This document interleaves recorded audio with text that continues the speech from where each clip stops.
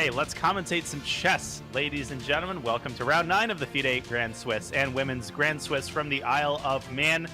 This is a pivotal round. There are 3 more rounds. It's a very tightly contested field at the top, and it is a pleasure to be bringing you this commentary bright and early. I'm Grandmaster Daniel Naroditsky, and alongside me once again, the trooper, Grandmaster Peter Leko. Peter, welcome to the show. So happy to be back commentating with you. Yeah, hello Danya, welcome everyone. Super exciting. Round 9 is awaiting us. What we have seen so far, 8 brilliant rounds with tremendous fights in every single game. I do recall yesterday it was some very long game between Praggnanandhaa and Jakubojev. It lasted local time more than 10 in the evening, and suddenly in the morning the games are progressing in the 9th round. It's a brutal schedule.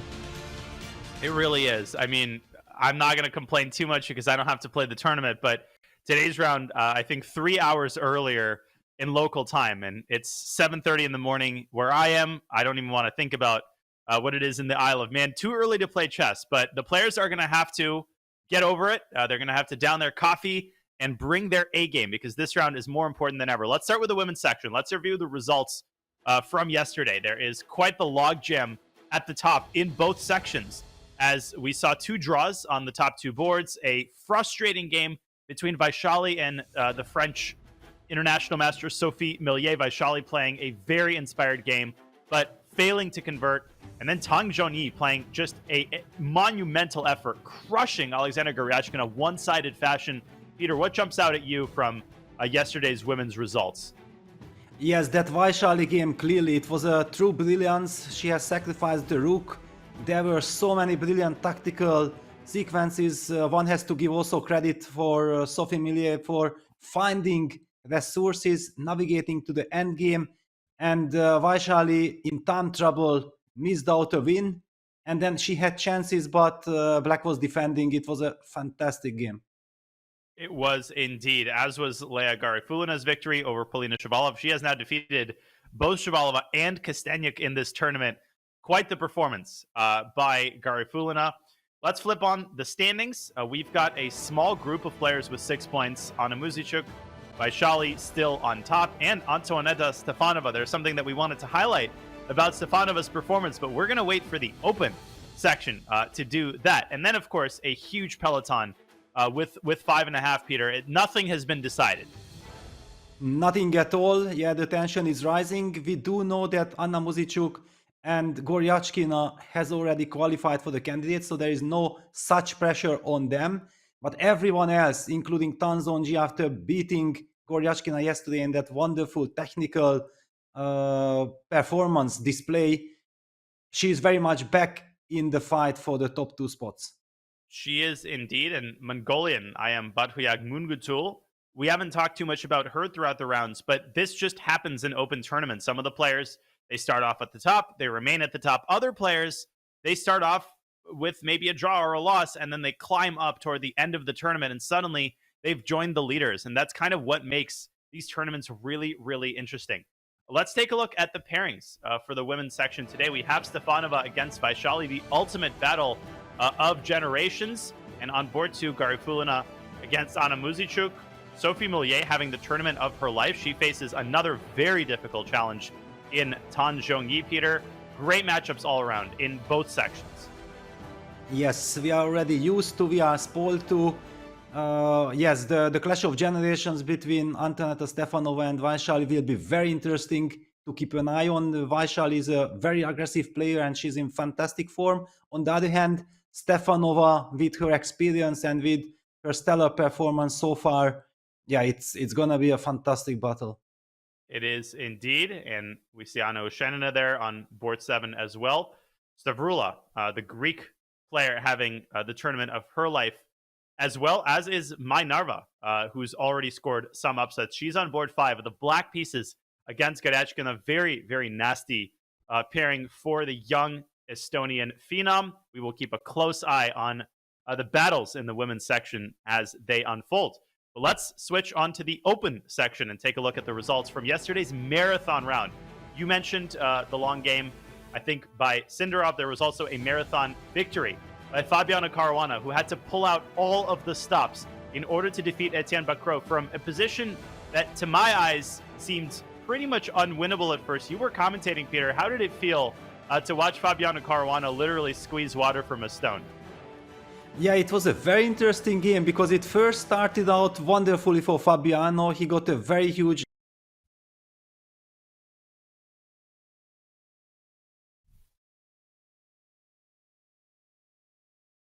Looks like we lost Peter, folks. We'll get him back momentarily, but I'll take over for now.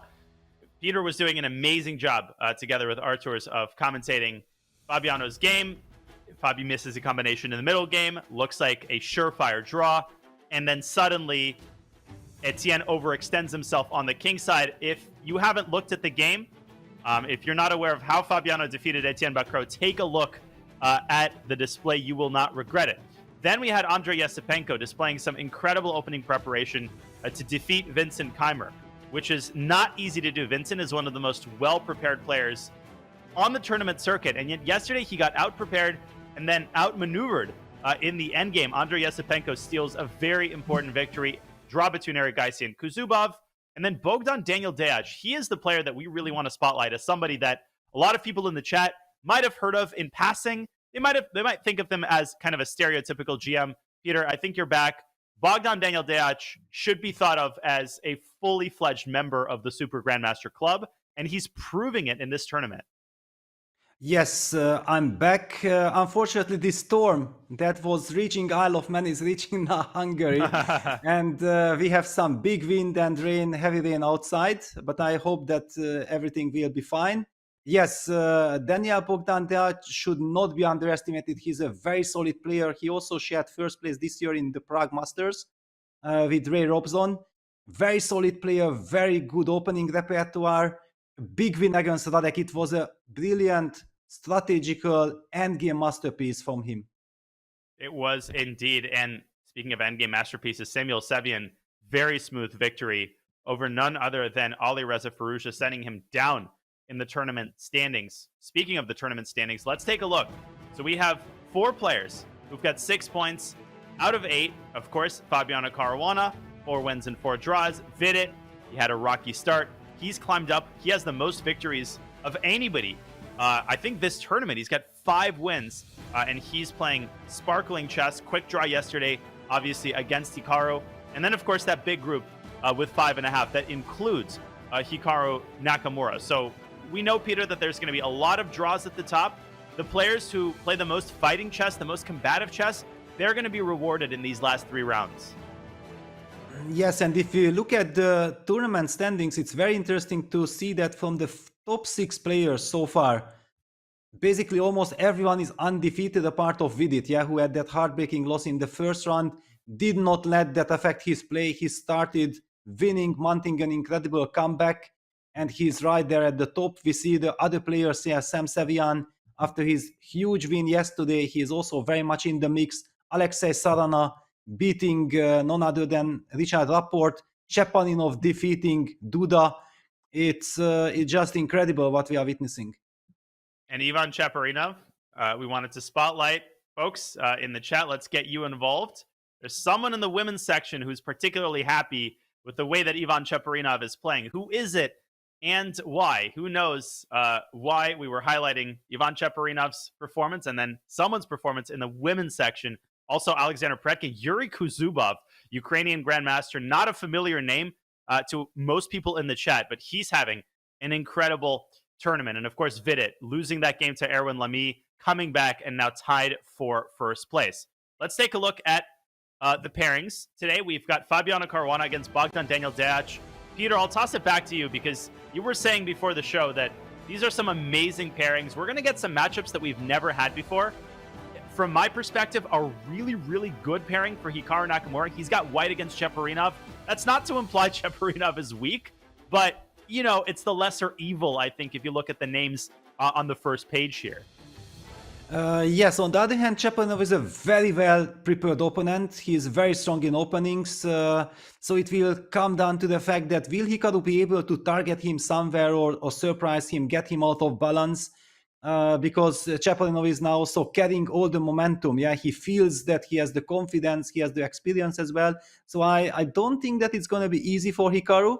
And seeing the other pairings, yeah, Vidit against Andrei Esipenko, Vidit with the white piece is extremely strong.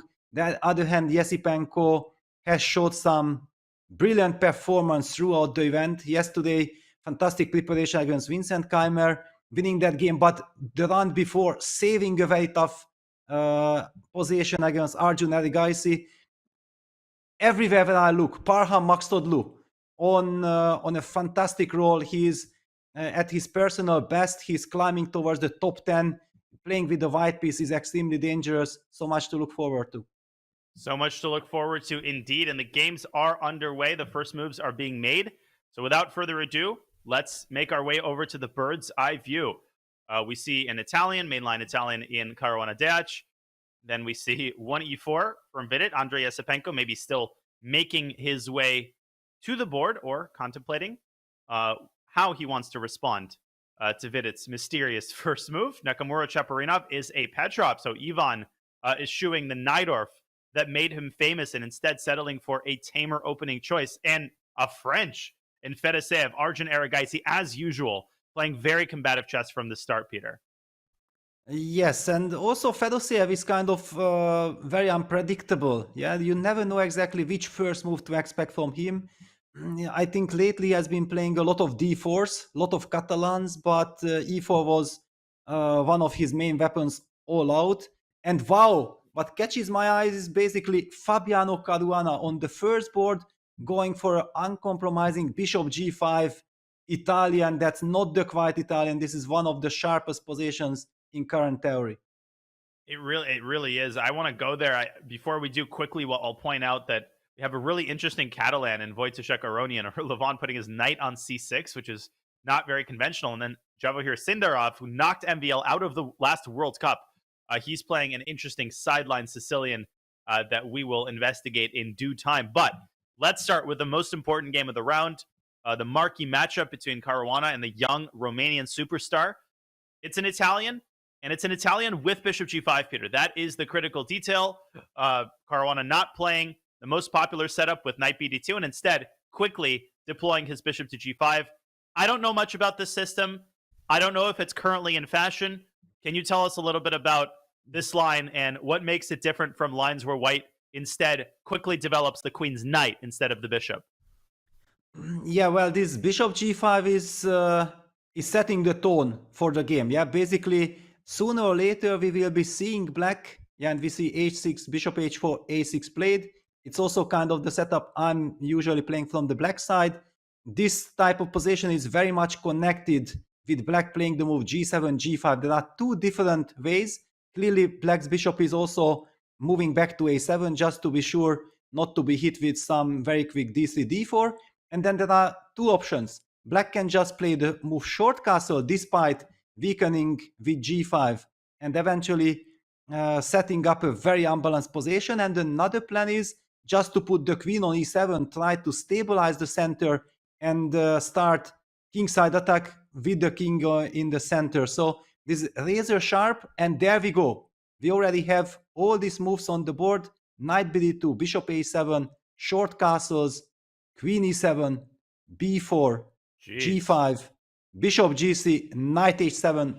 Wow, this is this is what I have been talking about. This is what we signed up for, right? As commented, bishop d5. I mean, the moves continue to be blitzed out. I'm entering this into chess space right now. I'm very curious.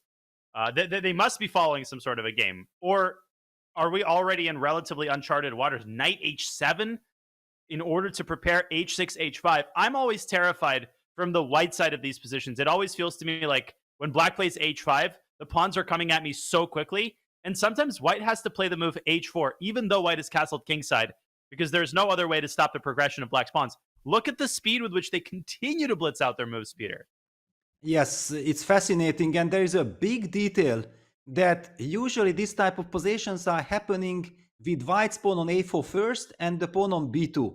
Yeah, I believe that there we have been seeing this kind of regrouping, this bishop d5, knight c4.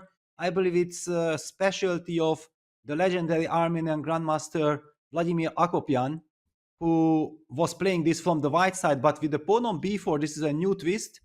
And believe me, that these small little differences can have such a huge impact. For example, eventually at some point, white might be able to go queen a4, putting some more pressure on the knight on c6.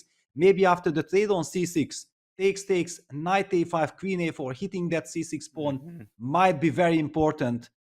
So much action, and finally, it will be very interesting to see who will be the one slowing down.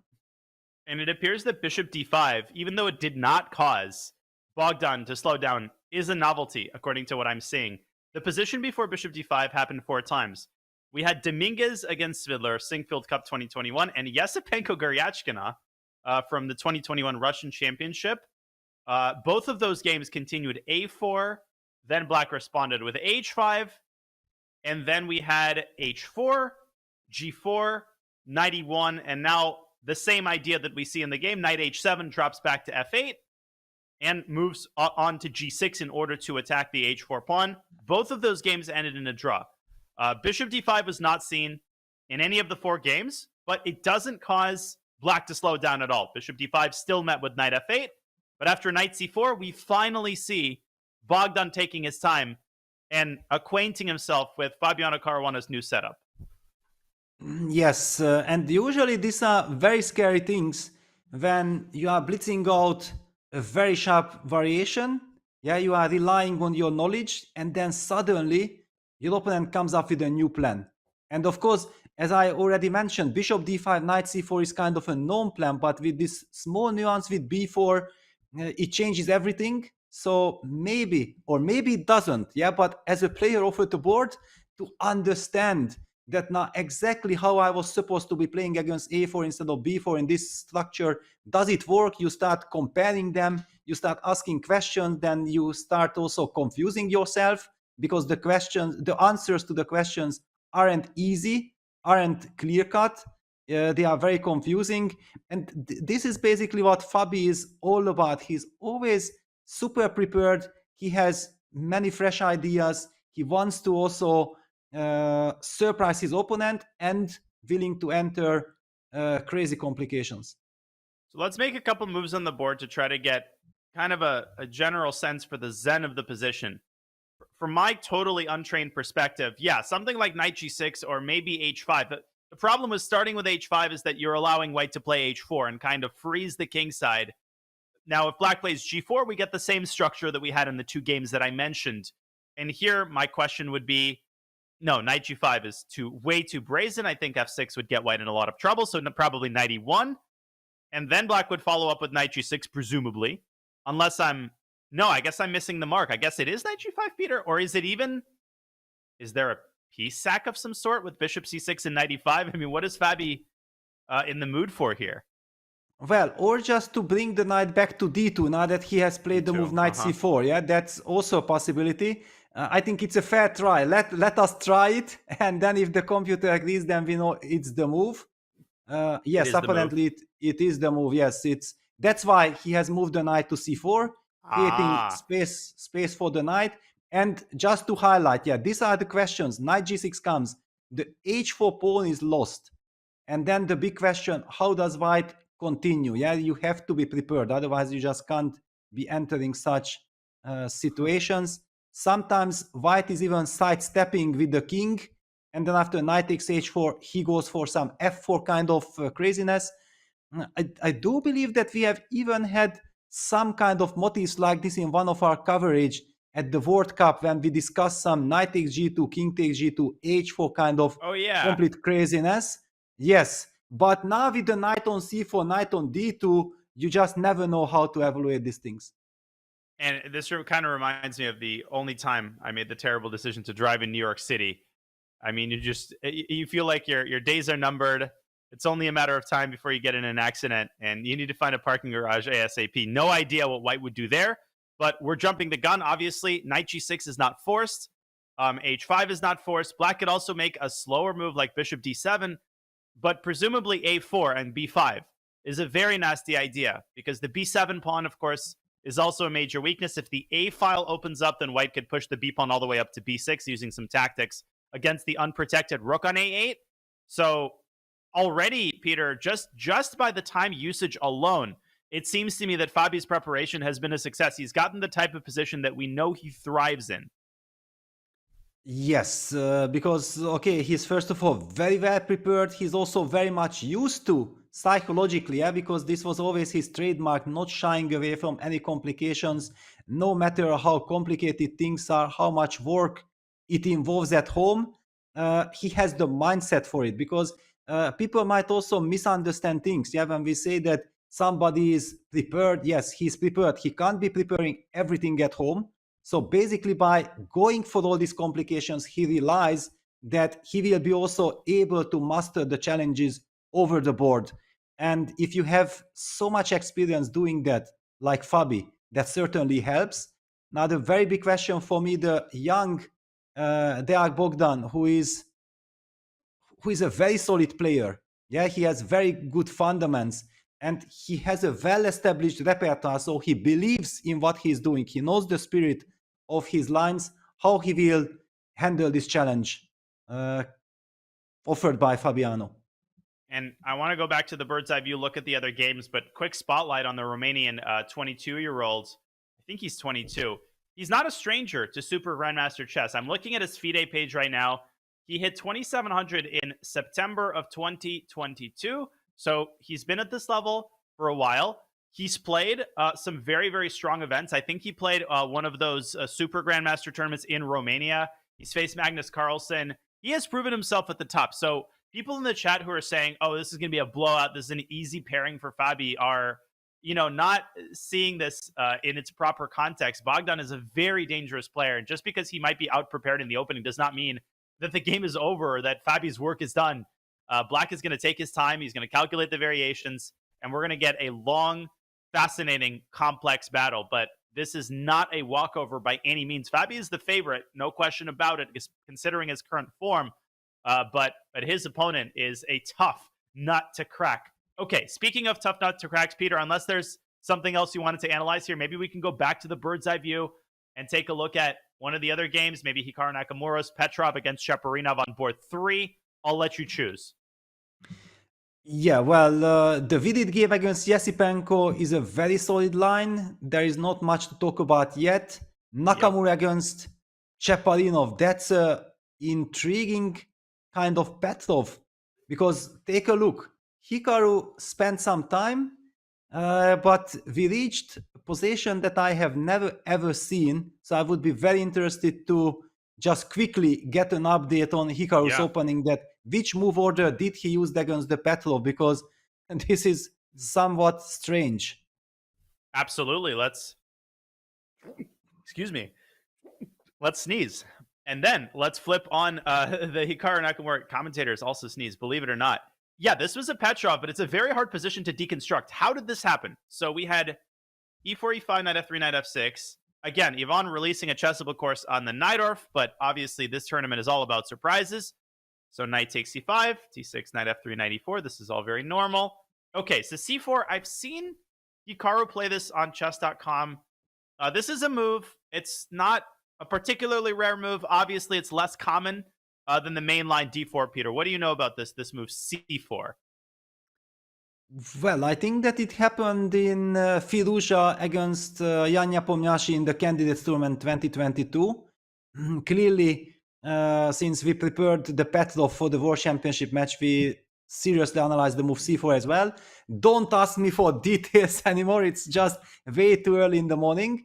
But yes, c4, bishop. I think that the main idea of c4 is to avoid mainstream theory, surprise your opponent, get him out of book as quickly as possible. But Cheparinov is not the type of player who gets out of book so easily. d4, d5, bishop d3, and bishop b4 check. He moves the bishop one more time, but now that white has played the move c4, it's not easy for white to nicely intercept that check. White has to play a slightly awkward move, knight bd2, black castles, white castles, and that's the current position. Some interesting statistics about the current position. Still, my database is showing over 75 games, including Caruana Giri 2011, Reggio Wow. Emilia. Anish Giri wins that game. But here's the fascinating thing. The first two times that this position occurred, both by Jose Raul Capablanca, 1913 Capablanca versus Black, 1914 Capablanca versus Frank James Marshall. Yeah, the same Marshall who developed the Marshall Gambit, the longtime U.S. champion in St. Petersburg, 1914. Marshall played Knight takes D2. Anish Giri in 2011 played Bishop F5. I also see Nigel Short versus Michael Adams, Bishop takes D2. So this is still a pretty well-known position, and it's been pretty well-known for well over 100 years, but it's not the kind of position that you necessarily study very carefully. This is not a mainline Petrov. And the Petrov is such an extensive opening that it's hard to nail down some of these positions. Bishop F5 is a pretty natural move because it sets up the threat of Knight takes F2, and I think it's just appeared on the board. Yes, And, exactly. Bishop F5 yeah. played. All right, but the bishop is also pinned. Yeah, this is a double-edged sword always. Yeah, that you are setting up a trick with Knight takes F2. At the same time, if White anticipates that, then you will be the one pinned. Very intriguing position. And Fabiano's move was Knight to B3. 10 games in the database with A3. But A3 appears to be a tactical blunder. Unless I'm missing something, because... or maybe not. If you play A3 here, Bishop D2, can you go Knight takes F2? Or am I... oh, Rook F2 and Bishop G5. Ah. So this is actually very, very tricky. Wow. This is subtle. F6, I mean, the line goes on. Black does not lose the piece. Ah, Bishop B4.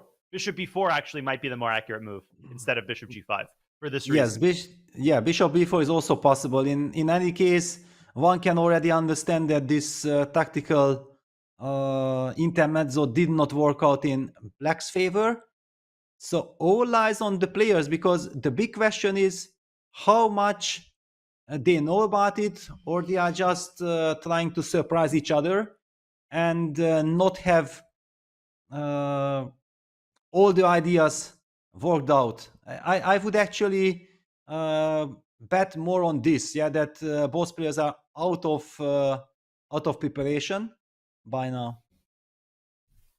Yeah, I'm just, I always love it when you're analyzing an opening and you check the database and you see that the same position occurred in Chigorin versus Steinitz, 1895. We think those old guys didn't know what they were doing until you actually realize how ahead of their time they were, how often they follow modern day openings.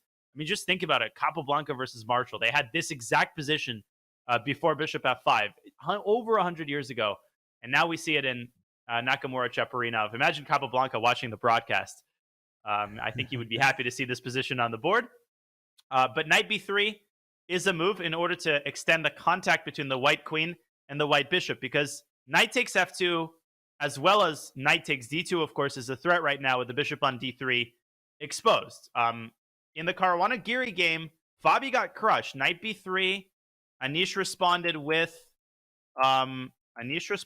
DC. Bishop takes C4. Knight C6. Fabi dropped his bishop back to D3.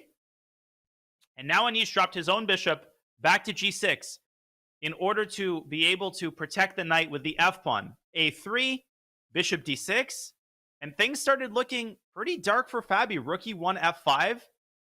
And already Black's pieces seem very well coordinated. The knight on B3 is pretty misplaced. And Fabi got checkmated in 25 moves in this. This was a classical game in Italy. Queen F6, bishop H5. I mean, just look at how nicely harmonized Black's pieces are looking at over at the king side. This is not the way I think Nakamura is going to handle the position. And Fabi was already 27-27 in 2011. So we're not talking about, a 7-year-old Fabi here playing at the Marshall Chess Club in New York City. Yes, but on the other hand, yeah, he was still not as good as today. Clearly, we are seeing that now he seems to be super prepared. Back then, he was trying very hard, but he was still too young to be able to handle everything. Giri used to be a very big Petrov specialist in his use. It was kind of really surprising that such a young player was already so much ahead in theory in the Petrov. Well, and Hikaru is taking his time. That's exactly what I kind of suspected. Let me just go back to C4, and you have the database. Can you just reveal that wasn't knight c6 the move played by Nepo against Alireza Firouzja? Because I think knight c6 has the idea that if white plays the move d4, then black plays d5, Yep. and black has not committed his bishop yet from f8. You're exactly right. This is Firouzja versus Nepo, Madrid 2022. This is the day after Firouzja played that long bullet match against me. That was the game that he played. D3, knight f6, d4, bishop e7 was Jan's response. So he allows white to drive the pawn up to d5, which is what happened. d5, knight e5, and Firouzja ends up overextending himself in the center. Knight d4, castles, and now the position takes on familiar contours. And Jan crushes Alireza from this position. He brought his light skirt bishop out to g4. He provoked the move f3, and then brought the bishop back to d7. And yeah, and he started chipping away at white center with c6. But great memory, Peter. This is exactly what happened. Yes, because I have been involved with this opening. Yeah, so it comes familiar. Yes, that's why to my eyes somehow bishop e7 and this theory with bishop e7, d4, d5, and then going for bishop b4 check is not the most natural reaction. But as you highlighted, yeah, many strong players have played it. We also have some very rich history behind it. But just when a bishop moves to e7, and then just in a couple of moves again, it's a bit shaky. By the way, Hikaru has played the move knight b3 that Fabiano has played. Oof, this is interesting. This is very interesting. And what's more interesting is that Fabi is the only one. I'm looking at my database. Knight b3 only featured in one game, and that was Caruana Giri. a3 was much more common in correspondence games to have reached this position. So how crazy is it? We're on so many levels. We're following a Fabiano game from 2011. Fabi is also playing in this tournament. Really amazing history. And so is Anish Giri. Really amazing history behind this position. We'll see. Is there any likelihood, Peter, that Ivan is familiar with the move knight b3? If he studied the position before knight b3, the Fabi game must have jumped out at him, just like it jumped out at me. Yes, on the other hand, the big question is how critical is this line? Yeah, we also know that Ivan isn't a full-fledged Petrov specialist. I even don't really recall him ever playing the Petrov. Yeah, so basically, he certainly, as a big theoretician, he has good understanding and good knowledge of lines. But I don't believe that he would ever really dig deeper in this concrete position. Indeed, and let's involve the chat. I mentioned earlier that Ivan is related to someone in the women's section. Who knows who he is married to? She's also having a great tournament in the women's section. You can. This is your time to display your knowledge, chat. But we hope you're enjoying our early coverage of round 9 of the FIDE Grand Swiss. Okay, so Ivan is probably going to take some time here, particularly if he's not familiar with the position. Harukana 21, very good. It is not Cheparinov. That's a good guess, but there is no such player in the women's section. It is, in fact, not Vaishali. No, it is Antoneta Stefanova, the longtime top Bulgarian women's player who is also having a great tournament. Okay, should we go back to the bird's eye view? Maybe select one more game before the break? Yes, let's take a look. So things have slowed down in Fedosiev versus Erigaisi game. That's kind of a mind game right there with move orders. We see some action in the Max Todlu Salana game. That's a classical Nimtsov d3, a very modern, fashionable line. I see Kuzubov Sevian is a rather solid kind of Ragozin. An interesting Sveshnikov in the Baklo Pletka game. Wojtaszek against Aronyan, solid stuff. Any position that catches your attention and you would love to check out? Keimer Nihal looks really interesting, but that isn't one of the top games. Yeah, I mean, Vidit Esipenko looks very vanilla, even though there is a queen on a1, but all of this is pretty standard Rui Lopez stuff. Maybe we can take a quick look at the Vincent Keimer game just to examine some of the more interesting openings. And then once the situation clarifies on the top boards, will continue going around the horn. So I'm just curious what opening this even was. This looks like a Queen's Gambit accepted of some kind. Yes, I think so. Yeah, it looks like it. D4, D5, C4. No, Knight F3 first. Okay, Knight F6, C4, D takes C4, E3, 6. We see during the whole tournament, yeah, the Queen's Gambit accepted has such a good reputation with black. It's a very solid opening. It avoids the Catalan, it avoids the Nimzo Indian, so it's kind of very tempting from black side.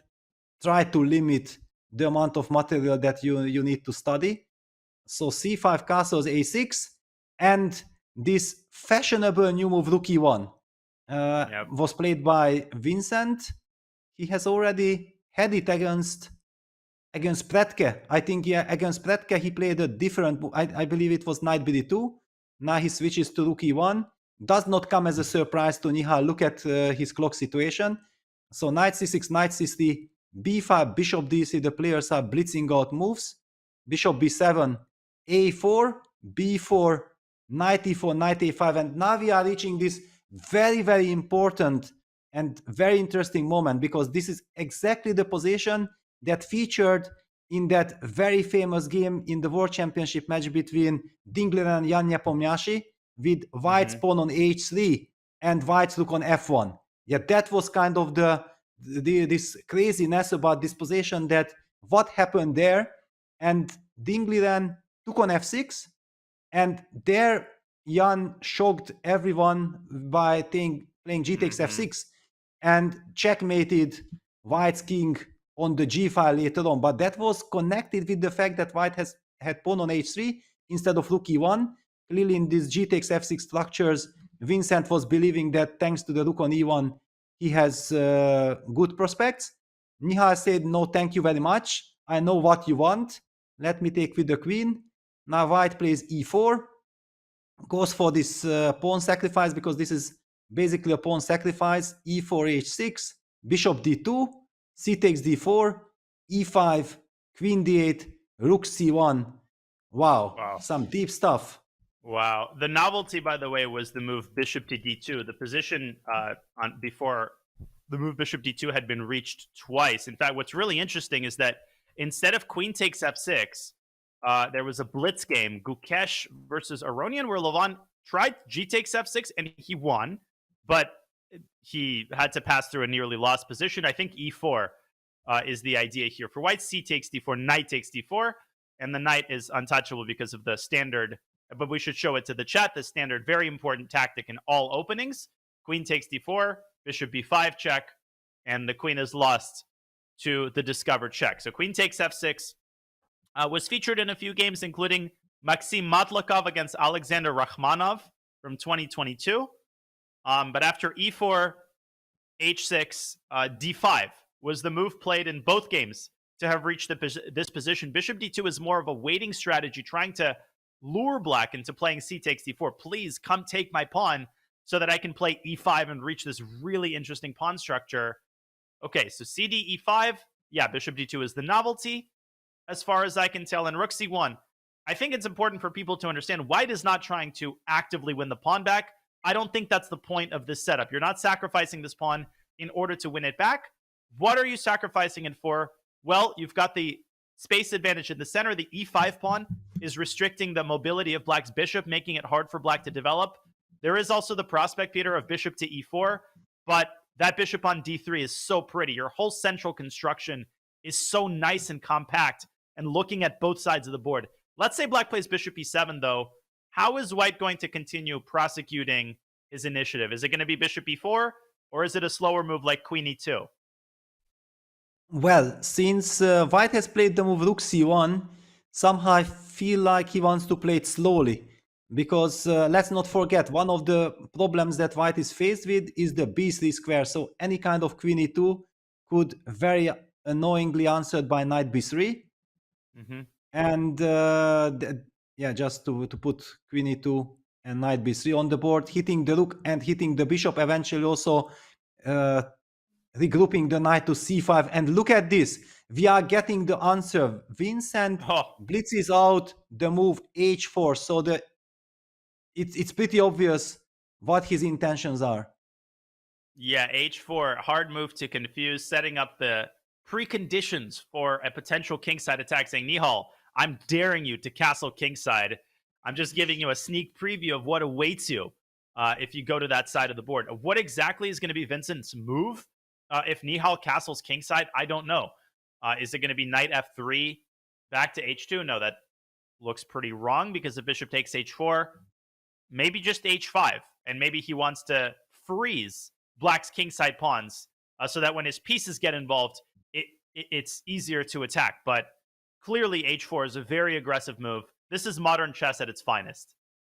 Yes, and you know what are my memories about this position?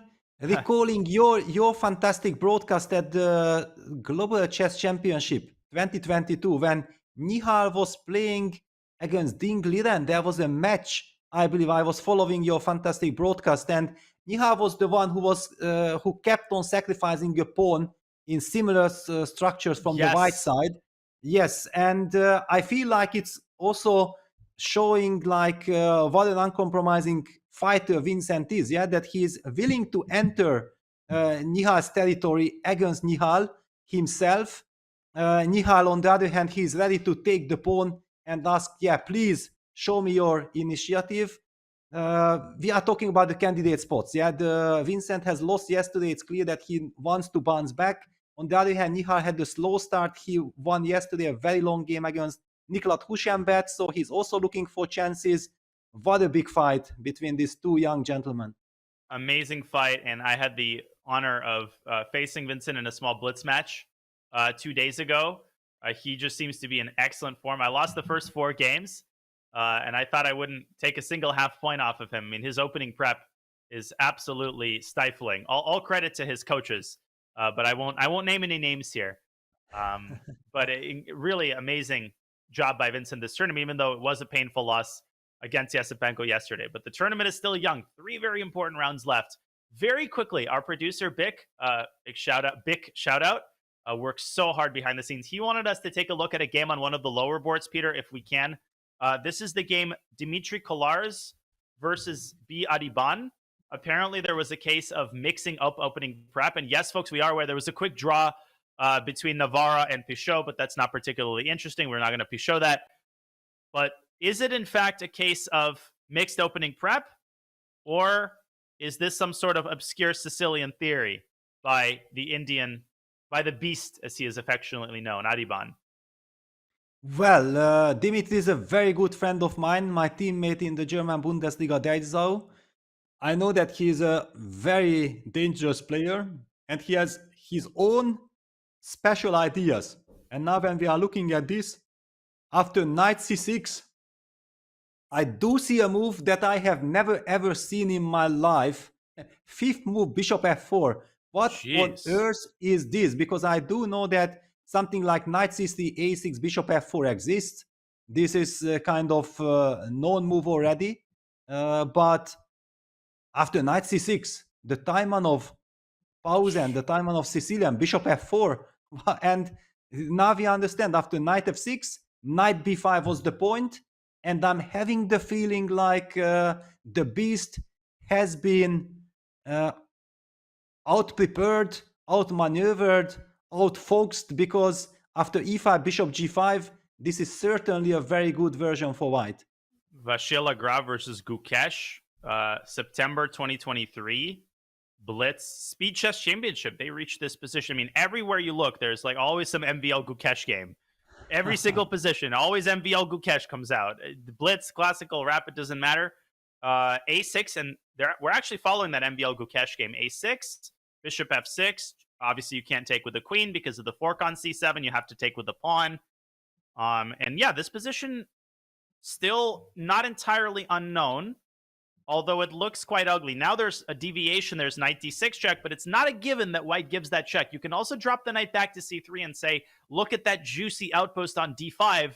Let's get a good version of the Sveshnikov with knight c3. Interestingly, this position has occurred as early as 1993 in the Hungarian Team Championship, actually, where some guy named Tamás Havasi played knight d6 check. And won. Yes. I've heard that name. That's vaguely familiar. Peter. Yes, yes, but basically knight d6 check looks like a very solid, stable advantage. Yeah, if you are white, I don't really believe that you are looking for something else, something more. After queen e7, we will be falling back with our queen, I guess, to d2, getting ready for knight c3.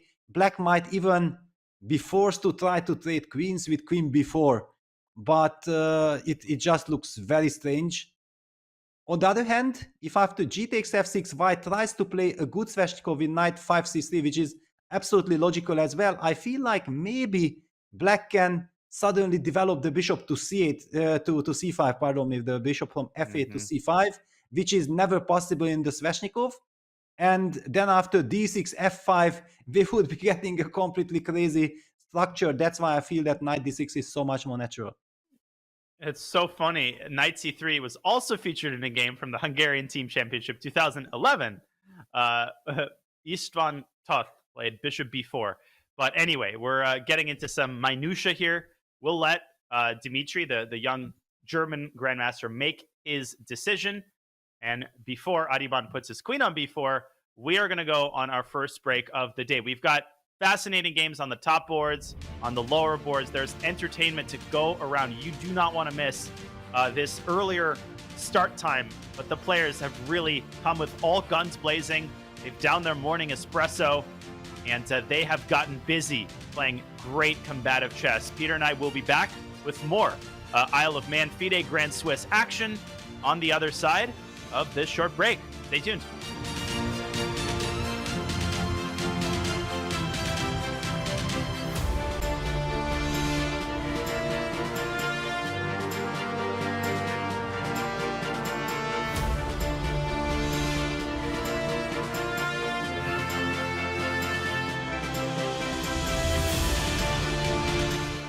Welcome, everyone. We are here with Judith Polgar, the legendary chess player, one of the greatest chess players of all time. And I went my next move. I said, no, I'm not moving my queen. I'm not moving my bishop. But actually, I'm going to give checkmate or winning great material. And I went knight e3. It works only that way. If you're an attacker, you sacrifice something, go all the way until the end. Don't chicken out in the meantime at some point, because many times there is a point there is no way back. It's only forward. How is it to play with Kasparov? When you saw him personally, he really had this incredible energy. Judith, thank you so much for being with us, and I hope you're ready to dive into the past with us. Oh, absolutely. I'm very happy to share with you some of my most memorable games.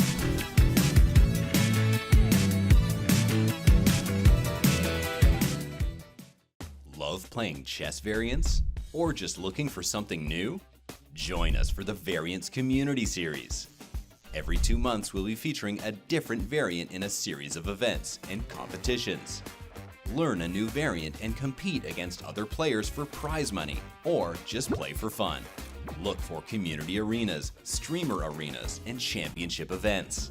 6 weekly arena tournaments held every Thursday will be followed by a championship event with cash prizes, including a $1,000 first place prize. The third and final weekly arenas will be streamer arenas, featuring gifted subs as prizes. Win any of these events to qualify for the championship. The Variants Community Series kicks off on September 7th with King of the Hill, where the first to occupy the center wins the game. But getting checkmated still loses. And join the Variants Club today to learn more about upcoming events, how to participate, and much, much more. See you in the arena on chess.com.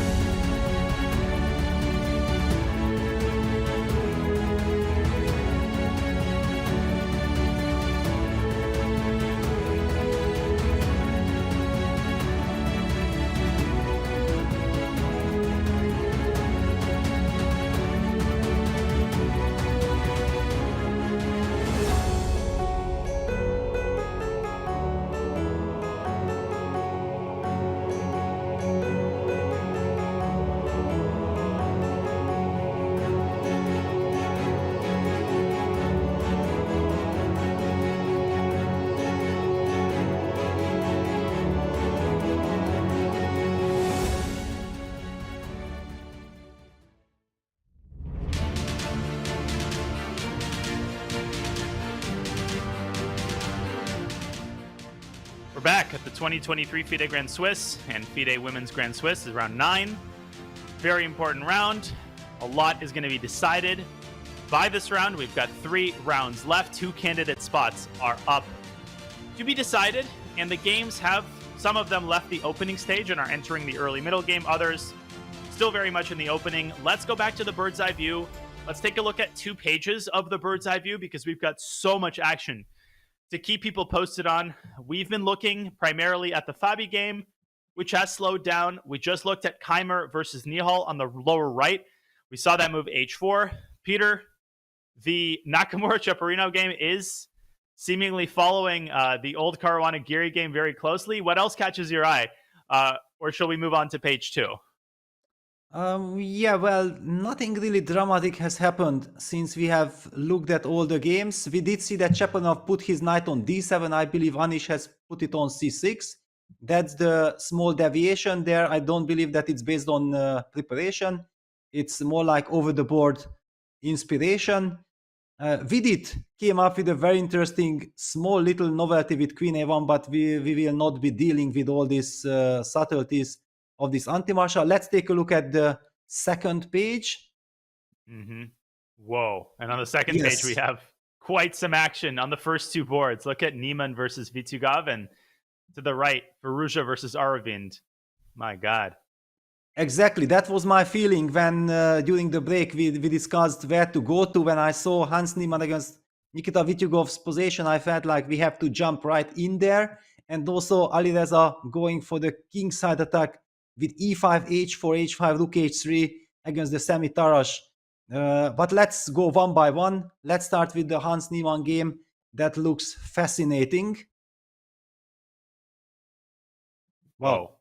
How did we reach here? It's obvious that this had to be some Italian with a5, but still, this is too much action. How did the rook get to c5? That's my question. Well, I guess that it was this a5, a4, rook a5 line, but yeah, let's not run ahead. Yes, so c3, the classical h6, knight b2, castles, rook e1, a5, knight f1, and a4. Okay, now things are heating up, because if black is not playing aggressively like a4, then one could argue that this is kind of a good development for white, that he did not lose a tempo on h3, and black has already committed h6, so black is going for some very direct play. h3, rook a5. That is trying to trap that bishop on c4. Look at this. If it's black to move, b5 traps the bishop. That would be fantastic news for black. White immediately expands in the center with d4, bishop b6, b4, another very aggressive move. A takes b3, bishop takes b3, and believe it or not, black says, yes, there is not enough tactical skirmish in the position yet. Let me add something to it. d6, d5. Let's just appreciate this moment for a second. Wow. It's like you're making pasta and you add a little bit of chili flakes and you hear that sizzling sound. You know, it's like d5. My God. Okay. I have no words.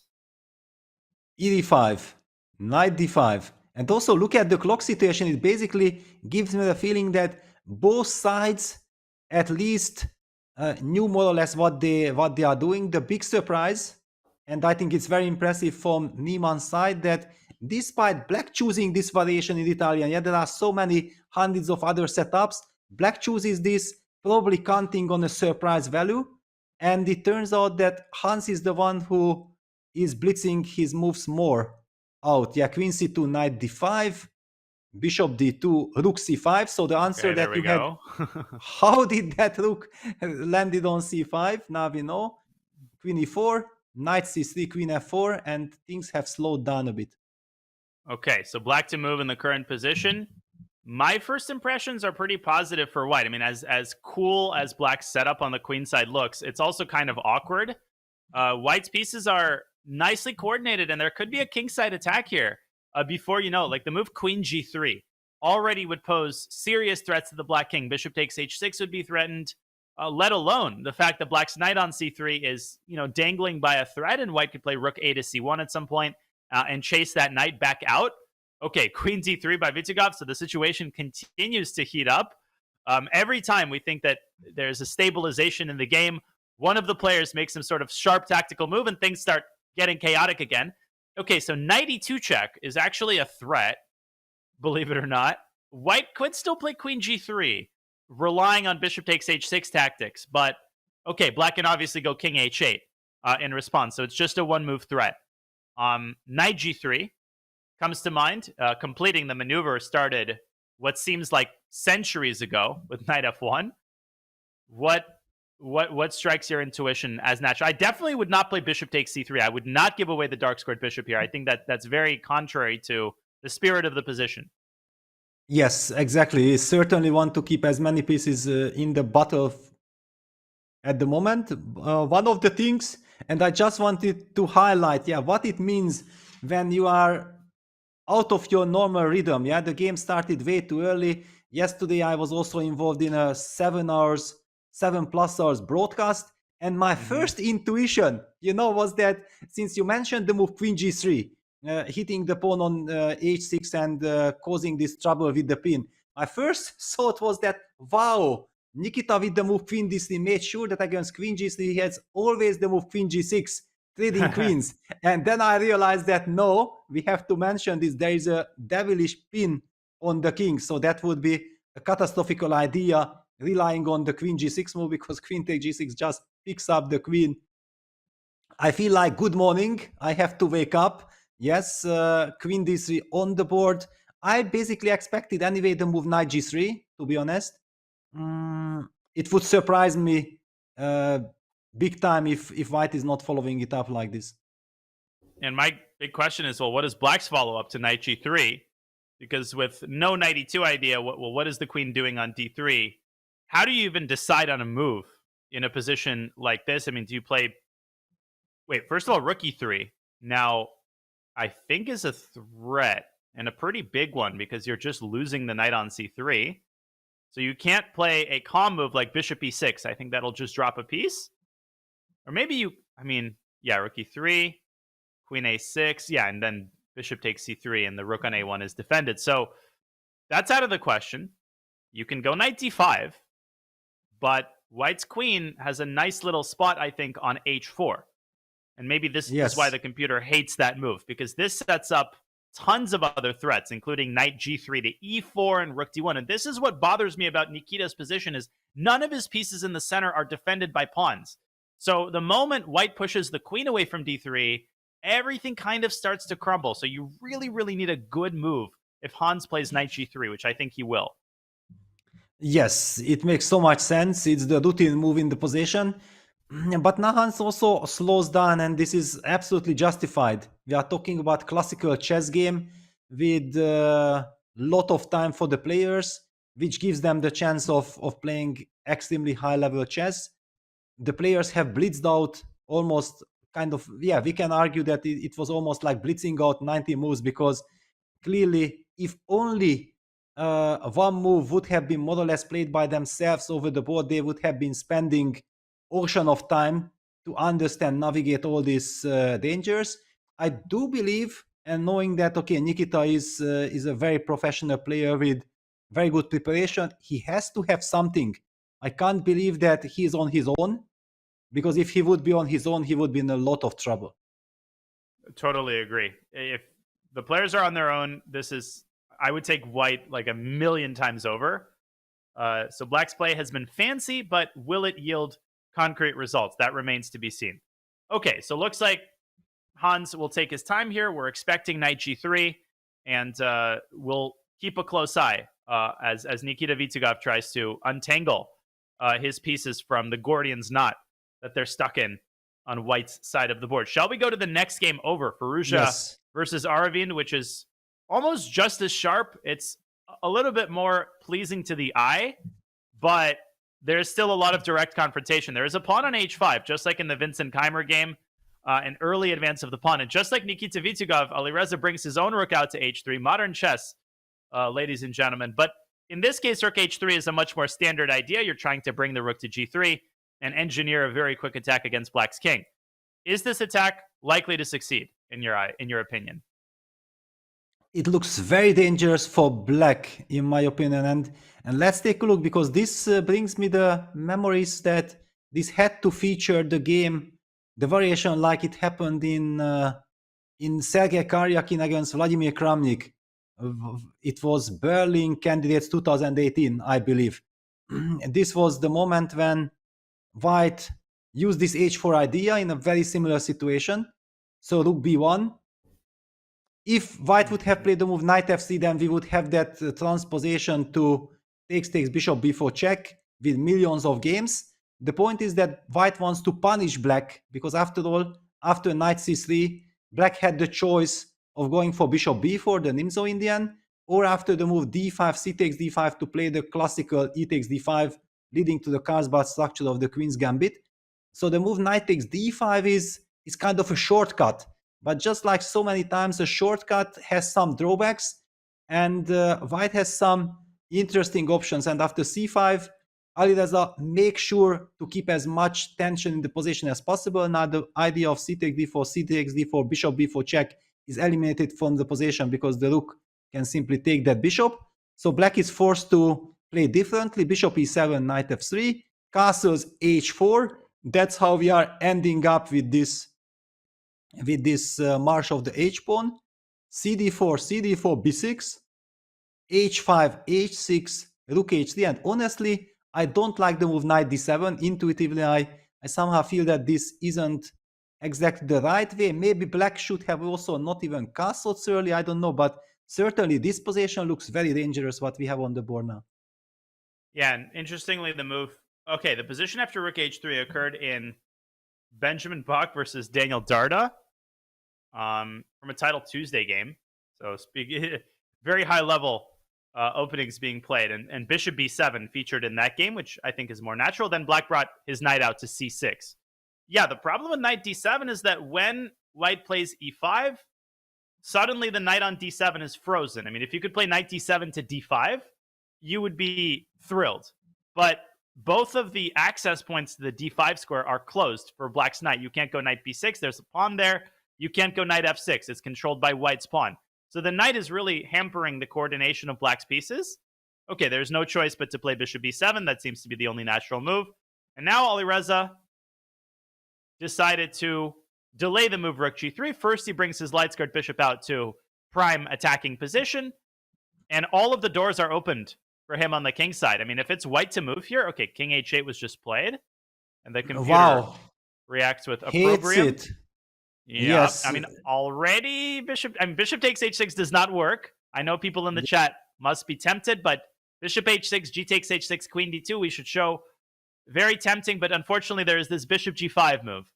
And this is obviously why black played h6, and white's attack reaches a dead end, but you don't have to sacrifice just yet. You can also play a calmer move like bishop f4 and try to set up the battery against the h6 pawn. Yeah, this is looking very dangerous, but I also feel like Alavin Chithamram is probably on the wrong place at the wrong time. Alireza has lost yesterday this game to Sam Sevian, which basically puts kind of an end to his qualification dreams for the candidates from this very tournament. However, I would also not be as harsh, because I'm pretty sure that the players who are below, if they win all their games, they might still have some chances. But it's also much more important that if he does not qualify, he won't be reaching the top places. He needs to accumulate and win rating points to try to catch Hikaru Nakamura.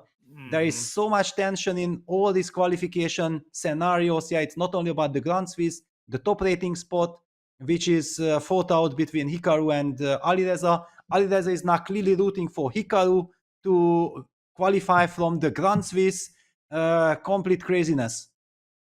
Yeah, because if Hikaru qualifies, then that opens up the rating spot, and obviously Alireza is next in line for that rating spot, with I think the cutoff point being January 1, 2024 or something like that. So like you said, very important for Alireza to pick up these games. A draw, would send him back a couple of rating points. So you can see what his mindset is based on how he's playing. He's taking his time here. Bishop f4 is one possibility. Bishop c2 and queen d3 is the sort of standard idea to aim at the h7 square. The problem is that even if you play bishop c2 and queen d3, black could respond potentially with f5, as risky as it is, or rook g8 and knight f8. So it's not like it's checkmate immediately. Also, bishop a6 is a very nasty idea in these positions. Makes it very difficult for white to bring the queen to d3. Yes, there is also the question, probably the reason why black has played the move king h8, and we do see that the computer hates it, but it's a very natural move, kind of anticipating the move rook g3. After rook g3, black would have anyway played the move king h8, and black probably says like, you know what, without rook g3, the ideas of bishop takes h6 will not really hurt. Maybe somewhere black is getting ready to defend the g7 pawn with rook g8, eventually some bishop f8, knight f8 somewhere. So it's a very human move, a very natural move. It's quite shocking that the computer says that this is a mistake. I completely agree. Yeah, if you look at this with your eyes, king h8 is what you would play in a blitz game. Get your king to safety, surround it with pieces, and give your knight the f8 square, which would expand the coordination in the center, and also the d4 pawn is a weakness. It's a long-term weakness, so if black made contact with that pawn with his queen, it would maybe take white's attention away from the king side a little bit. So it's not like it's checkmate or the position is terrible for black. I think almost all of the fight is still ahead in this game. Absolutely, it's a fascinating battle. White certainly has very good attacking chances. On the other hand, you have to be very, very cautious. How do you combine all these things? Because yes, if black develops, if black's pieces will be coordinated, make sure that he won't get checkmated. And it can also backfire from white side. Will be very exciting to keep an eye on this game, but probably we should be also continuing our tour. Mm-hmm. Where should we go? We have so much action. We do. We have, Ramzan Jalmohanov is still very much playing the tournament of his life. He faces Jan Krzysztof Duda. I also see that MVL has sacrificed a pawn, if I'm counting correctly, on the lower right side. It was a very unconventional Sicilian between Sindarov and MVL. So it looks like Maxime sacking a pawn for the bishop pair.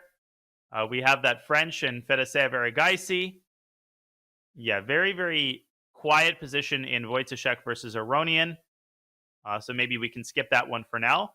Should we take a quick look at Sindarov versus MVL and then maybe check back into the Fabi game?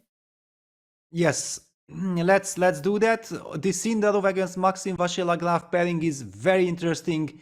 I think it's still fresh on our minds that Yavohir Sindarov was the player who knocked out MVL from the World Cup with that stunning bishop c5 Spanish. Rui Lopez, some very murky stuff, some crazy tactical skirmish, ended with a victory there and a very big upset. Sindarov has also played a wonderful Qatar Masters.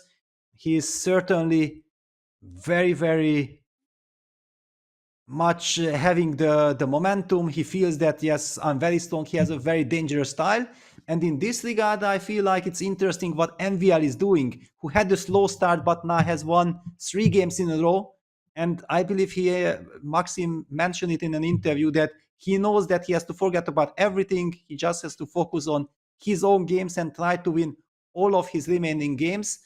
So far, he has done quite a good job by doing that in 3 consecutive victories. But now he's facing the very talented young Uzbek player. What do we see? An anti-Nairov kind of stuff. I feel like this might be your territory, Daniel. Yeah, bishop e5 check. I've kind of seen this move. It's on the periphery. I wouldn't, it's a third-rate anti-Sicilian, but it's been gaining some traction. It's a very anti-theoretical move. I mean, this is still, relatively speaking, very unexplored territory. Queen e2 just kind of keeping the tension, daring black to capture on b5. Instead, MVL tries to develop his king side, and already after e5, we're in a position with no top-level games, which is amazing. I mean, it's move 6 in a Sicilian, and we're in a position that is completely unknown, even though this type of structure is not totally foreign. So e5, Sindarov strikes at the center, de, and to me, knight takes e5 is a pretty automatic response, but Sindarov takes back with the queen, which is such an interesting move. It's such an unconventional idea, but it makes a lot of sense because it's hard for black to defend the c5 pawn, and there's a lot of tactics in the air. Like if black plays the straightforward move b6, for example, already you have to reckon with something like knight d5 looks very nasty. You know, d4 opening the center. Black is kind of underdeveloped here. Yeah, knight d5 might be the move. And if knight takes d5, yeah, bishop b5, knight f6 is checkmate. Very, very pretty. And if you play knight takes d5, then bishop takes d7 and queen takes h8. And white, it's not clear cut because the queen is in some trouble, but this is, I'm sure, exactly what Sindarov was analyzing. So MVL decided to stay away from that, and instead he sacrifices the pawn on c5. And he says, I'll let you take it, but you're going to have to give me the bishop pair, and you're going to have to give me really good development. Sindarov says, absolutely. He takes on c5. e6, discovered attack against the queen. Queen drops back. Okay, a6 forces white to give up the bishop. And now the big question, does black have enough compensation for the pawn? Because if you give white several moves, white will play d3, castle's kingside, bishop g5, and the power of the bishop pair might end up being diluted. Yeah, it's a very interesting construction. One has the feeling that, yeah, black should have kind of nice compensation. It's also the reason why Maxim has decided to give up this pawn. The bishop on c6 is just too beautiful to not to like. But as you highlighted, yeah, white has a very solid construction with the queen on e2. White made sure that he covers the f3 square, and he simply wants to develop d3 short castle. And in long terms, having that beautiful bishop on c6 might not be enough to claim enough compensation. So there is a certain pressure on Maxim. Look at the clock situation also. I have never ever seen Maxim so much behind on the clock right at the beginning of the game. And he's thinking in this position. So clearly bishop g7 is not an automatic move for him. What might his other candidate move be? Could it be b5? Trying to develop some immediate activity on the queen side? Maybe. I mean, b5, white could respond with, okay, actually, it's kind of interesting. If white plays b5, d3, then there's maybe this idea to play b4 and try to induce knight e4 and then play knight takes e4 and bishop to b5 to prevent white from castling. Okay, the computer hates all of it, but this is just to illustrate some of black's active ideas here. This is not desirable for white, I think. Yes, not at all. It was very interesting because you mentioned the move b5. The two moves apart of bishop g7 that came to my mind was also b5 and another move g5. Yeah, it's the two pawn moves which aim to distract white from easy development. Yeah, because we talk about this, that if white gets d3 in, somehow white gets a lot of stability, and from black side you feel like, yes, let me try to use this moment because otherwise it might be too late. And b5 isn't too risky of a move. You could play it and then play bishop g7, so you're not really committing to anything. Now a3 is possible from white's perspective. It's kind of a vanilla move, but okay, it prevents b4, and black can't really go a5 because that drops the b5 pawn. Yeah, I mean, I like Sindarov's. I think black's compensation is not 100% objectively sufficient. And I think MVL is maybe feeling a little bit uncomfortable here. He's sensing the urgency. He's sensing that he has to demonstrate something in the next few moves, or he might spend the rest of the game the pawn down. Yes, I think that's a very nice description. And yesterday Maxim was involved in a very long game. He won a very nice strategical game against Ellen Pichot, but it took quite some effort. It was like, I believe, 6.5 hours game. And then playing immediately in the morning, and look at this, the move knight d5. I was thinking about it. I did not like it. And the computer, the evaluation bar also hates it. I don't really get the point behind knight d5. So what is white's natural response here? White can castle and then aim to meet knight okay. f4 with queen e5. Mm-hmm. But let me just add a couple of thoughts that I already have. Yeah, just within a couple of seconds. The moment knight d5 was played, I mentioned that I don't understand the point. Well, the point is quite obvious. If white takes on d5, then black is able to capture with the queen to d5 and gets the bishop g7 move, which will be eyeing towards the queen side, towards the b2 pawn. The queen from d5 eyeing the g2 pawn. It might be kind of annoying from white to find the way to complete development. Yeah, let's just show the same move, d3, bishop g7, short castle, and we might be dealing with this, that how does white develop? The bishop is not able to move, the queen is eyeing the a2 pawn as well, the bishop on b2, it can be awkward, and we already see computer also appreciating black's compensation. So there are ideas behind knight d5. The big question is just what you wanted to ask, I believe, Danya, that what happens if white refrains from trading that knight immediately? Yeah, exactly. And white could do that in several different ways. Now, first of all, there is the move queen to e5 to try to induce rook g8, but that's very risky because then the queen is going to be targeted by black's bishop. Or there is the move castles kingside. Yeah, queen e5 maybe should be... I mean, that's a very Sindarov-like move. He likes this type of play. Rook g8. I was also thinking that is it a possibility for black just to ignore and spice things up with a move like knight b4 after queen e5? Yeah, beautiful. Knight d4, queen takes d4 is very, very nifty. Yes. No, I totally agree. Knight b4 is lovely. Queen takes h8, knight c2 looks much more fun for black than it is for white. Okay, so if not queen e5, then maybe if we're castling, then black will play bishop g7. I mean, just because you don't take on d5, you're stuck with the same problem. How do you actually get your pieces out? Maybe a better version of the structure is to castle and play d4, but then black can ruin your pawn structure by taking on c3. Wow, so the more I look at this, the more knight d5 starts to appeal to me. Yeah, bishop g7. If knight e5, there is the move knight f4. Very nasty, lots of threats. Yeah, black actually wins on the spot because g2 falls with devastating effect, and you cannot take on c6 because knight takes c2 is a check. Very important detail. Otherwise, all of white's problems would be solved.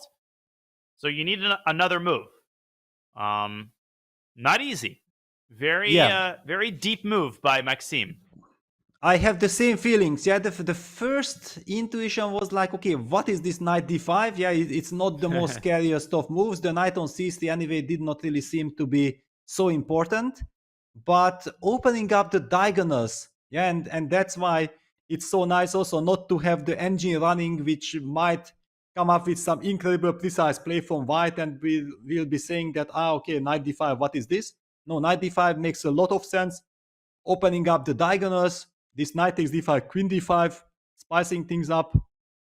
Mm-hmm. Practically speaking, I believe that knight d5 was a very nice choice by Maxime. He spent a ton of time. He's got 53 minutes on his clock after only 11 moves, but he has managed to pose practical problems to a very well-prepared Javakhir Sindarov. This is going to be a great game to keep our eyes on as it heads toward the middle game. But presumably, now I think it's white's turn to take a chunk of time because lots of difficult problems to solve. That gives us a good idea to continue our tour. Yes, I think that you also wanted to come back to Hikaru or Fabiano's game because we had tons of action, but let's look at the bird's eye view. Yeah, so slight advantage with by Parham Maksudlu against Alexei Saran on the top right. He's got the bishop pair, but again, a pretty plain vanilla position there. The Sveshnikov and Bakro Pretke also seems to be fairly conventional. I wouldn't be surprised if they're still in a relatively theoretical position. I feel like Vidit Esipenko has not moved for like the last 35 minutes, even though it has. But it feels like they're in the same situation that they were in, at the start of the game. Yeah, I have the feeling like there was some transmission error or something, because if you look at the clock situation also, they are way behind. Yeah, they haven't spent enough time compared to the other boards. The game anyway has a very slow character. I believe we have time to come back to that game. Fabiano's game has a lot of developments. I believe we could be catching up with that game. Look at this. What an action on the king side already. Yeah, it is the top board, so I think it's totally justified for us to spend a little bit more time on Fabiano's game. So since we last looked, we last saw the position after knight c4. Ultimately, Bogdan decided on knight g6, and Fabi drops his knight back to e3, targeting that weak f5 square, and queen back to d8. Okay, so leaving the e7 square vacant, probably for the knight. Yeah, but that's kind of an intriguing move. Yeah, this queen d8 is certainly a big surprise. It's a move that you will never be analyzing at home, and I assume that it was the move that when Fabiano started to slow down. Yeah, queen d8, h3, creating loft for the bishop, h5, queen b3, putting pressure on the b7 pawn, and now the big question is black has played the move queen e7, with the idea probably to play some knight c7, but now how does black intend to protect the f7 pawn? Sorry, I was caught. I'm looking over at my neighbor's roof, and I think there's a little bit of snow. Wow. It can't be snow. No, it's too warm. It's too warm, but there's just something white on the roof. And wait, I gotta open the window. I can't miss. Yes. 1 second. Check it out. No, it's not snow. It's some sort of dust. But anyway, sorry, I got distracted. We do get snow. We do get snow in Charlotte about once or twice a year. And when there's snow, everybody stays in their houses. All of activities stop. It's like a national crisis. So that time hasn't come yet. Okay, so queen b3. Queen b3 hits the f7 pawn. But if I looked at this position in isolation, queen e7 would come to mind until you realize the last move was queen e7 back to d8. Are we going to see queen d8 back to f6? Yeah, those are the natural moves. It just drives me. But okay. Yeah, let's just go back 2 moves. After knight e3, yeah, the queen on e7 was kind of weird for Bogdan. I don't know exactly why. Knight f5 doesn't look like a very big threat. On the other hand, there are some differences. Now that after queen d8, h3, h5 moves are included after queen b3, one could argue that after queen f6, there is no knight g4 anymore. Yeah, so the black queen on f6 could feel more or less safe. Let's go. Let's do the move queen f6. Computer agrees. Let's make it. Okay. What is Fabi's follow-up going to be here? Because already there's a powder keg on the king side. I mean, black is threatening to go g4 and blast open the whole situation. But Fabi needs to do some b5, maybe? Yeah, it's crazy, but b5. Yeah, b5. Wow. Okay. How things are, because actually b5 has this idea that after knight c7 you have b takes a6, and okay, first of all, knight takes d5, knight takes d5, but even if not knight takes d5, there's even a takes b7 fork there on the rook on a8. Wow, so queen f6, b5, that's a brilliant idea. If black captures on b5, then suddenly queen takes b5 also put pressure on the knight on c6. There is a pin, bishop d7 can be met by queen takes b7, and black might just be 1 tempo short on starting his action on the king side. Yeah, you're just not in time to play g4. Now you could try to push all of this under the rug with king f8, but white just starts chomping away at the whole king, and bishop takes c6, and again, you're too slow. White is just taking everything, queen c6 and queen takes c7, and you lose. It's funny, after bishop takes c6, Peter, I think black's best bet, maybe even to play something on the king side. I mean, the computer's eval went down after bc, so I mean, maybe g4 is the best move. But this is, I don't think there's any chance that Bogdan goes for this. If he's not playing queen f6, how else is he going to defend the pawn with an eye toward taking the sting out of the move b5? Yeah, rook h7 might be all that remains. That's a cool defensive move. Rook h7. Yes, but still, we don't know, because white might have this b4, b5 ideas. On the other hand, with queen on d8, we feel that black should be able to handle the situation somehow, but it's very impressive. And look at this, the evaluation bar keeps on growing. It means that there are some deep stuffs here. It's a crazy position. So much pressure on Daniel Bogdan right now. Oh, absolutely. I just love the way that Fabi is playing in this tournament. He's selecting openings so well, and he's displaying such a deep understanding of them. Yeah, I could easily see the players spending, loads of time on every move. I mean, we're only on move 16. Move 40 is an eternity away, and an hour is not a lot of time to deal with the just manifold complexities of this position. Such a treat this round. Yeah, just like all the others, but yeah, this theoretical clash between Fabiano and Daniel Bogdan Deac is very impressive. This is what we love in classical chess. People are talking about, yes, everything is analyzed till the end. Well, we see something completely new exactly happening here on the very top board. Yeah, exactly. Hold your horses, everybody. I mean, we even have some positions that are fresh, like Sindarov MVL, move 6, move 7. A lot of players are prioritizing getting newer positions over seeking objective advantages. It's a fascinating discussion. I want to come back to it. We also want to check out the women's section. But first, it's time for our second break of the day. It's an incredible round. We're only 90 minutes in. Keep having your morning coffee.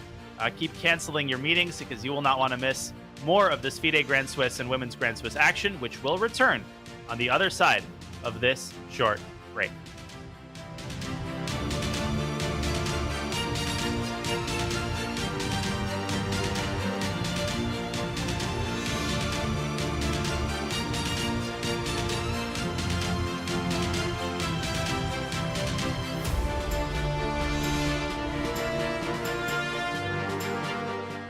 In this video, I'm gonna show you top 5 scholar-made attempts in Champions games.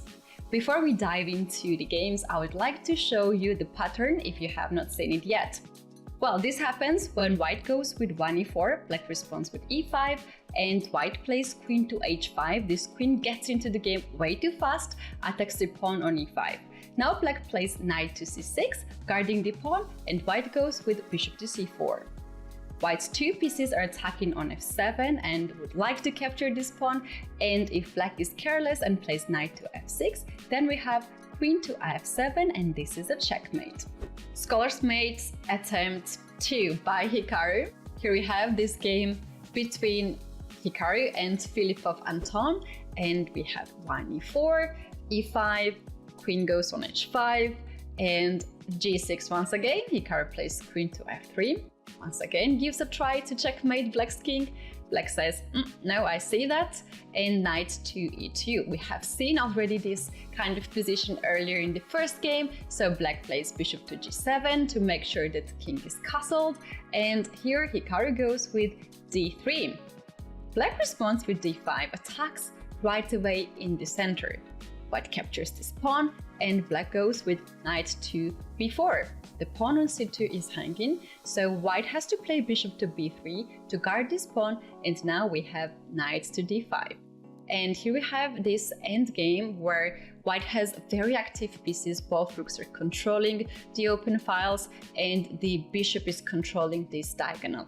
As you can see here, those pieces are concentrated mainly on the queen side, and they are not actually so active. And the king is all the way here on the king side, just alone. So white is using this and plays rook to e7, gives a check. If king goes on the back rank, it will be a checkmate. So black goes to king h6 now, and here we have rook to d6. The pawn is hanging, and it's not just a pawn, it's going to be a checkmate. So king goes back on g-file, plays g6 to guard the pawn, and we have bishop to c4 attacking the rook. But what is actually the idea of this move is that white wants to play bishop to d3 and checkmate this king next move.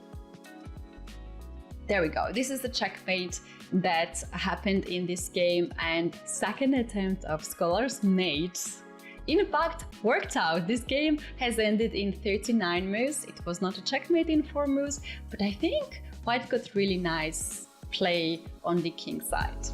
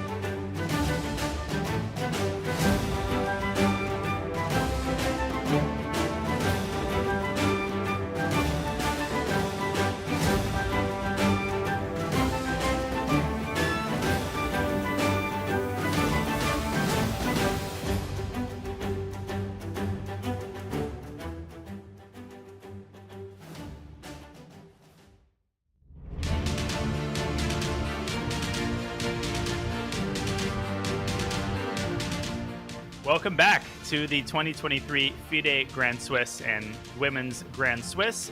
The women's section round is going to get started in about 15 minutes. There's an earlier start today in the open section, much to my chagrin. But even though we had to get up a little bit earlier, the games have been very exciting. Peter, your impressions of the first 90 minutes of the round so far? Well, extremely interesting situation. We see uncompromising fights. We also know that we are entering the finishing line of this marathon tournament. There is so much at stake. We have so many players still having chances and fighting for their dreams come true by qualifying to the candidates. The players are willing to take enormous risks. This is what we are seeing in many of the games. Now, coming back to the Fabiano Caruana Deac game, I do love Daniel Bogdan's choice of castling short, and I was puzzled that why didn't it cross our minds. We were speculating about rook h7, even we were trying to be ultra smart, but the move short castle makes a lot of sense. Black is now also setting up eventually an idea of knight c7, targeting that bishop on d5. Also ideas like just playing a move like king g7 makes a lot of sense. I love this stabilizing move, and let's see how Fabiano will continue. It's not so easy to keep on bringing the initiative. Somehow I forgot this move was legal. I was so set on black attacking on the king side and the rook remaining on h8 that it totally escaped my mind that yes, people do castle sometimes in the opening. That's that's sometimes a good idea to get your king to safety. And it doesn't mean the black has entirely abandoned his dreams and ambitions on the king side. I mean, g4 still packs a punch, and the black queen could still get to g5. So it's not like Fabi can totally breathe a sigh of relief. But definitely getting the king to the king side takes a lot of the sting out of the b5 idea, which no longer comes with nearly the same effect. So now I think a4 is probably a more productive way to prosecute the initiative on the queen side. But knight c to e7 is kind of a nasty idea. The bishop on d5 is feeling a little bit uncomfortable.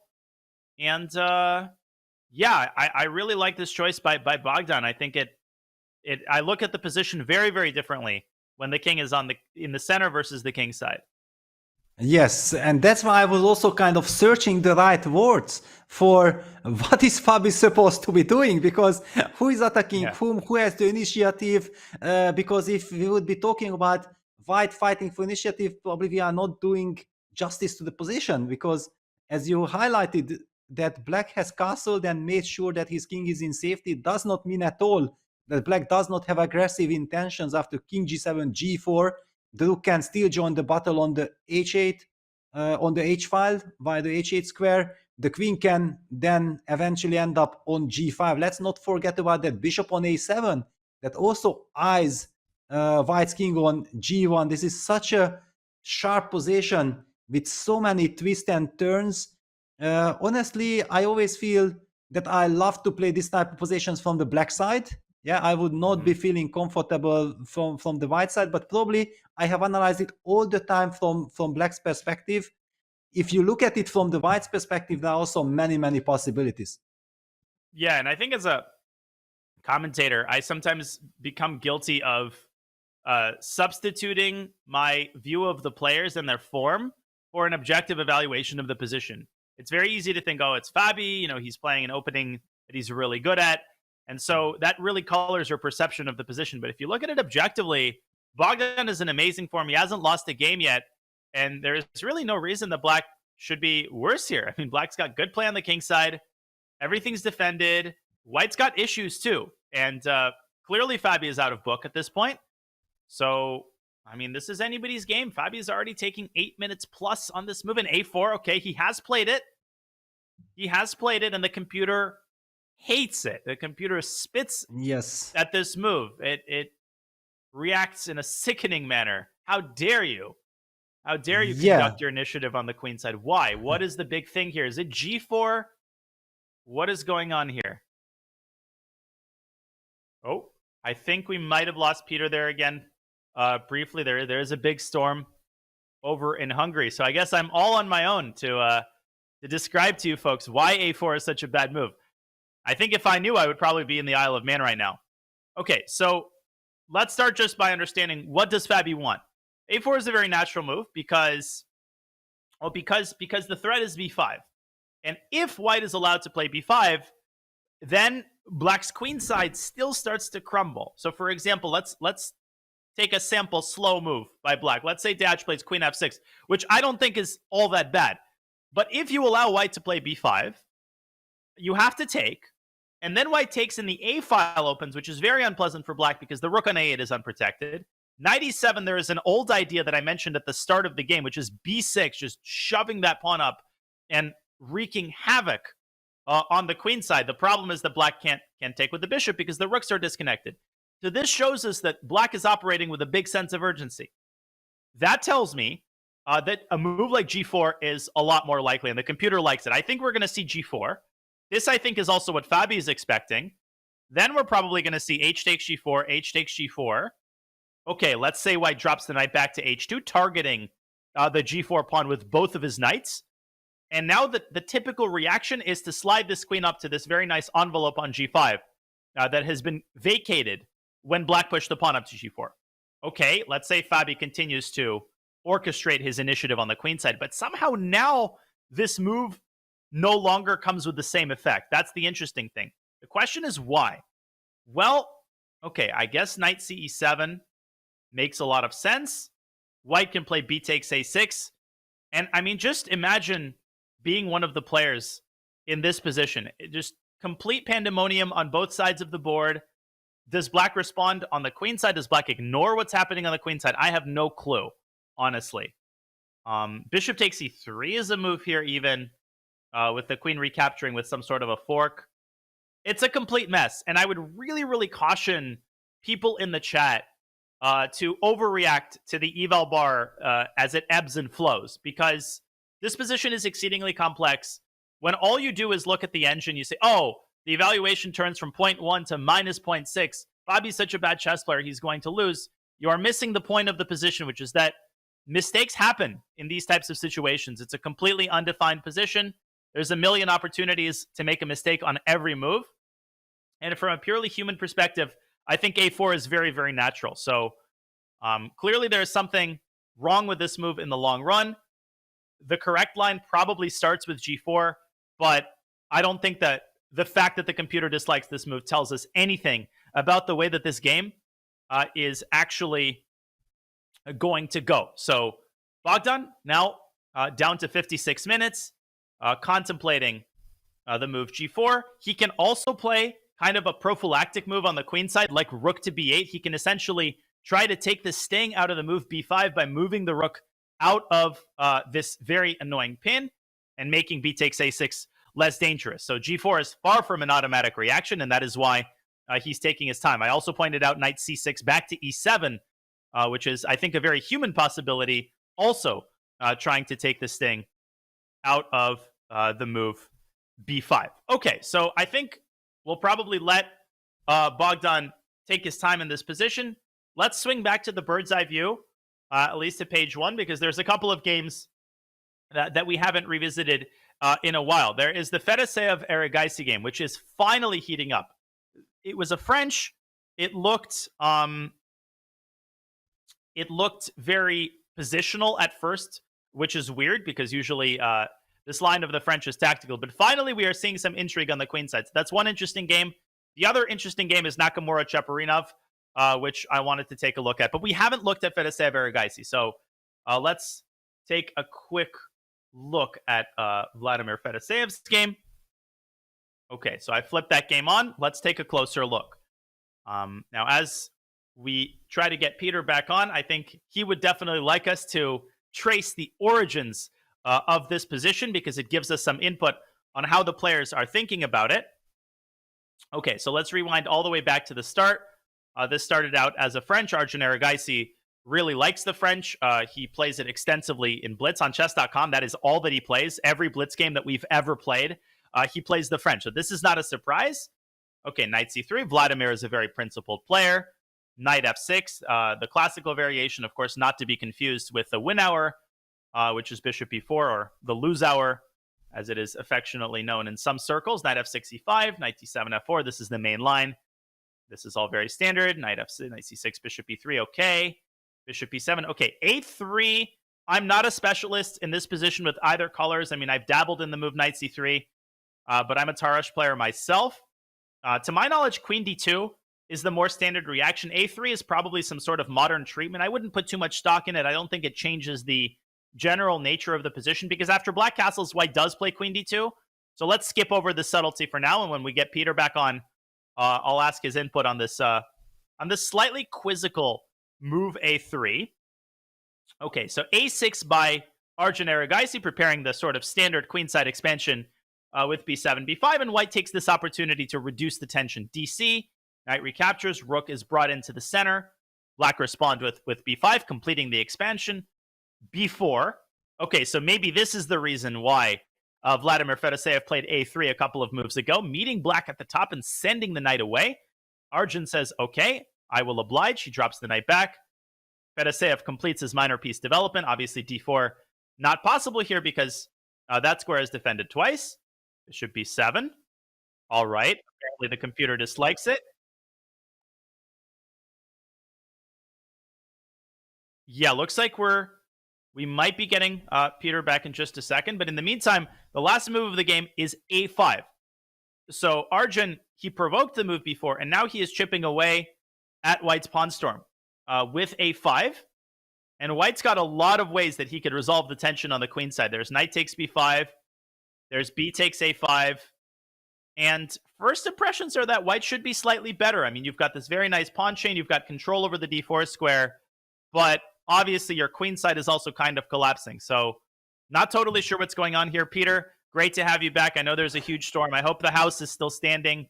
And if you need to take care of anything, please feel free. Take as long as you need. But super, super great to have you back. How is it going?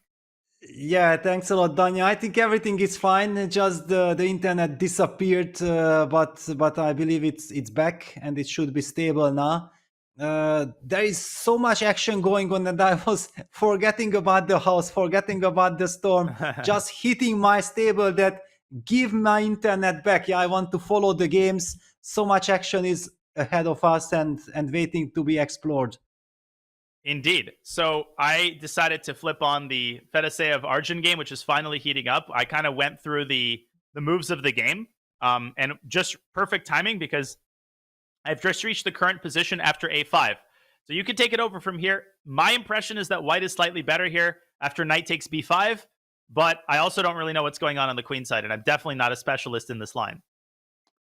Yeah, well, it's certainly kind of a very special position. I have never ever seen like black is able to break white's queen side so easily. On the other hand, we do see that the computer believes that white could have the upper hand. It's kind of a typical scenario, yes, because d takes e5, just to get me up to date how we got here. Oh, rook d1. That's kind of a surprising move. Black going for b5. Sometimes black just plays b6, bishop b7 in this type of position. So very interesting that black plays b5, b4, knight d7, bishop d3, bishop b7, castles, a5. Well, since the queen side is getting opened up, I also believe that knight takes b5 is the natural move. So let's take a look. A takes b4, a takes b4, for example. And is knight takes b4? I believe knight takes b4 is the more natural one. Yeah, I agree. I mean, you definitely want to root out this nasty bishop on d3, which is constantly aiming at the h7 pawn. Is white going to keep the bishop with bishop e2? I mean, okay, bishop e2, I guess black could play something like rook c8. I'm getting the sense that white's position is a little bit more pleasant, but black has a lot of counterplay on the queen side, and I don't think Arjun is too unhappy. Yes, I also would think like if we would remove the evaluation bar and you would ask my opinion, what do I think about it? I would say that black has counterplay. Yeah, black certainly has counterplay. I understand your desire of keeping the bishop, yeah, for example, with bishop e2, but then it runs into some rook a2, yeah, and the rook can be activated on the second rank. Eventually also black going for bishop a6, pressure on the c2 pawn. I see that computer is again confused. We are confused. Yeah. Everyone is confused. It's a crazy structure. Black is still okay, though. And as Mikhail Tal would say, position is equal, but given the black played a French, you know, black is maybe more equal than white. Okay, George Orwell said that before Mikhail Tal, but we won't talk about that. There's so many funny anecdotes about Tal. You know, one of the famous ones is, you know, a journalist approached Mikhail Tal and asked him, Mikhail, you know, rumor has it that you study chess 25 hours a day. How is that possible? And he responds, I just get up an hour earlier. That was me today, by the way. So yeah. Wow, fantastic. But also you woke up very early and still you are in a suit. What happened? Can you reveal? Is there some big secret? Well, first of all, I was inspired by you, and I'm a big fan of classy dress, even though I know it doesn't seem that way if you monitor my stream behavior. But I was also traveling, and I haven't unpacked yet. So a lot of my, the shirts that I normally wear during commentary are in my suitcase. And I was looking through my wardrobe. It's a little bit cold here. And I decided, you know, I'd follow in the footsteps of the best commentator, and I'd join you. And it feels good. You know, it feels like I have to do a good job. You can't wear a suit and, you know, do a crappy job and be low energy. Yeah, and so you look good. Appeal. Yeah. You look perfectly sharp. You are actually fooling everyone. Yeah, we just don't get the impression that you have just been waking up, and it's fantastic to see you in top shape. Thank you. It's actually a Starbucks double shot espresso that I'm having, but that's we won't reveal that secret. I really appreciate it. This has been such a fun round, honestly. Yes, and okay, A5. We also see the players are spending ocean of time. Look at this. Both are under an hour. The game is only on move 14, and one could have argued that till move 7 everything had been blitzed out. So it just shows that how important it is to come with a surprise, disbalance your opponent. By this point, all the players are definitely very exhausted, very tired in the tournament. Also the biorhythm today with this early round is basically completely destroyed. I don't envy the players. I feel like tremendous respect for the players handling this situation, and I wish them the best of luck of dealing with this new challenge. Quick question for you. Have you ever stayed up ridiculously late before an early round, or do you have any stories of a grandmaster falling asleep at the board? I mean, the one that comes to famous one is the Russian-French grandmaster Vladislav Tkachev, who was forfeited for falling asleep for 30 minutes at the board. He was also, imbibing the previous night. But does anything come to mind from that realm in your tournament experience? Well, not necessarily. It's more like, when there is an early round, I have the tremendous pressure. Yeah, that it's no matter when I go to bed, I just feel like I'm already in a scenario, probably everyone is familiar with that. When you have an early train or an early flight, then Oh, you have God. this uneasy feeling that You what can't happens sleep. if exactly, yeah, if I miss my alarm, if my alarm will suddenly not go on, and so on. And as a player, I also feel like at the night you think like, yes, I should go to bed, but I should be also preparing, because who knows, maybe I won't have the energy in the morning. So you get all these crazy thoughts that are not beneficial at all when you actually have to perform at your best. So that's why Yep. I just hate these early morning runs. One could argue that in the German Bundesliga, the Schach Bundesliga, on the Sunday morning, you play at 10 o'clock, but that's only 2 games, yeah? So at least you come kind of fresh to the Bundesliga. But here the players have already played 8 very, very grueling 7-hour time control games, and they have to suddenly switch with the biorhythm. Very, very tough. It really is. Unenviable today in the open section. Knight takes b5 is on the board, so the situation kind of stabilizes on the queen side, mostly because there soon will be no queen side after black takes twice on b4. But okay, I mean, it's kind of a hard position to pin down. We'll keep track of this interesting middle game. Some crazy developments in a few other games. Nihal Sarin gave up a queen against Vincent Wow. Keimer, so maybe we should go back to the bird's eye view for just a second.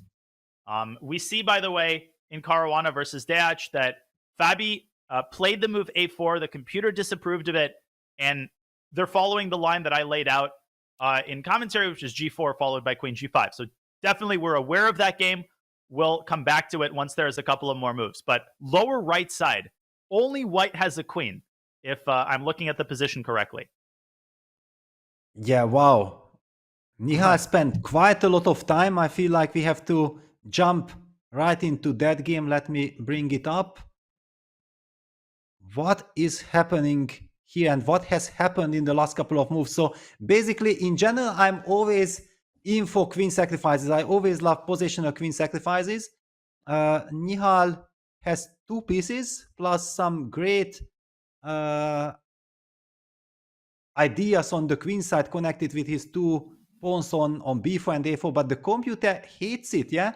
Probably there is some tactical problem with something like rook c7. What is your take on this? Yeah, rook c7, so tempting. Bishop d8, I think, is Nihal's intended response. But then I'm extremely skeptical intuitively, because it feels But like, okay, yeah, let's even forget about the current position. Let's understand how we reached here to better Yeah. understand the psychology behind everything.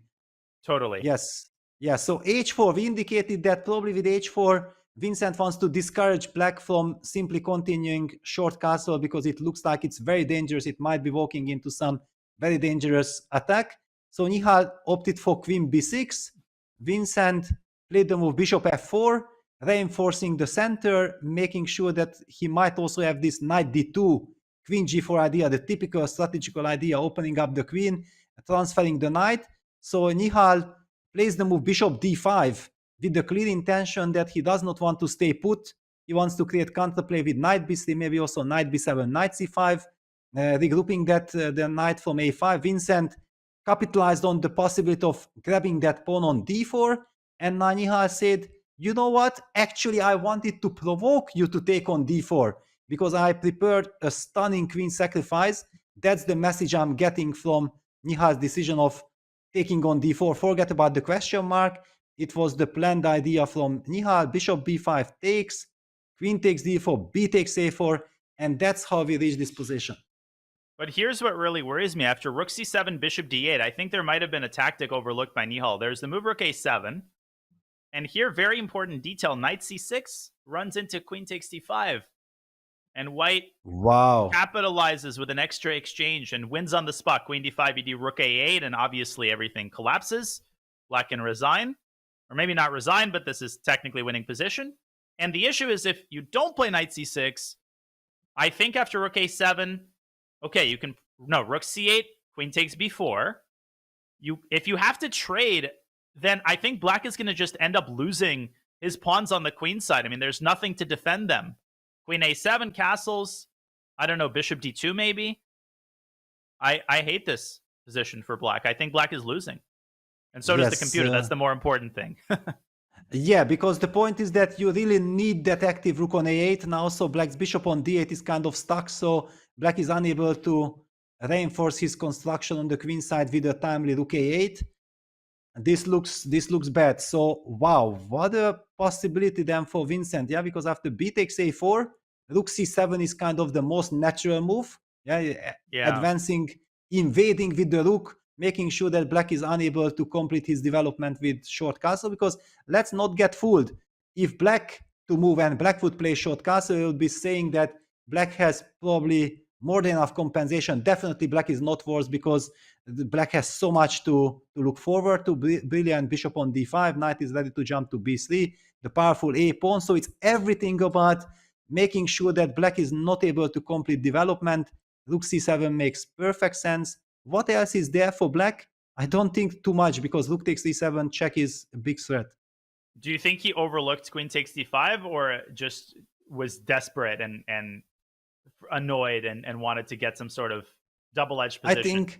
I think he overlooked something, yeah, definitely. And he might have from a distance thought like, okay, rook c7 does not work, and if rook c7 does not work, then everything is under control. But this is a game changer. Yeah, the move rook a7 and knight c6 answered by a queen sack. Yeah, queen sack met by queen sack is just brilliant counter strike, and Nihal is in for a lot of pain here.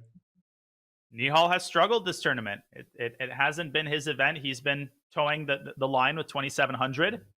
A lot of success recently, but I mean, Vincent with black is just a buzzkill of a pairing, and over an hour on Vincent's clock, he's going to find this. Rook c7 is obvious, like you said. If you spot queen takes d5, you go for this line, and likely you win the game. Yes, because just as you highlighted, yeah, once we trade the rooks, it already does not really matter that black castles. You feel like, yes, okay, of course, black has to have something, yeah, black will castle, but is not able to harmonize the pieces. You did mention the move bishop d2. It's a very good question. How does black defend the b4 pawn at all?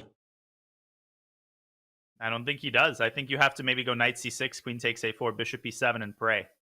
Yeah, but okay, this is a technical loss. Yeah, it's basically black can put up resistance, black will put up resistance, but the final outcome of the game does not seem to be in any doubt. Yeah, it's white can also try to play rook c1.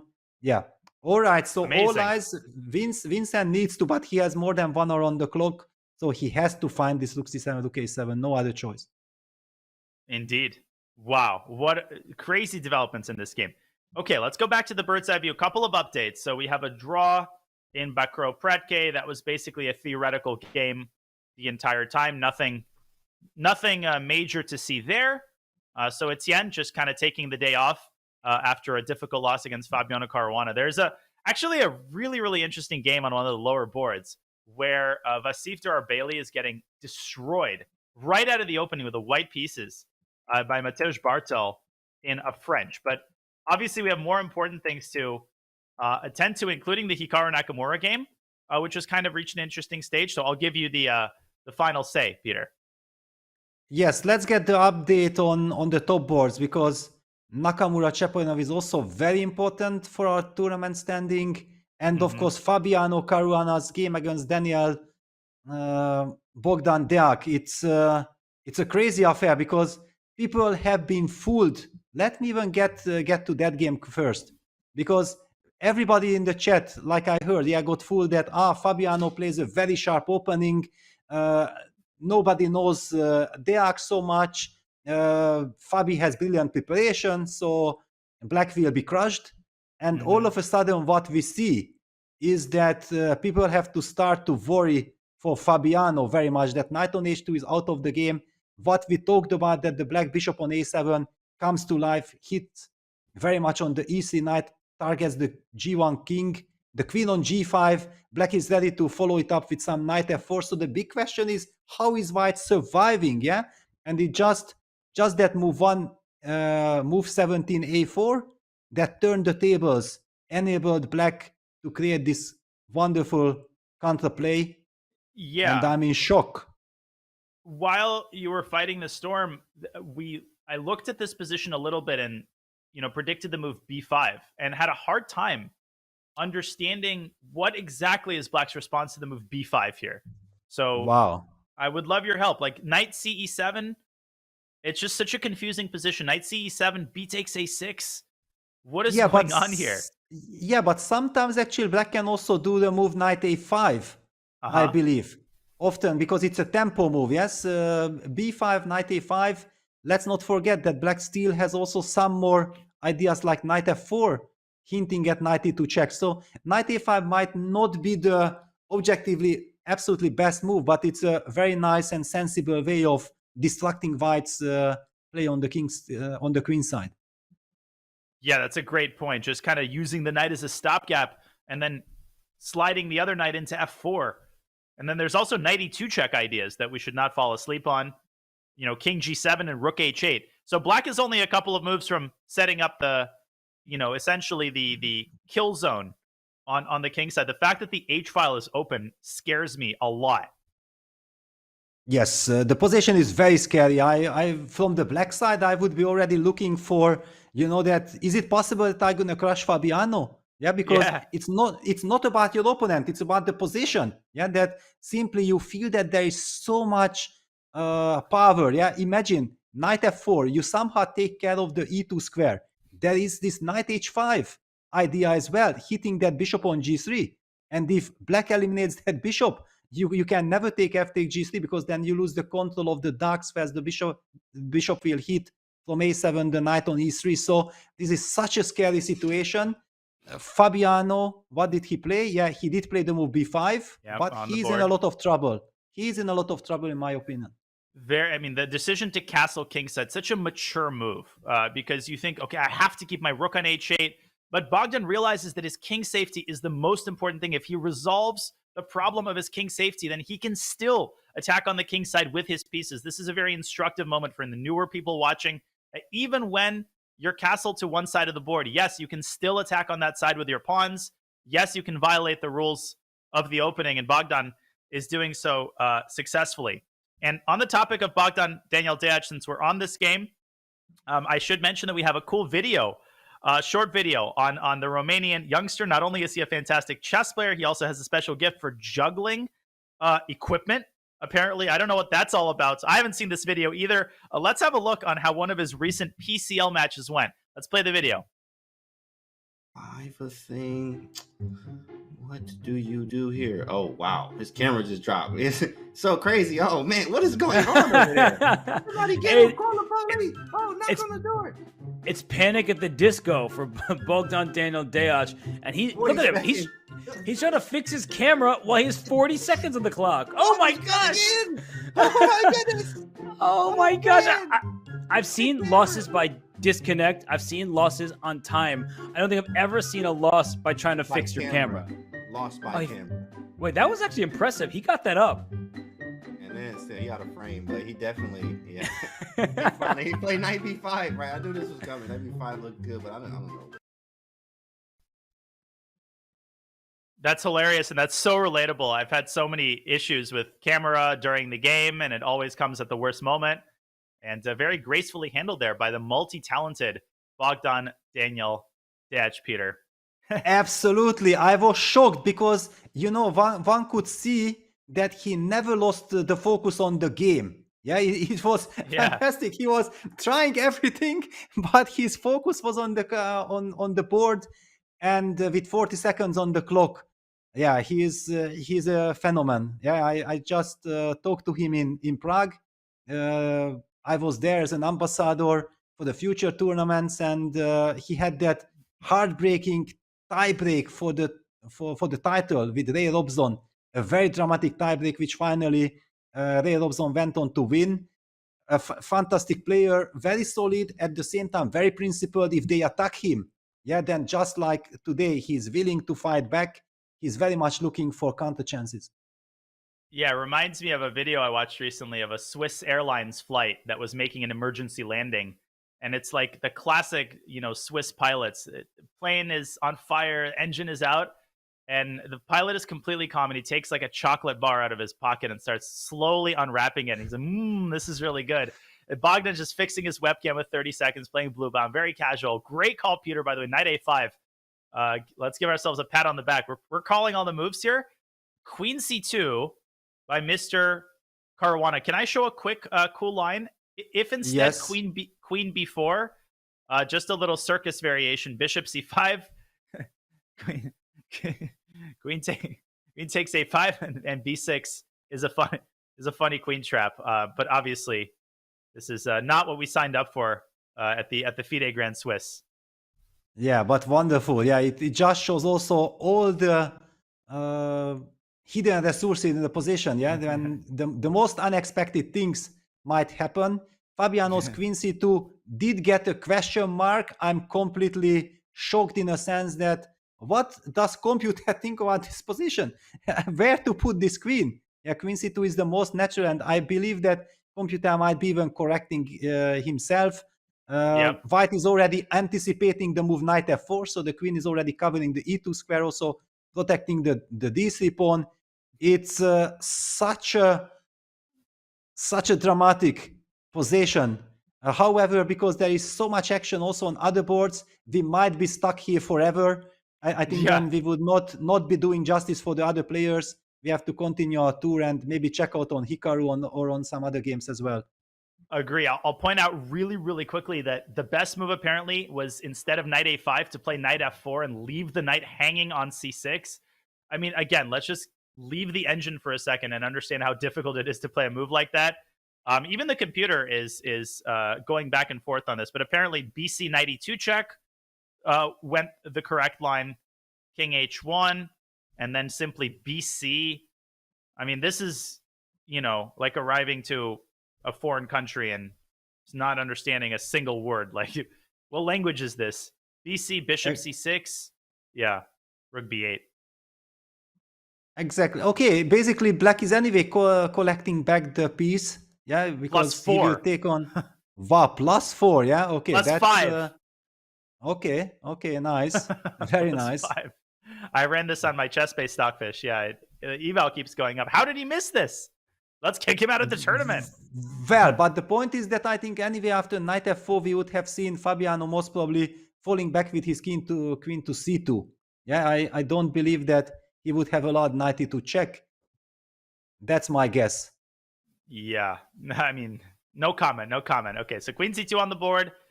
We'll keep close tabs on this game. I think Fabi is going to fight back here, and we're going to get total pandemonium, maybe a time scramble pretty soon. Let's switch over to the Hikaru game. Fortunately, nothing has changed in a long time. And Rook C7 played, by the way, by Vincent Keimer, so he is rapidly moving his way toward a big victory. But Ivan Cheparinov starting to fall dangerously low on the clock after the knight lands on A5. What do we make of this position? Yeah, it's a very kind of weird position because one could argue that white has an isolated pawn, black has completed development, so black should be fine. But there is suddenly some intrigue, special intrigue. The knight hitting on B7, the knight is on D6, not on D5 as used to be in all these isolated pawn positions. Black, in fact, does not even control the D5 square. Yeah, that's kind of, I think, one of the extra elements of the position. White's rook hits the bishop on E7, and clearly Hikaru is planning to go bishop F4, threatening to take on D6 and eventually capture the pawn on B7.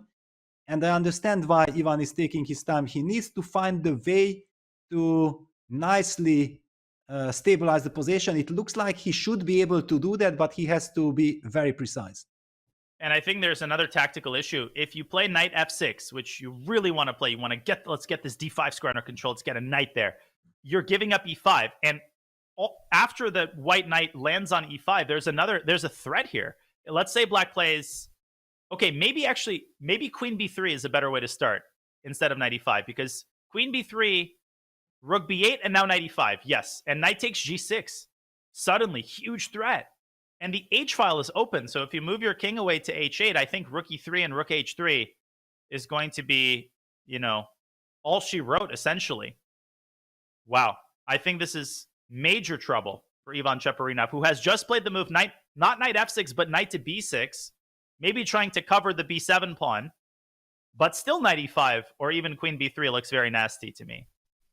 Yeah, I also had knight b6 on my radar. It looked kind of natural, first of all, also to hide that pawn on b7. We did see you beautifully highlighted that queen b3 is such a multi-purpose move, hitting the b7 pawn, setting up that knight e5, knight takes g6 threat along the diagonal, and eventually also black might be able to get the bishop to f6. Yeah, it's a typical kind of Petrovic way of dealing with the problem on the e5 square. Bishop f6, you start trading pieces with rook e8. One has the feeling that Hikaru has the moment right here, right now. Just give black 2 more moves and black will solve all his problems. Yeah, Hikaru needs to be energetic. Bishop f4 is also very tempting. Simple move. Pressure b7, complete your development. In a blitz game, Hikaru would play bishop f4 instantly. Yes, for sure. Yeah, that's clear. Bishop f4 inserting the pressure. Bishop takes d6. Knight takes b7 is a huge threat.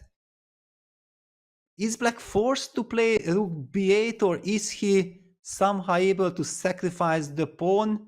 I'm wondering that, can I play knight d5 with the idea bishop d6, cd, knight b7, queen b6, trapping that knight all of a sudden?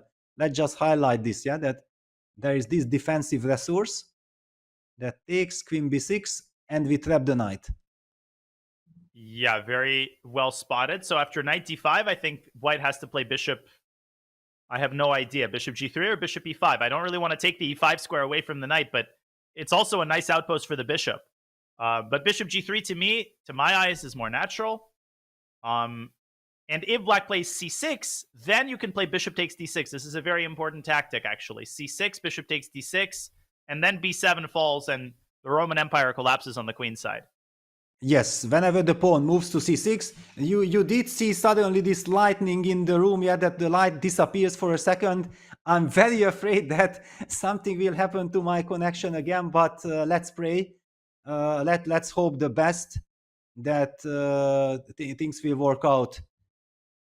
I'm under a lot of pressure here, not only analyzing this position, but also fighting with lightning outside. Oh, praying to the Hungarian internet gods here.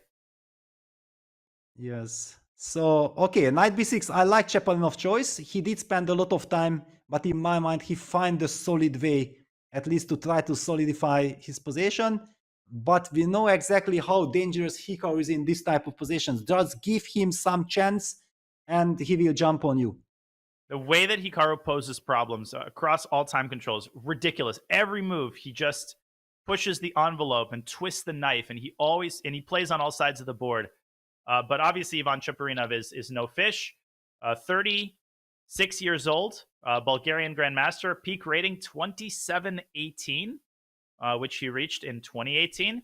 Peak world ranking was number 19 in 2008. So Ivan is no stranger to the top echelons of chess, but perhaps known better nowadays as a second to a very weak amateur player named Veselin Topalov.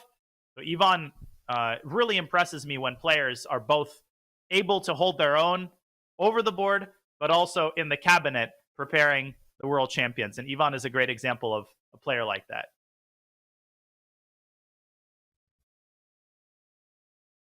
Oh, looks like we might... looks like the internet gods have responded to our prayer with a spit in the face. But really, really appreciate Peter's super high-level commentary. Take it from me, when there's internet problems, it's incredibly hard to maintain your focus. And Peter's doing an incredible job of it. So let's wish him a very quick recovery of his internet. But actually, the timing is not so bad, because it is time for us to take a break anyway. So hopefully we will get Peter back online after the break. And if not, then ASAP. Before we go on break, we wanted to remind you of the U.S. College Rapid and Blitz. Buckle up for the 2023 U.S. College Blitz Championship. This premier competition will display top talent in American college chess as the rising class battles for dominance in high-speed chess. We're covering the action this Sunday, November 5th, at noon Eastern time over on twitch.tv/Collegiate Chess League. Use !CRB, !CRB in chat to learn more about this exciting event. We will see you Sunday, November 5th at noon New York City time for the U.S. College Rapid and Blitz. And we hope to see you on the other side of this break. You're watching the FIDE Grand Swiss and Women's Grand Swiss. The women's section will be getting underway. We'll take a slightly longer break, and when we come back, more fascinating action. Stay tuned.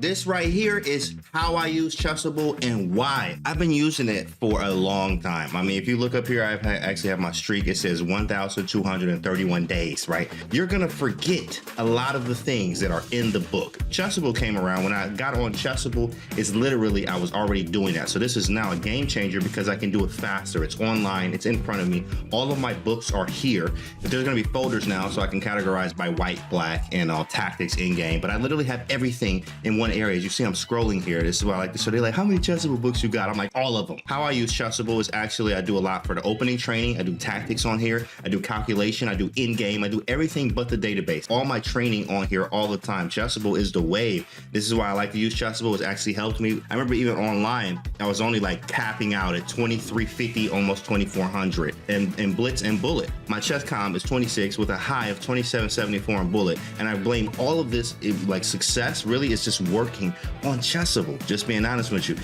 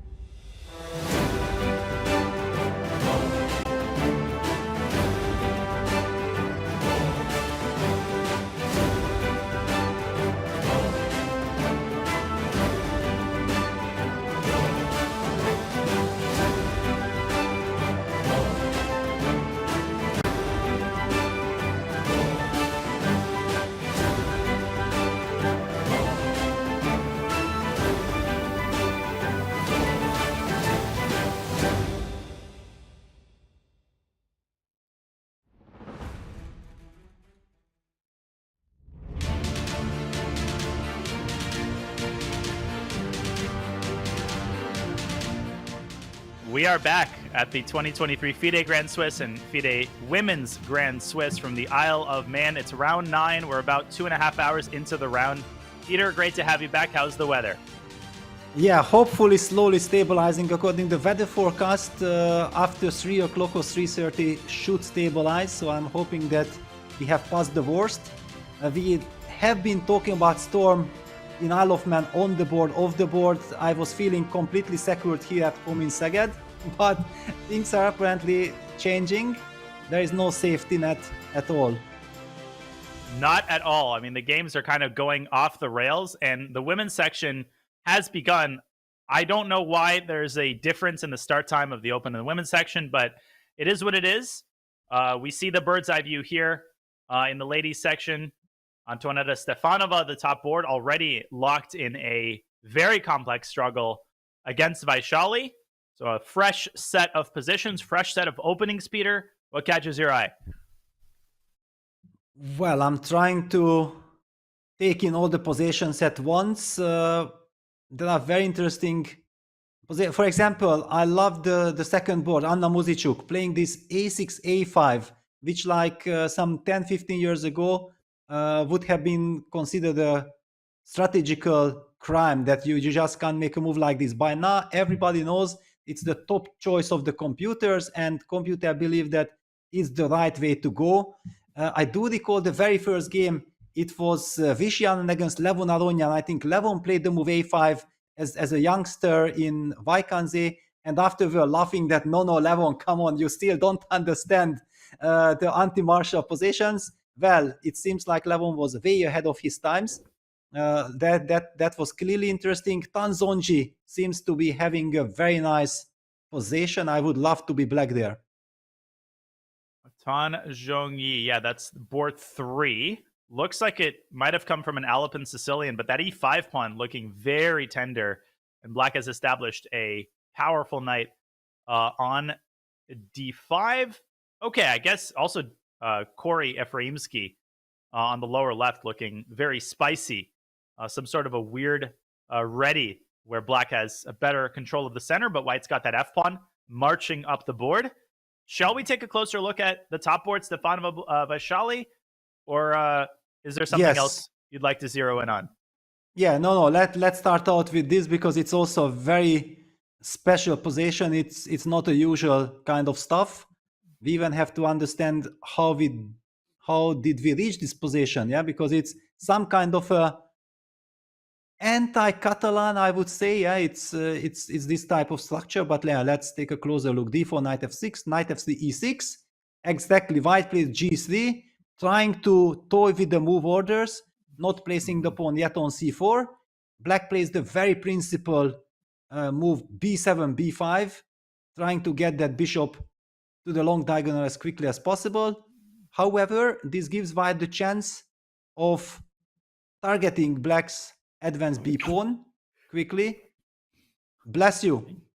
Thank you. Bless you, Daniel. Carry on. Appreciate it. Yeah, a4, b4, c4. Yeah, the typical way. It looks like, what is it? What is white exactly doing? Because a c pawn is traded for the b pawn, but white gets some very quick development often. But no, Antoaneta actually simply recaptured with the pawn. That's a kind of slow move. d5, bishop g2, bishop a6, making sure that black controls the c4 square as quickly as possible. Knight e5, typical move. Knight d7, knight c6, queen c8, bishop a3, and here's the current situation. A knight on c6 seems to be very precarious, but it does have an emergency evacuation route through b4. So if black just plays, bishop takes a3, knight takes a3, queen b7, the knight can drop back to b4 and actually pick off the bishop on a6, and that is undesirable for black. If white gets rid of that bishop, then perhaps white could play rook b1, c4, and start increasing operations on the queen side. So I think white's position is a little bit preferable. I like the way that Stefanova has handled Vachier-Lavgrave's spicy opening choice, but maybe bishop d6 deserves attention here, trying to trade on black's own terms. It's kind of a hard position to get the hang of. Yes. Also, one has to highlight, that bishop d6, which is a very Oh, dramatic yeah. move. Yes. Uh-huh. Let's just follow it up with white castles, black castles. Nothing happens. Well, that would be a crazy mistake because after bishop takes d6, c takes d6, thanks to the knight on c6, there is this crazy fork on with knight e7 on the king and the queen, winning the game on the spot. Yeah, it just shows that why we are so intrigued by this knight on c6. We know exactly that that knight shouldn't be tolerated for too long. It has to be kicked out. This would be the biggest blunder of the FIDE Grand Swiss, and it would replace the current biggest blunder, which was I didn't see if you had covered it yesterday, but I think you probably Yes. did. Sandro Mareko versus Jeffrey Zhang. The 14-move game yesterday. Yeah, that was shocking because actually poor Sandro fell into the trap because he was trying to be too smart. Yeah, it was just really heartbreaking. He was playing for the initiative. He was looking how to get the maximum pressure out of the position, and all of a sudden he had to resign after missing that intermediate knight eg4 move. Yeah, that was incredible. If you don't know what we're talking about, look up the game Mareko versus Jeffrey Zhang from the previous round. Will not take you long. It was the shortest decisive game of the FIDE Grand Swiss. Okay, so this position is sharp, complex, but ultimately not particularly high stakes. Nothing is going to be decided in the next 5 moves, of course, if Black doesn't blunder her queen, which is kind of unlikely. Yes, we are kind of expecting maybe that Black could try to start with queen b7, making sure that White has to make up the mind as quickly as possible about that knight on c6 before White develops. After bishop takes a3, knight takes a3, it would also put some pressure on White, but queen b7 can still be met by knight b4. And after bishop c4, there is knight d2. There is another question there. There is this pin along the long diagonal, so the bishop on a6 can't be feeling too comfortable.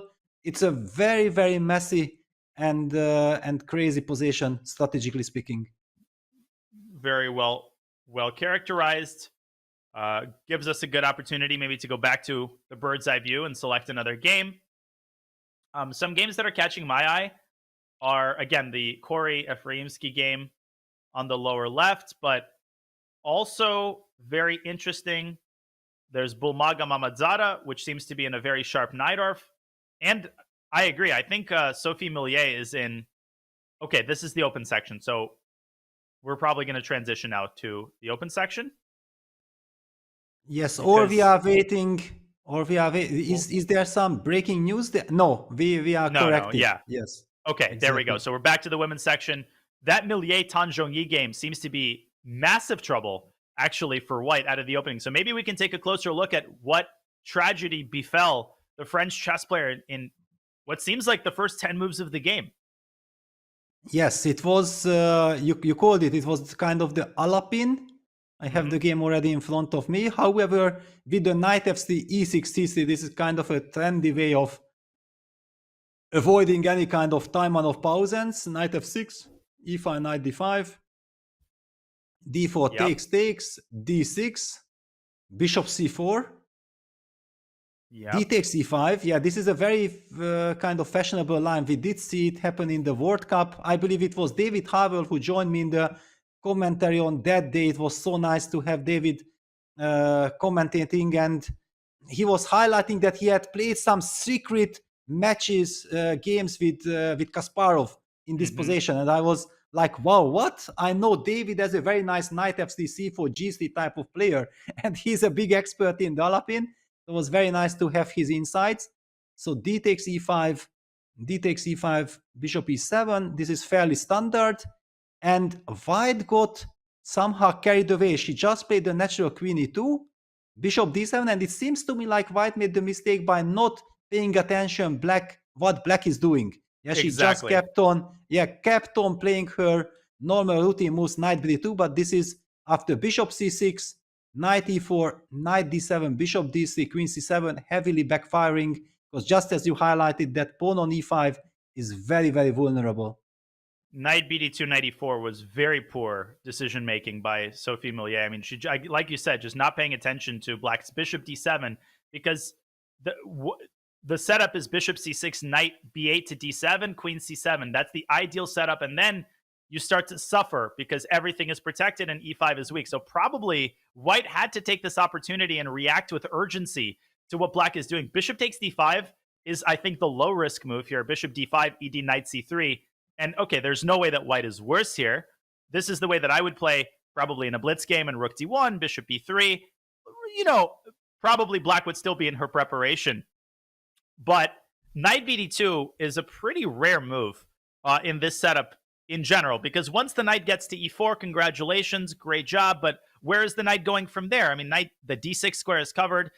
Knight g5, great. Black plays h6. So all of the business squares are covered by black's pieces, by the bishop on e7. And in fact, the knight on e4 is now a huge nuisance because knight takes e5 is a flat-out threat. So you might end up having to go knight back to g3. And clearly that signifies a failure of your opening strategy. Yes, I think one very important moment while you were mentioning knight eg5, and my question was, is it h6 or g6? And I think there is a very important moment that h6 is possible because queen e4, which looks very scary, threatening checkmate on h7 in one move, can most probably answered by knight 5 f6.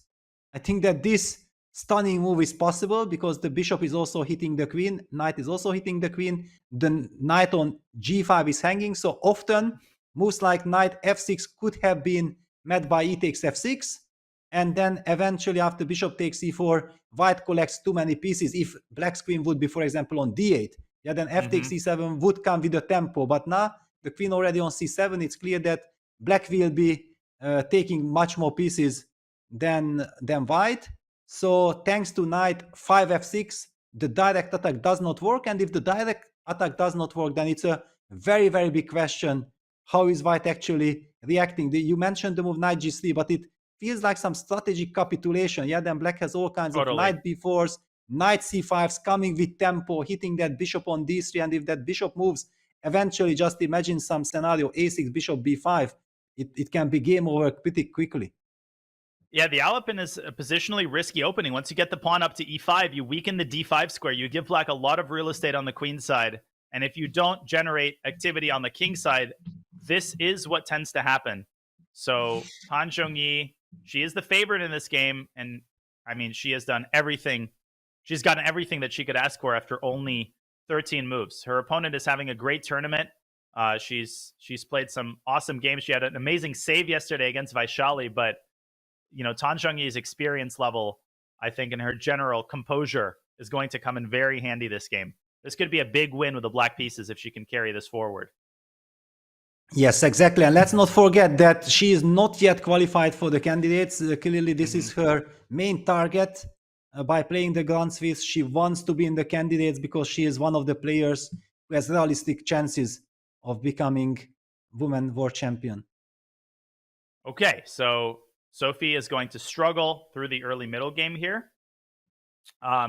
There is one other very interesting game. Maybe we could look at it briefly and then transition back to the open section because we do have some big news in a couple of the games. The game Asaobayeva versus Munguntul is catching my eye. It seems like an incredibly sharp, some sort of Moran-like position. The white pawn has just appeared on f4. That appears to be a sacrifice. Bibisara is fighting for a Grandmaster norm, but she does need a very strong finish. Yeah, she had a fantastic start. She was leading the tournament alone, and then she lost 2 consecutive games. That clearly was not going according to plans for her, but now she's back, and she's very aggressive. Yes, this line, I do recall, I played, after 3 years of absence, I played in the Bundesliga for my team, and we played in Munich, and I think Max Todlu had a game against Thomas Bertzen, and exactly this variation was reached, and Max Todlu was blitzing his moves, and Thomas Bertzen was taking his time, finally ran full into some prep and lost quite quickly. I wonder that, but look at this, Asaobayeva has played quite slowly, so it's not like she's blitzing all these moves out. Yeah, f4 is based on some really nifty tactics. If bishop takes f4, I think her idea is bishop takes f4, queen takes f4, bishop takes b5 check, capitalizing on the compromised position of black's king. This is out of the question. A b5, obviously, queen takes b5, and you pick up the bishop with interest. But so this is a very creative and deep concept. I think the problem is that black can play bishop d4 check, which buys black a very important tempo, like bishop d4 check. Now, I don't know how white is going to respond, but king h1 always really scares me in these types of positions because of this idea, maybe not immediately, but h5, knight g4 comes really, really fast, and you can't really prevent it with h3 because that merely throws oil onto the fire. It actually encourages knight g4 because hgh is literally mate. Yes, it is checkmate. Yeah, this is just mate. Yeah. very famous construction. You have to watch out for in so many different type of positions. Yeah, I'm a little bit surprised why black has slowed down because, yeah, bishop d4 check is such a thematic response. Most probably white will be playing the move bishop e3, and I feel that in that game, this Max Todlu bets and something had to be different because certainly black did not have the stabilizing choice of ignoring all the complications with bishop d4. Yeah, and also bishop e3, there's queen takes f4, which is a serious candidate move. And in this situation, bishop takes b5, maybe black could just move her king with knight g4 on tap. Yeah, here takes, bishop b5. Yeah, exactly. Yeah, and everything is hanging. King f8. Yeah. Or even ab in this particular version. Yeah, I mean, this is very scary. White can end up just losing a minor piece. Yes, the knight is hanging on c3 as well. Wow, so what's in store for us after bishop d4 check? Is Bibisara over aggressive? Did she mix up something? Was she thinking like she's following that famous Max Todlu game, but she got fooled with some detail? It does seem like, because bishop d4 check and black is very much fine. And a huge highlight to her opponent, Munguntul, who is very experienced. She's not that young.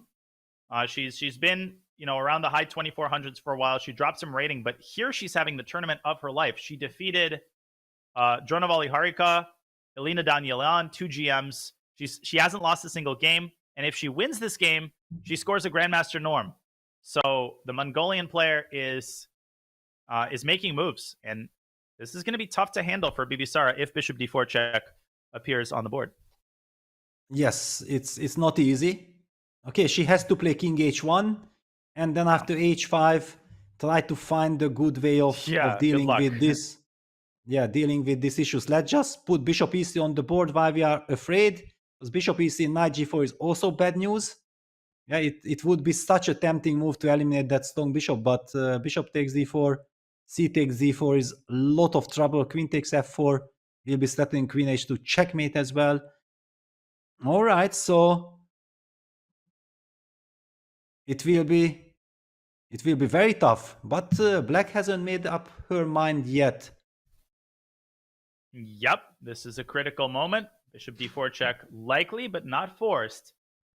And a lot of games to keep an eye on in the women's section, but crazy developments across the board in the open section. Maybe we can take this time to transition. One game that's about to finish, actually, it's probably on page 2 of the bird's eye view, is Duda versus Jalmahanov. We have not looked at that game. It was a pretty tame Italian until it wasn't. And I think Jalmahanov, who's been having an incredible tournament, international master performing at a 2700 level, he is unfortunately about to suffer his second loss of the tournament. He's just dropping a minor piece in the current position on the lower left. Wow. Let me get that game so that we can... it's already over. He has already resigned. Over. Yeah, he's resigned. Yeah, he has resigned. Perfect timing. Yeah, what a miss. Let's just quickly check out what happened here. Probably he was under pressure, because usually mistakes happen when you are under heavy pressure. We do see that white has the pair of bishops. The knights on e5, g6 are unstable. And queen d6 apparently a mistake. Bishop e3. Okay, white is getting ready to activate his last piece with rook d1, queen d3, yeah, queen d6, and then queen d3 combined makes a very sad impression. Queen h5, Yeah. hinting at all kinds of rook takes d5, queen takes g6 ideas. Let's not forget the bishop is spinning that king on g8, queen b5, and probably the game was already lost here. Yeah, bishop a4, queen d5, f4, just picks up the knight because of the pin. What a miniature victory for Duda, who lost a very important and very crucial game yesterday, but bounces back with a very smooth victory. Yeah, I mean, Ramzan has been having an incredible tournament. He is a tough nut to crack, but all things considered, I think Duda was still happy to see the pairing. You know, this is an easier pairing than facing someone like Abdusattorov or Gladura, who Abdusattorov is facing. Okay, so this is probably the first decisive game, or maybe one of the first decisive games of the open section. And a lot of the other positions are heating up. Ali Reza's game is complete and utter chaos, as are some of the other games on page 2. Giri Mamedov, that's pretty tame. Report Tersahakian also looks like a relatively stable position, maybe a slight advantage for Richie. What else catches your eye here? Neiman Vitugov, Well, the queens are off the board. Yeah, I think that Rapport actually has a very nice kind of French structure. And knowing that he's a big expert from the black side, I believe he's very much enjoying his situation. Yeah, big developments in the Hans Niemann Nikita Vitugov game. It looked like Hans was blitzing out his moves, but I believe that he was in fact met with a very strong preparation by Nikita, and finally Black neutralized White's initiative. It looks like Black should be fine now in the endgame. The Alireza Firouzja Aravin Chithambaran game continues to be very, very sharp. It will be very interesting to check that out a little closer. For sure. I'll also point out that Sam Shankland is in huge trouble against Norbek Yakuboyev with the white pieces. His position just looks terrible on the lower right side. He's down a bishop pair. Black has a big pawn on e4. Not too much to talk about there, but Sam has been having a very up and down tournament, and he's got a really difficult pairing facing such an on-form Yakuboyev. Let's take a closer look at the Alireza game. I feel like nobody's going to mind that. Yes, I already have it in front of us. First of all, let's just go back to King h8, because we know exactly that computer was critical about King h8. We felt like it's a very human way of playing the position. We were debating Bishop f4 or some other moves. Bishop e3 played. It's very much the same idea. Maybe it makes sense also to reinforcing the d4 pawn just in case. Black plays the move f5, and this, if you already have to play a move like f5, this is very committal in the long run. It weakens the g6 square. So clearly Black was afraid of some queen d2, bishop takes h6 ideas, but this is a very drastic measure. Bishop c4, targeting the weak pawn on e6, the weakness. Immediately bishop c4 played. Queen e8. Most probably Black is relying on this positional pawn sacrifice, like bishop takes e6, can most probably be met by bishop b4 check, rook takes b4, queen takes e6, and humanly speaking, playing from the white side, you might feel that you don't want to give the light squares for Black. Nevertheless, you still have this knight h4, knight g6, knight f4 regrouping as well. Also, this looks promising, but Alireza decided to even go for something more. Queen b3, hitting the e6 pawn one more time. Now Black included this bishop e4 move, hitting the rook on b1, rook c1. So the computer is slightly critical about Alireza's choices, but I believe that he's still in total control. Bishop d2, a4, queen b5, bishop a3, rook d1.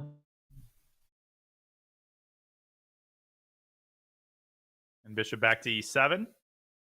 And we'll try to get Peter back momentarily, but bishop back to e7 is obviously an implicit draw for, and also an implicit on sacrifice.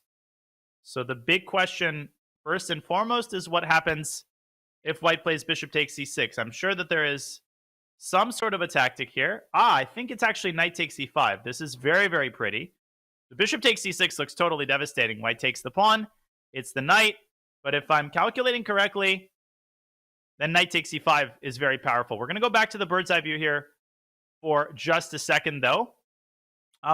Okay, so Niemann Vitugov is in some sort of a sharp endgame, but looks pretty balanced. So looks like Nikita Vitugov has dodged all of the middle game bullets, and he's left himself with a nice time advantage as well. Yeah, I'd like to zero in a little bit more on the Firouzja game if that's possible. But while we're setting that up, what else do we see on page 2? Praggnanandhaa versus Jumabayev. Looks like a very pleasant advantage for Prague. That's on the top right of your screen. Prague has the pawn advantage. But let's switch back to the Firouzja game. I just wanted to complete this line. So bishop e7 is the last move. The question is, what happens if bishop takes e6? Black has this stunning tactic, knight takes e5.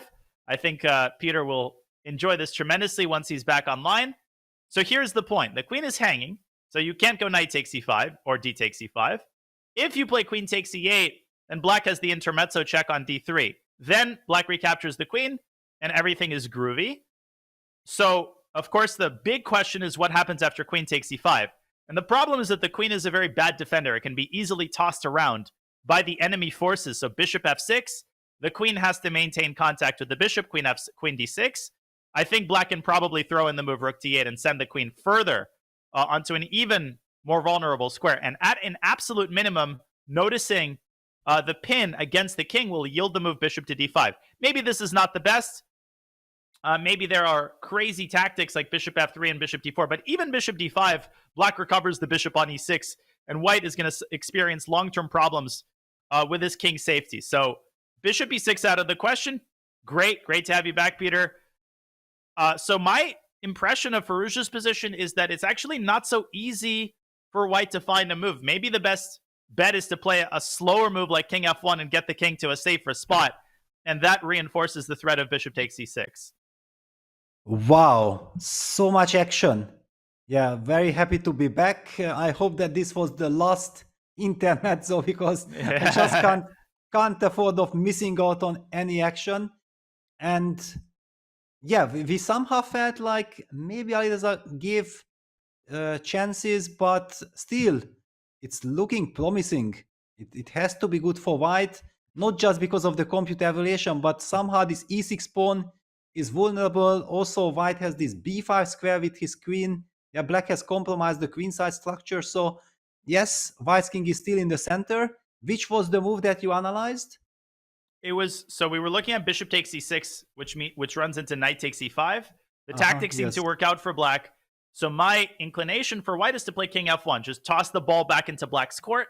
And it's actually not, it's one of those positions where it's very hard for either side to find an improving move. King f1 seems to be low-hanging fruit. Just get the king to a safer spot.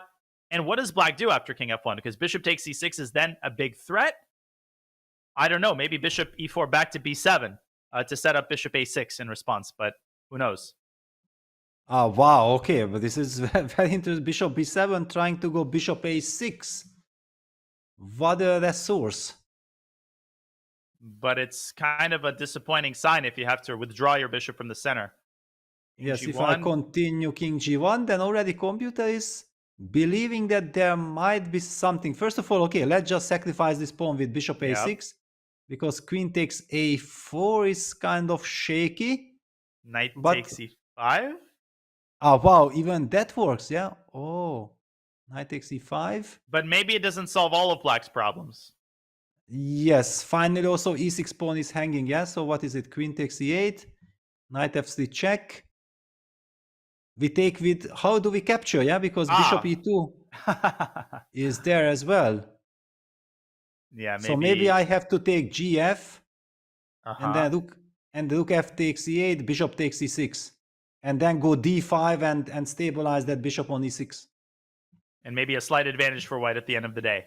More modern chess. Yeah, crazy. But also how black is finding all these resources. Yeah, bishop a3, rook d1, bishop e7 back. It just shows that how gifted and how sharp these guys are. The bishop play in this game is pretty incredible by both sides. White attacking the pawn on e6 with his bishops, and black just maneuvering on both sides of the board, going around this iceberg on d4 and e5. Very, very hard to play around it because those pawns are controlling so many squares, and yet Aravind is finding a way to keep his pieces active despite all the sanctions against his position. But wow, and less than 30 minutes for both sides. I mean, we are in for some crazy fireworks. We're barely past the halfway point to the time control. Yes, but basically we have seen so many other games with the same narrative. Yeah, everywhere we have FIDE. What's happening with the Fabiano game? What happens with the Hikaru game? So many questions. So many questions. Let's go back to the first page of the bird's eye view. And again, I always like to say this: we can't cover every game at the same time, but we do our best to bring you the action as it unfolds. Okay, looks like Wojciech-Aronian. We haven't looked at that one, but that game has been very dry the entire time. I think it's moving likely toward a draw in the end game. Same with Kuzubov versus Sevian. I mean, that game never really got off the ground. They're trading off all the pieces. Probably a draw. Hikaru up a clean, healthy pawn against Ivan Cheparinov. Fabi's game, white is down a pawn, but the queens are off the board. That must be good news for Fabi fans. He's not going to get checkmated, but he might get outplayed in the end game. Yeah, but I also have the same feeling like Fabi can be quite relieved with what happened. Black's dark square bishop has disappeared. White has this lovely center. The knight is heading towards the east square. It looks like it should be enough compensation. Probably Black has nothing to worry about. We also have to be thinking with Deac's mind, yeah, that he has got to +4. Yeah, he's sharing the lead. And then he faced Fabiano Caruana, who has already qualified for the candidates tournament. Yeah, so there is no such pressure from Fabi like the other players that, okay, I have to qualify at all cost, and it's on the minds of the players. Fabi simply wants to win the tournament. And then Deac feels, if I survive this game against Fabi, then I will have all the chances. Yeah, so probably he also does not mind an equal, more or less equal double-edged endgame. But also big time pressure for Bogdan. And I know this from all of my Title Tuesday games against him. He is just a crazy time pressure junkie. I mean, we know that he adjusts his webcam with 40 seconds on the clock, but I don't know, 17 minutes in this endgame against Fabiano, the knight coming to e3 and massaging some of those squares on the king side. Fabi, he converted an endgame like, well, not like this, obviously, but we know how good he is in squeezing the tiniest advantages. He did that yesterday against Bakro. Can he do that again with 30 extra minutes on the clock? Let's take a closer look. And definitely I want to check out Hikaru's game as well and see if Ivan has any compensation for that pawn. Now, there's no question Fabi has full compensation here. Yes, so quickly, just to understand how this crazy middle game position transitions after queen c2, Deac actually captured on e3. He just went on to take this pawn, but giving up much of his big trumps in the position, the dark square bishop.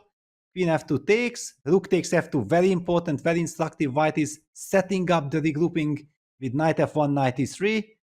Black playing the move king g7, makes sense. d4, bishop d7 developing, hinting at the b5 pawn, and here it's a very big moment that Fabiano said, you know what, I don't want to waste the tempo on defending that pawn. Let me activate my knight because this is so important. Yeah, knight e3 is such a nasty idea. And technically, this is a second pawn sacrifice. I mean, Deac could take on b5 twice. He could play AB bishop takes b5, but then he relinquishes what meager grip he has on the f5 square, making the knight e3 idea even more dangerous, also setting up rook fa2, which might be winning a piece. Maybe Black has c6, but no, Black does not have, or maybe he does, because the f1 knight is also targeted by the bishop. But even knight e3 looks very, very nasty to my eyes. Yeah, and it already kind of crystallizes why Bogdan is taking so much time, because it's not a given. It's not obvious at all how to react. Every single tempo matters. Knight e3 is threatening. There could be an argument that Black, it's a typical idea to play f6, and then after knight e3, knight e7. Yeah, just to solidify the position like this. It might not be objectively the best, but sometimes it's very human. Yeah, you make sure that the e5 pawn is well guarded, the bishop on g3 is still kind of out of the game. You keep the control the f5 square, but eventually White might have another idea of going after the f6 pawn. So it's a very, very sharp situation. By the way, Bogdan has captured on b5. I feel like he might want c6. Like if I might, definitely I would bet a silver dollar he's not taking on b5. Although, these young players are very concrete. Yeah, he has played c6. There's a cool idea to try to prevent the knight from getting to e3. BC, bishop a2 is very likely. And then there's this weird resource, knight c4. You're not just trying to be cool. You're trying to prevent knight e3. And then the knight can be supported with rook to a4 on the next move. I feel like that might be what he's going for. Yes, it's very nice. Also, somewhere, even the temptation of just sacrificing the exchange with rook takes a2 and then follow it up with some bishop e6. Okay, it might be premature because white has the a file and can invade with the rooks, but yeah, knight c4 is a wonderful idea. Although rook d1 is a pretty nasty response in that final position because the bishop on d7 would be targeted. So maybe this is what Bogdan was trying to make sense of. But okay, bishop e6, d5. Yeah, I mean, black could play... No, black couldn't play knight b6, so black could play d5 himself, but that just leads to crazy complications. But hang on, I already mentioned this exchange sacrifice. I'm very interested to check out because bishop e6, d5, this will be the moment when I would be happily sacrificing that exchange. Takes. And now look at this, the knight on c4 beautifully protecting the d6 pawn. I don't know where to put the bishop, but eventually also black has ideas like f5, f4, but just something like bishop f5 followed by rook c8 also makes beautiful harmony.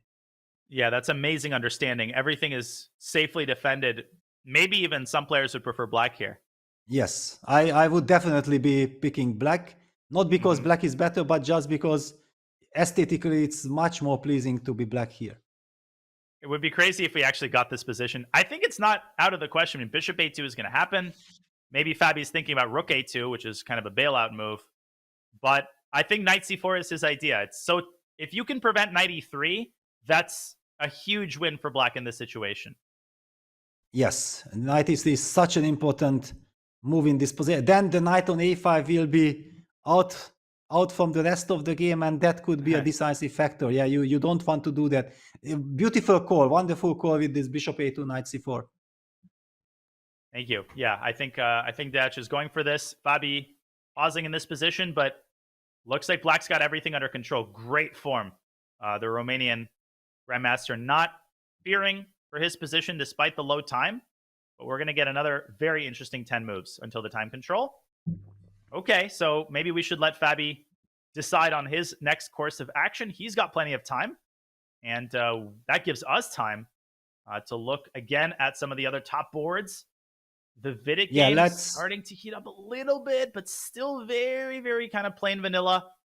And Hikaru, before we go there, we have to catch up on the Hikaru's game because Hikaru has won a pawn, and I do have some deja vu feelings, like when he ended up winning that pawn against Sarana. He ended up beautifully, masterfully converting the advantage. So I'm worried. Yeah, so basically knight b6, we have been worried after bishop f4, how will Ivan deal with this pressure on the b7 pawn.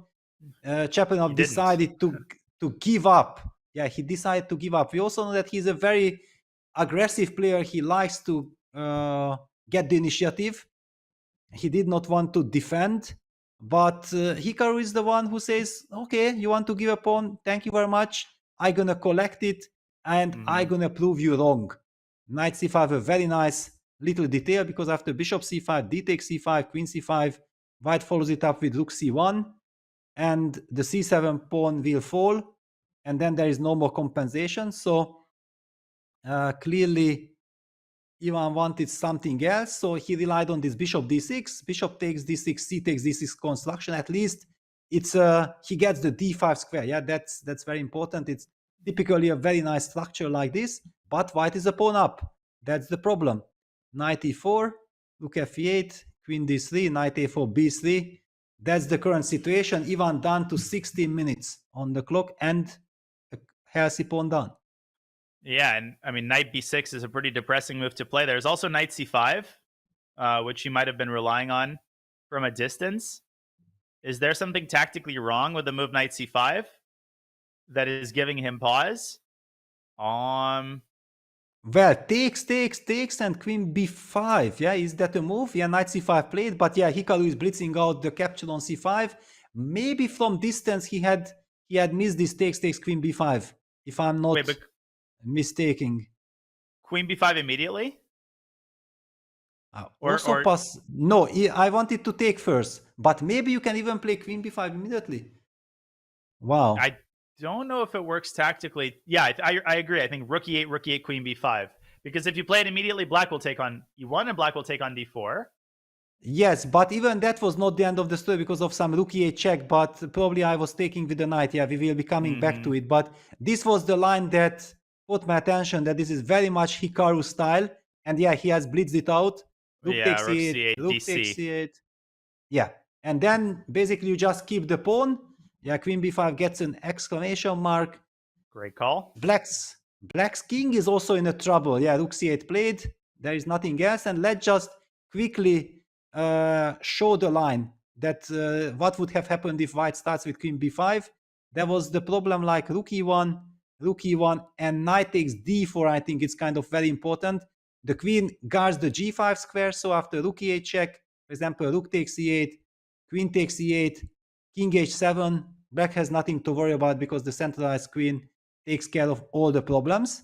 So Hikaru goes along with the 4 sequence, rook takes e8, queen b5, rook c8, and now he has a very pleasant situation because he can just capture on c5 and be pawn up. And black has to take on c5 with a queen, which is very, very depressing because DC rook c5, already there's queen e8 and knight g5. And, okay, after queen c5, rook c5, Hikaru gets he gets any GM's dream. No risk, you're up a pawn, you can get rook d1, get yourself some coffee, enjoy the extra pawn, and you can massage this ad infinitum. I mean, Hikaru, we're just so used to him converting these types of positions, especially with extra time. I think this is a dream come true after rook d1. For instance, maybe there's a more accurate move here. I don't know. Well, rook d1, I think I'm happy that I have at least f6 with the black pieces. That creating some luft, making sure that the knight on f3 is kind of controlled. I might be setting up some g5, hoping for some rook c3 counterplay. Yes, white is a pawn up, white is enjoying, white has a dream, but I wouldn't dare to write black completely off right now. Totally. Yeah, rook c3 is a huge idea for counterplay. The knight is active, so it's not totally, plus 1.6 is a pretty extensive evaluation, but I would call this almost a 50-50 game if Hikaru Nakamura wasn't on the white side. I'm just pretty biased because I'm so used to taking it for granted that he converts these types of positions. But I think we're in for a long endgame on this one. Some of the games have stabilized. We are moving ever so slowly toward the first time control scramble. So let's take this opportunity to refresh ourselves once more. 3 hours into the round 9 of the FIDE Grand Swiss and Women's Grand Swiss. So much more action to cover. Stay with us. We hope you're enjoying the coverage, and we'll be back with more action on the other side of this break.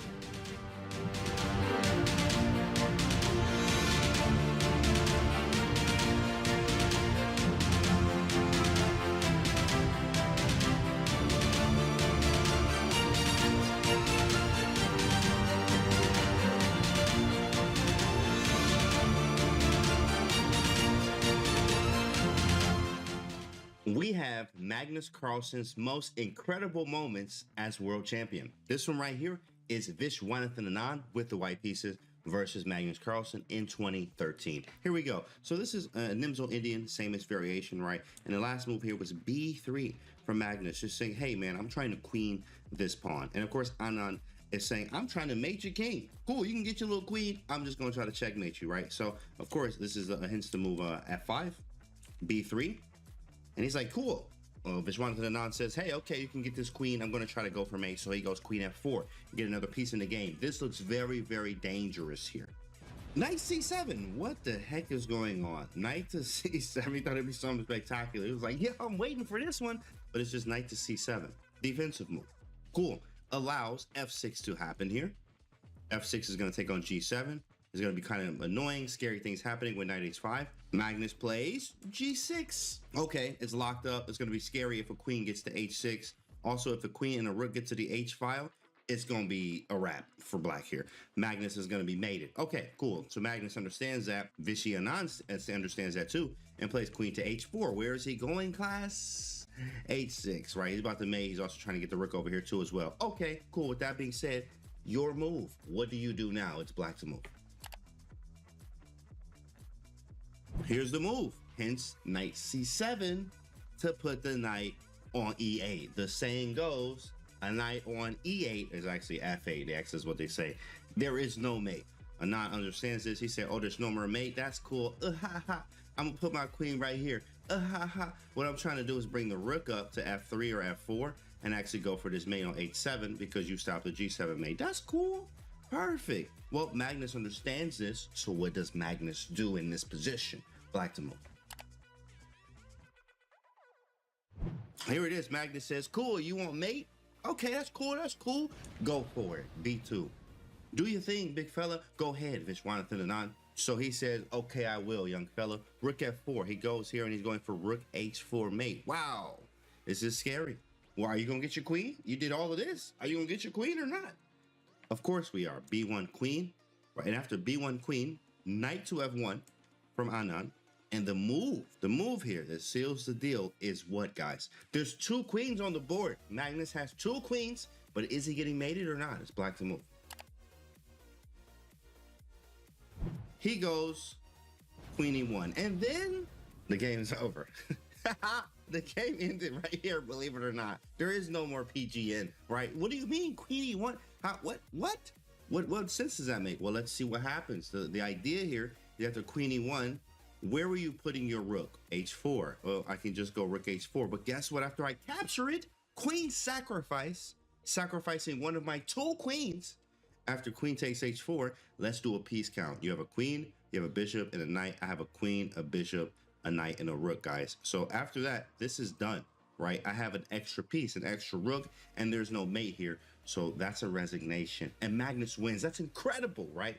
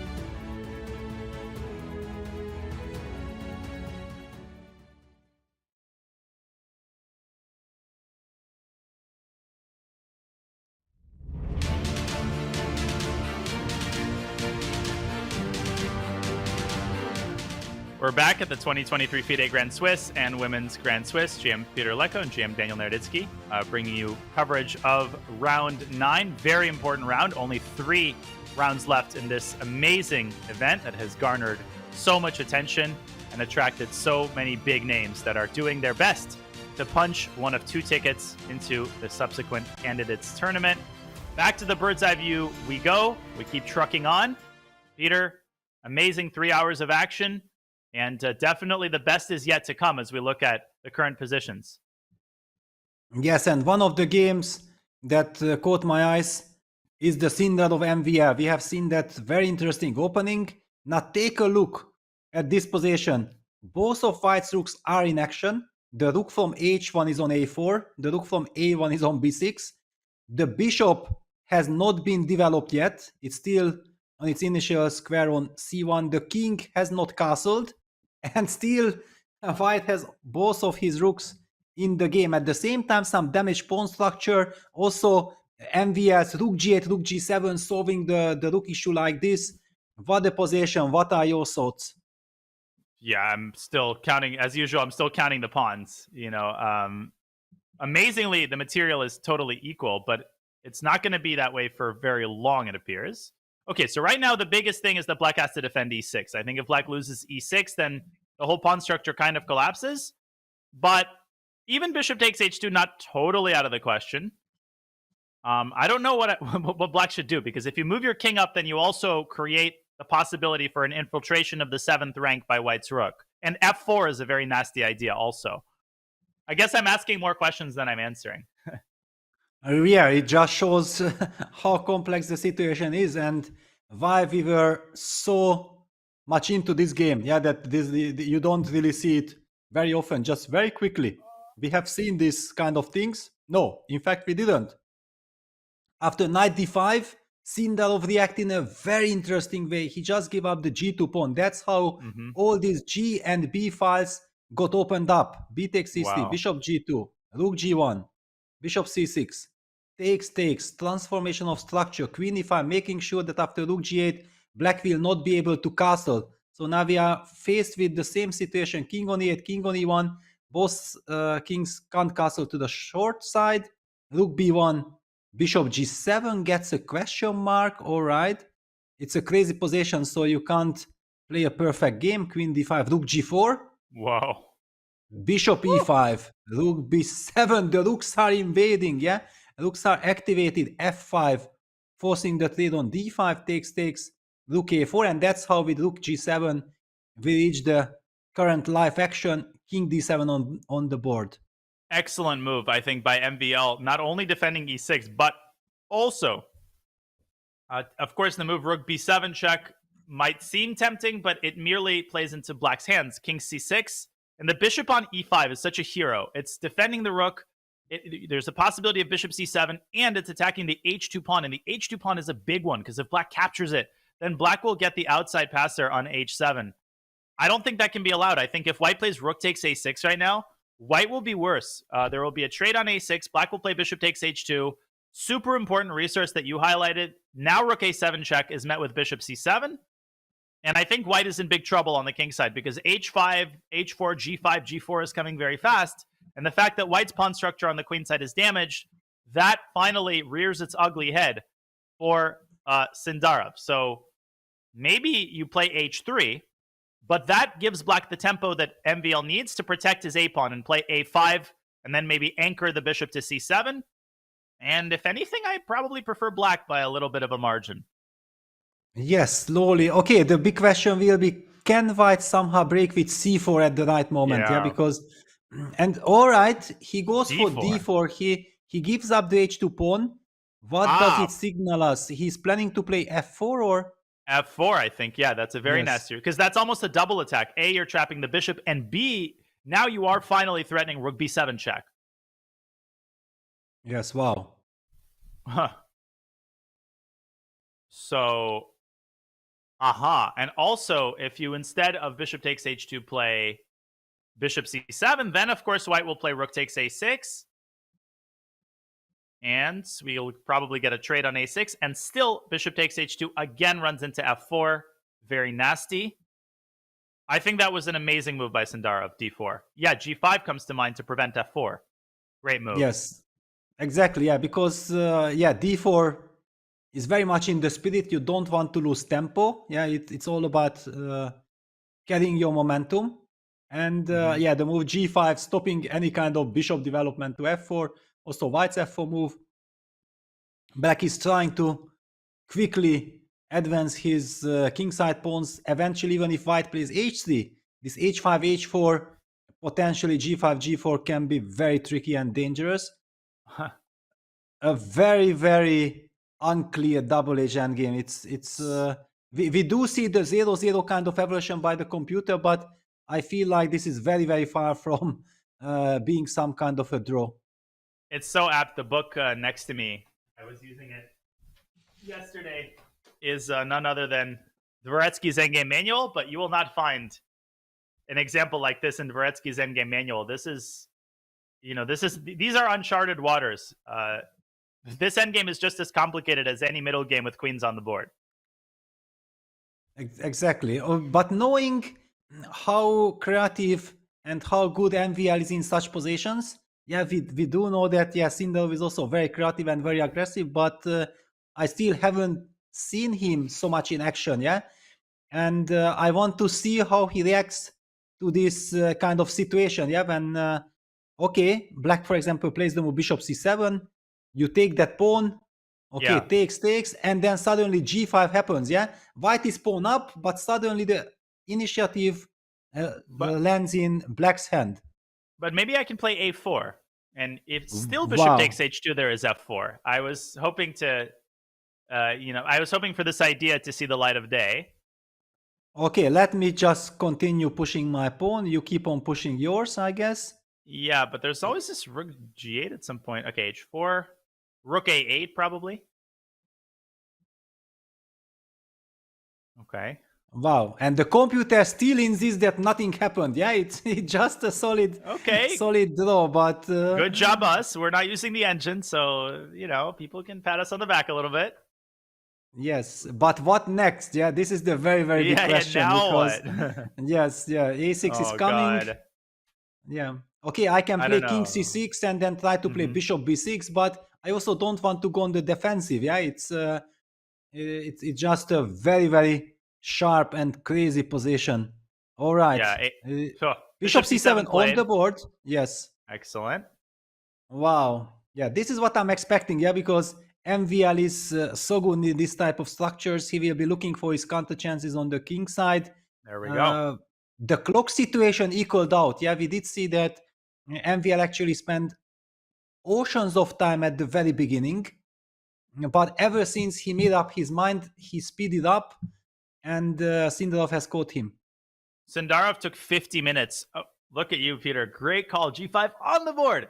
And Sindarov took 50 minutes on the 12th move, knight e5. So that's actually why the clock situation became equal, because originally, of course, due to his extensive preparation, MVL was in the rare situation of being down on time.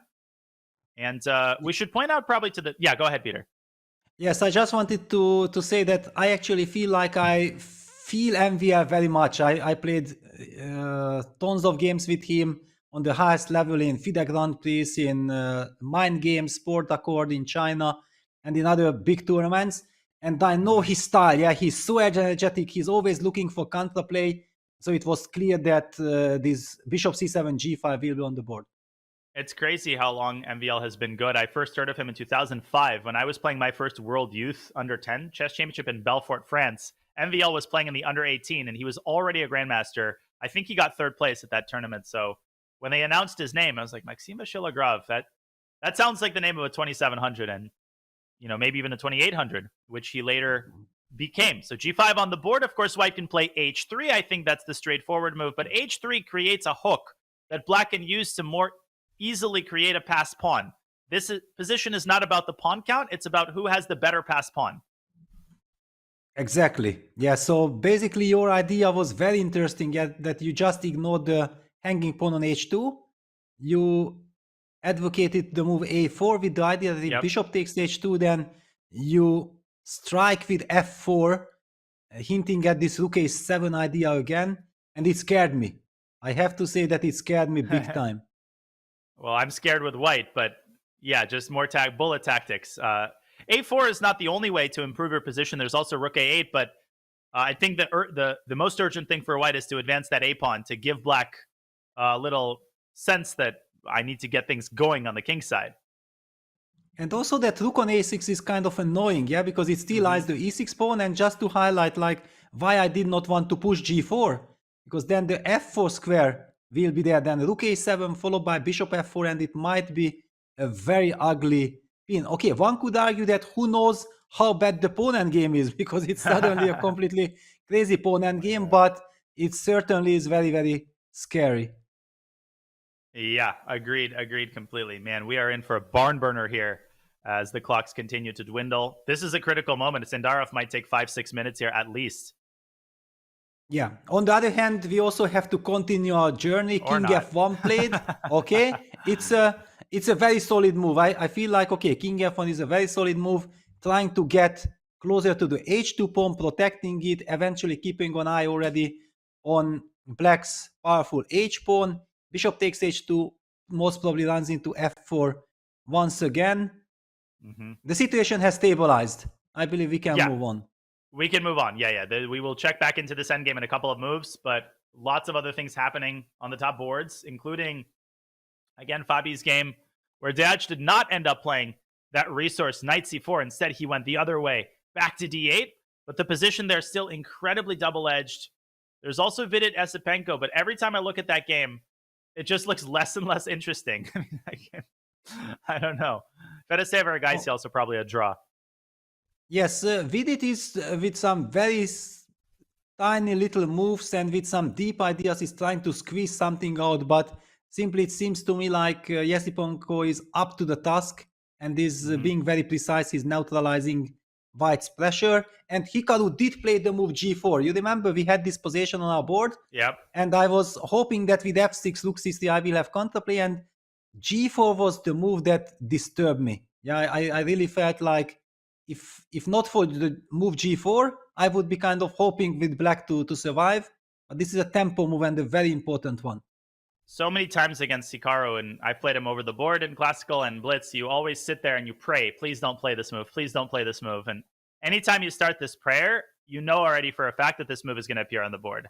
And then you see your opponent start to hover over the annoying piece, and you know your blood starts to run dry. You know, it's this, your throat knots up. It's a terrible feeling. I think Hikaru is up to the task of converting. He's going to go rook d4 and then meet rook c3 with knight d2. I think he's found a great defensive setup to keep all of his trump cards alive. Yes, and also very important news, Vincent Keimer has already won his game against Nihal Sarin. The game featured exactly the line that we analyzed. There was nothing else for Nihal. It was heartbreaking that he missed this rook c7, rook a7, and the counter queen sacrifice. A very big important win for Vincent after losing yesterday to Esipenko. It will still keep his chances alive. Yeah, he still needs to win at least one more game, most probably both games if he wants to qualify, as so many other players. Yeah, I just feel like this Grand Swiss is so interesting because at least 10 players, if not more, are still very much in fight for those 2 spots. Absolutely. You might look at, board 16, they're Arctic, why are we looking at those games? But someone like, Noterbek Abdusattorov, if he wins 2 games and suddenly he's in contention going into the last round. Could we take a quick look at Shankland versus Yakuboyev? Because I think that game's about to end. And Sam Shankland is about to suffer a major blow to his tournament. Let me get that game up. Yes, here we go. Wow. And it's also Noterbek Yakuboyev. Yeah, yesterday played a 7.5 hours game against Praggnanandhaa. He defended the rook end game. FH pawn versus just the king and rook, that crazy situation. At one point, actually, he made a mistake and Praggnanandhaa had the chance of winning, but finally this marathon game ended in a draw. And then with the black pieces, he plays such an aggressive game. I just calculated a really cute tactic, if I may show. I mean, the game is over. Rook e1, I think, is the only move. And now, I think it works. E3. I think E3, rook E3, queen E3, bishop takes G2. Ooh, wow. Okay, you are sharp. You are sharp. Maybe you have to be waking up earlier. Yeah, you are just doing extremely well. Hey, Starbucks, kombucha, water, all the beverages are settling nicely into my brain. Queen D1, King F2, Queen C2, yeah. But this is one of many options. It's like, a menu that Black has. Yes. First of all, that's a completely free attack. Yeah, we know that the famous knowledge opposite colored bishop situation favors the one who attacks first. It's clear that it is Black who is attacking. Black also has ideas just simply rook e6, rook g6 or rook e6, rook h6. You highlighted this e3 move as well. I perfectly share your sentiment that the game is over. Queen e3, there's Queen g6. Get back where you came from. And that ends the game as well. Sam is going to resign either here or in a couple of moves. Yeah, tough game. He was just worse out of the opening, which is rare. Sam is a great opening specialist. He's the hardest worker I know. But it's just such a difficult environment now. Everybody's dangerous. Everybody's got ideas. And the London system, it falls to its ignominious death in this game. Yeah, I also feel like the London defense does not suit Sam at all. It's not his type of position. He also doesn't have so much experience from the white side. So it's a little bit strange that he decided to play the London and it heavily backfired. I'm always, rooting for Sam, not only because he's from my city, but he learned chess at the age of 11, which is insanely late. I mean, Mikhail Botvinnik learned chess at age 12, but that was 1920. Nowadays, it's exceedingly rare. He went to school, he went to a difficult university, and still managed to hit 2700 relatively late in life. Super hard worker, but obviously he plays the most difficult events, and you feel for him. He's going to get back to 50%. Yakuboyev is a beast. How is the guy 26-16? Ridiculous. Yeah, his rating was 2660, and even with 2660, one would argue that he's probably underrated. So yeah, he had some very bad streak, but now he won the Qatar Masters in brilliant fashion, even beating the other Nodirbek Abdusatulov. Yeah, your move rook e1 on the board, but it does not really change anything because of the tactic you already highlighted with e3. But I'm assuming that also other moves are winning, but this is clearly the most straightforward. Yeah, e3 wins. Probably rook e6 also ends the game. Okay, this is clearly in the bag for Yakuboyev. He's low on time, but this is the kind of position you could probably win on increment. Okay, so that's that for Mr. Shankland. Back to the bird's eye view we go. And what do we see? Well, I see a knight on d8 from Deac, which is slightly passive. I much more preferred your knight c4 idea, staying active even if it was involved with some exchange sacrifice. And especially because he's also done on the clock, he has less than 3 minutes. It might give me the feeling that we have to jump into that game. We might be missing out on some dramatic action, which is very important for the tournament situation. Let's do it. The action on the queen side has moved over to the center. And I think Fabi has to be feeling a sense of relief here. I mean, you show him the position 20 moves ago, he could get checkmated. Now he's got 30 extra minutes. Yeah, he's still down a pawn, but look at the compensation. Look at the coordination of his pieces. The knight on d8 is stuck in play as Deac trying to douse the flames of his initiative. Bishop e6 is an excellent defensive move. And the position is equal. Objectively, the position is equal. White has enough compensation, but not more than that. Yeah, now the big question is how ambitious is Fabiano? Yeah, that he senses that his opponent is low on the clock, kind of 2 minutes 46 seconds for 7 more moves. Having played Fabi, I think he's going to go bishop d1. That's my guess. Yeah, I also feel like he will keep the tension. Yeah, just bishop a4 or bishop d1. Oops, that was a misclick. Bishop a4, bishop d1. That's what we are expecting. Simply the fact that after bishop takes e6, the game takes a much more static character. I even don't know. Maybe f6 is also a move trying to liquidate or Black will anyway have to give up the pawn, maybe then just knight takes d6, allowing knight f5 check. The king moves back to g8, and after knight takes d6, we will eliminate another pawn on d4. It should be enough to make a draw. Fabi will keep his bishop. And I think also too docile is knight f5 check. As my coach would say, the only good thing about being a pawn up is that you can give it back at the right moment. And this is a great illustration of that. Bishop f5 ef. Now, very funny move, knight e7 runs into the double fork. f6, f takes e7. Another, you lose both of your knights. Don't do that. But knight f4, give back the pawn. Bishop f4, ef rook f4, probably king f6 or g3. And the position is too simple. I mean, you're not going to win this even in your opponent's time pressure.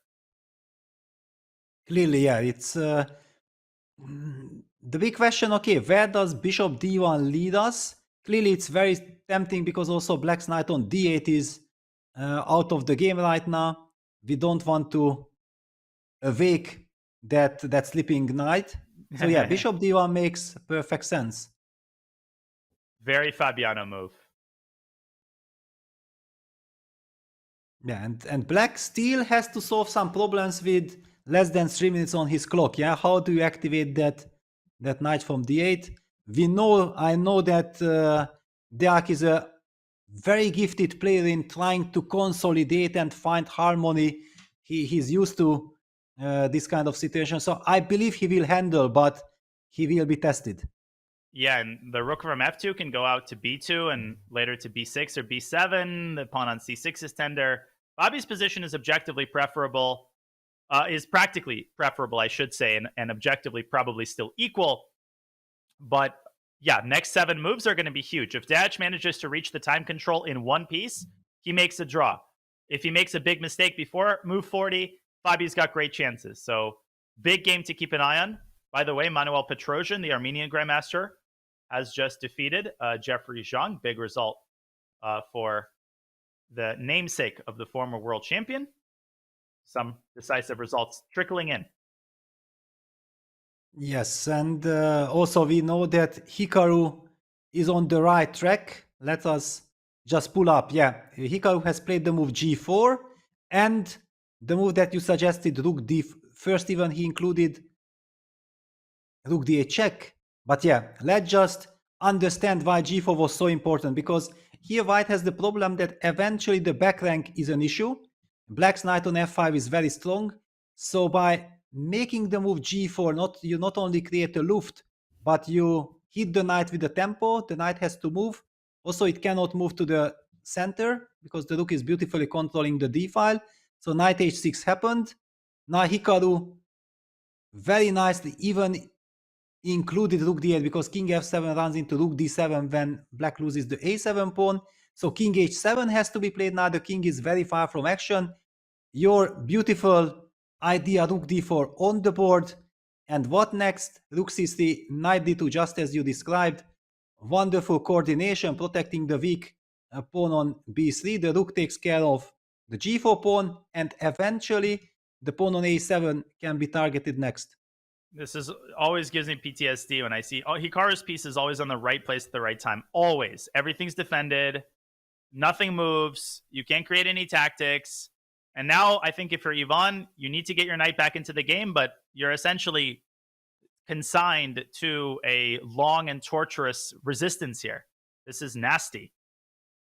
Yes, the only drawback, of course, in the long term of g4, that if black manages to regroup his knight, and we are expecting the move knight f7, then somewhere the f4 square, otherwise with the pawn on g3, white could just simply play king g2. Now, there are scenarios where black goes knight e5, goes g5, or even maybe knight g5, knight e6, and then eyes the f4 square combined with g5. So it's not over yet, but most probably Hikaru already has in his mind his setup how to break this. Peter, we have to go to the Alireza game. Crazy action there. Also, Wojciech Aronian had some amazing endgame tactics, but that game, they basically followed the computer line, and it's going to be a draw. This game is next level what happened in the last couple of moves. Wow. It actually started out with our line king f1, bishop b7, the innocent little moves. Bishop b7 gets an exclamation mark. Rook c1, bishop a6, queen b1, bishop a3. Apparently a mistake. And look at this. Alireza jumps on the opportunity. Bishop a6, bishop takes c1, queen takes c1, rook takes a6, and the sacrifice. Bang. Boom. Exactly. Wow.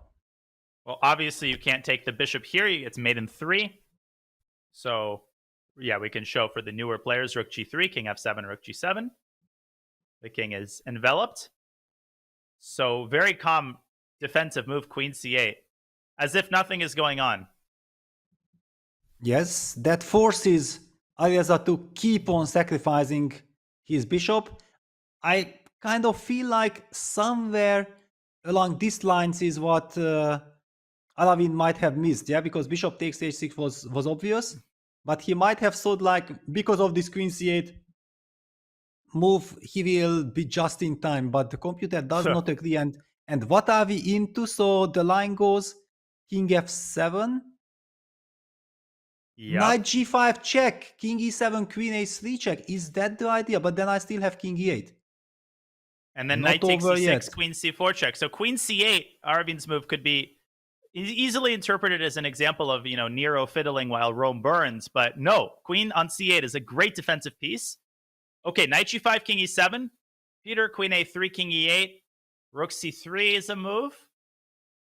Yes, so basically we are dealing with that. Yeah, queen h6 looks like a very tempting move as well, because we are setting rook g7, we are setting knight g5. But yeah, suddenly I got carried away with knight g5 check, because it looks like it should be winning as well. Check. But King. rook c3, what does black do? And then knight takes c6 is coming. It looks hopeless. Yeah, I mean, you can play knight c5, but then dc already, I think this is very depressing, because black isn't even up material then. Yes. Yeah. No, it's... Basically, seeing the evolution bar, computer even thought like there was something stronger, but I believe this is already enough illustration to understand that, yes, black is in a lot of trouble. There are too many dangers coming from every angle. You could also play knight g5, king e7, and immediately rook c3. But either way, I think this is in the bag for Alireza. If I had this in a 30-second game against him, I would think my situation is hopeless. With 6 minutes feels like an eternity for Alireza in this position. Well, knight g5 check on the board. Yeah, so Alireza goes along these lines. Maybe then exactly for this reason that maybe somewhere black has this knight c5. So king e7 can be met by rook c3 instantly and then follow it up with queen a3. In any case, black will be checkmated, and this is a vintage Alireza game. Yeah, this is how he was winning the Grand Swiss in 2021, and everybody was thinking like, okay, yeah, there is no way Alireza will not become the next world champion. And yeah, this is a stellar performance. Absolute. Yeah, vintage Alireza is a great way to put it. And barring something crazy, a couple of precise moves separate him from another sparkling victory over the talented Indian Grandmaster. Okay, couple quick updates without having to go to the game. Pentala Hare Krishna going to win an endgame against Front Melkumian. There was also some crazy tactics in Aronian, Wojciech Aronian. We could spotlight them quickly. The current position looks like a dynamically balanced endgame. White is up in exchange for 2 pawns, and I think neither side can make progress. But if we rewind like 6 moves, it was a completely pacific endgame. Nothing betokened the kind of fireworks that we saw near the time control. Around here, things started getting crazy. Yeah, so White's last move was actually rook c2, targeting the knight on c5 indirectly. And Levon said, all right, you want to target my knight, let me ask another question also on your knight, sir. b4, knight b5, a stunning resource. Yes, c takes b5, rook takes c5 would be kind of a nice state, but Levon has foreseen this knight takes e4, sacrifices the knight, and okay, king takes e4 runs into bishop f5 check, picking up the rook. So Radek goes for knight c7. Yes, steps in with the knight, forking the rook and the bishop. Knight takes g3. Decision. Mhm. Yes, wow. Yes, because actually black had to do this. If he moves the rook, then white captures the bishop and after captures the knight with the king. So knight takes g3, knight takes e8, knight takes f1 check. Very, very important, eliminating this bishop. King f2, takes, king d7, king e2, king d6. And yes, black has everything under control. The pawn on c6, 2 pawns. Yeah, pawn on c6 and one extra pawn on the queen side, on the king side is enough for equality. The question is there one side who might be able to ask some question to the opponent, or is it just a straightforward draw? If someone put a knife to my throat and said which side is playing for a win, I would probably choose white. On the other hand, okay, the move c5 strikes me as very natural. Prevent the white king from centralizing. And if the white rook takes its eyes off of the c4 square, black might play c4, maybe create a pass pawn. But realistically, I don't think that either side has serious chances. Yes, it looks very drawish. I'm wondering if after c5, is there some idea like king c6, king b5, and then try to rely on these a4, c4 ideas? Because I don't really see exactly how white can get too active or how white can really create something against black's king side. Somehow I feel, and knowing Levon, he will try something from the black side. It's not because he has the better position, but it's just his character, it's his nature that he wants to do something. You're exactly right. And he's been having an up and down event, but overall a very good event. Of course, Radoslav also had a couple of sparkling moments, including an amazing, maybe even the tactic of the tournament against Denis Lazovic, what feels like an eternity ago. But that Queen A1 move is going to make books and videos for a long time to come. Okay, so this one, despite all the fireworks, settles into a relatively docile endgame. In the meantime, Fabiano Caruana has made a decision, and it was actually not to keep the tension. It was, in fact, to release the tension and likely win the pawn back. So that game, I think, is heading very rapidly toward a peaceful conclusion. Yes, that's the first impression. On the other hand, yesterday I got fooled by Fabiano. Yeah, it looked to me like Etienne is just a couple of moves away from draw, and we know what happened. But yes, that knight on d8 is a horrible piece, but that horrible piece actually defends the two weaknesses, the pawn on c6 and the pawn on f7. And in this regard, I'm not sure that we can really call that knight a bad piece. It might be a very useful piece. The king is active. You did mention this, that we feel that the status quo, the dark squares, should give black enough to hold the balance. Yeah, absolutely. I mean, after rook g4, king f5, you could look at this and say, oh, but white's bishop is more active, but there's just not enough tinder to start the fire.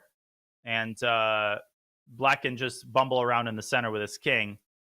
So 4 minutes on the clock is plenty of time for Deac. It's too simple of a position. I think Fabi has essentially signaled with his decision to play knight f5 that he is maybe not okay with a draw. He will still try. I think he's going to try to win the g4 pawn. But yeah, rook e8, black's rook is too active.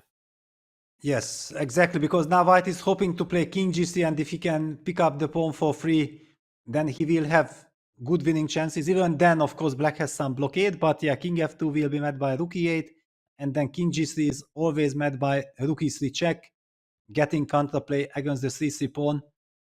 Unless something huge happens here, yeah. And also rook e8 is threatening to play rook e5, targeting the f5 pawn. No, totally. Sorry, I cut you off. Our producer just sent us the move of the century, which happened in a game on the lower boards. But please continue. Wow. No, okay, but then tell us, if it's the move of the century, I want to see it. Okay, Shreyas Royal versus Volodar Murzin.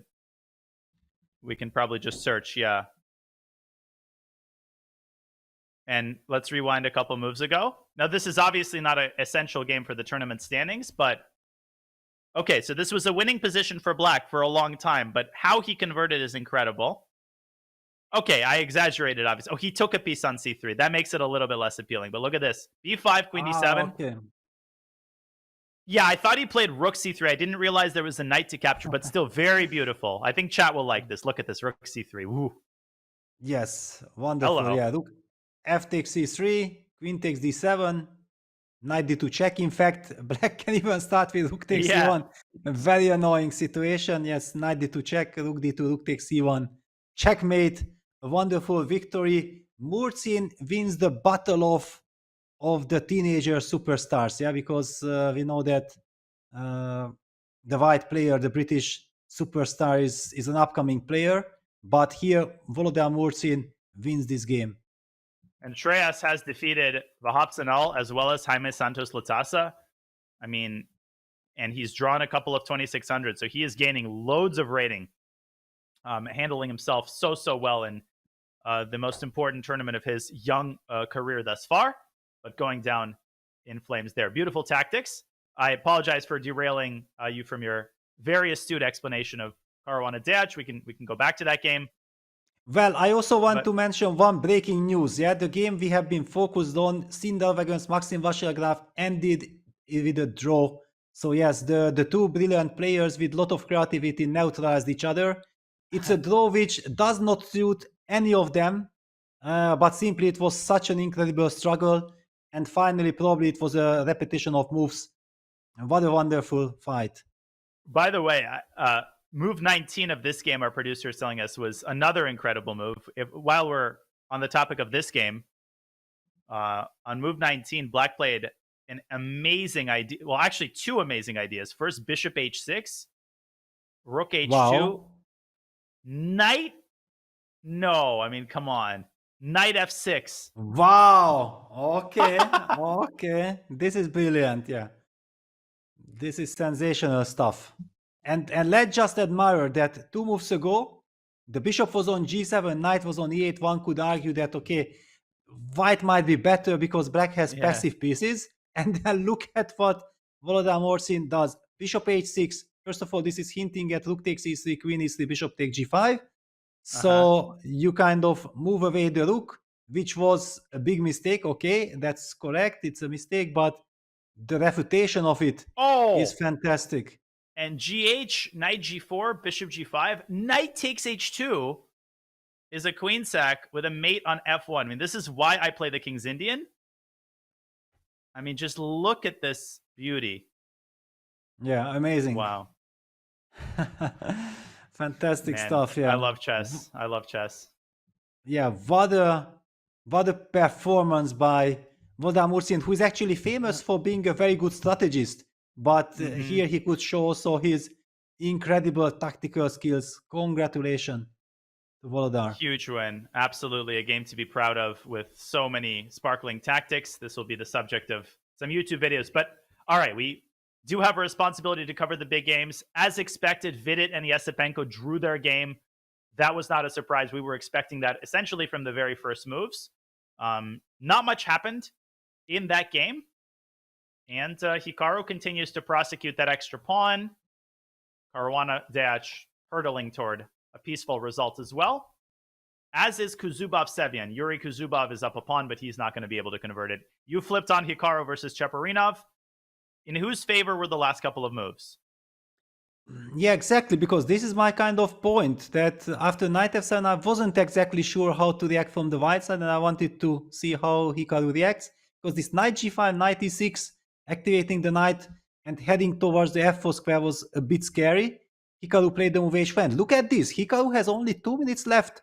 He's spending a lot of time. h4, g5, h takes g5, knight takes g5. The knight might continue the journey, try to eye that f4 square. Wow. Okay. This seems pretty promising for Ivan, and suddenly Hikaru is down to 1:40. I didn't even realize how low he was on time. Yeah, because and king g2 apparently a mistake. Look at the evolution bar jumping, and that's what we talked about. Yeah, we are expecting that some knight jump might appear. Is Hikaru relying on knight e6, rook e4, knight c5, rook e3? Is that his idea? Or rook c4 after knight c5 forces the trade of rooks. Okay, rook c4, I have rook d3. And then if I take it on c5? No, sorry. And rook yes. a5, yeah. No, sorry. Yes, I thought like 96 you meant rook c4. Yeah, then I wanted to play rook d3. Not the other way around. All right, so yeah, king g2 on the board. This game is heating up. Still Hanging in the 4 more. balance. Yeah, 4 more moves before time control. And it's a very tricky. We know exactly these knight jumps. So all eyes on Hikaru. Will he be able to master it and reach move 40 with a clear advantage, or will Ivan be ready to get enough Yeah. counterplay before reaching that critical move 40? Well, the common advice is when your opponent is in time pressure, make a non-forcing move to give your opponent a big choice. Does black have an improving move? I mean, the knight and the rook are in optimal squares. King g6 might run into f4, and then you can't drop back to e6. a5 looks very risky to me. a5, white could play rook a4, but maybe it deserves attention, trying to reduce the number of pawns on the queen side. What do you make of a5? Well, if I don't have anything concrete, then a5 makes sense. But I really would like to use this concrete moment, yeah, because somehow white's pieces are a little loose. This king g2 also stepped into this knight f4 check. On the other hand, I'm pretty sure that, yeah, Hikaru is kind of relying on this rook e4, and probably knight e6 is premature. Yeah, knight c5 can be nicely met by rook c4. That's correctly pointed out. All right, so black should just sit and wait, but doing nothing, it's sometimes the most difficult. Extremely hard, especially when you can sense that the draw is very close. Rook c2, I don't want to relinquish the grip on white's pawns. I think Ivan is going to play either a5 or maybe some king move, but where? I mean, king h6 makes very little sense to me. I mean, how does that improve black's position? Maybe as a waiting move, it can be considered. I don't know. I have no idea why the computer is so pessimistic about white's chance. 0.2 is crazy to me. I think this is a false evaluation. Well, probably if computer versus computer, it's a correct evaluation, but in a human game with time trouble all around the places, I don't feel that this makes such a big difference for us and for the players. The move a5, I kind of like the move a5, but on the other hand, then again, why was king g2 a mistake? Yeah, what white should have done, and a5 on the board. a5 on the board. I like this from Cheparinov. Rook a4, rook d3, and if black can trade the b pawn for the a pawn, I think Ivan holds the draw.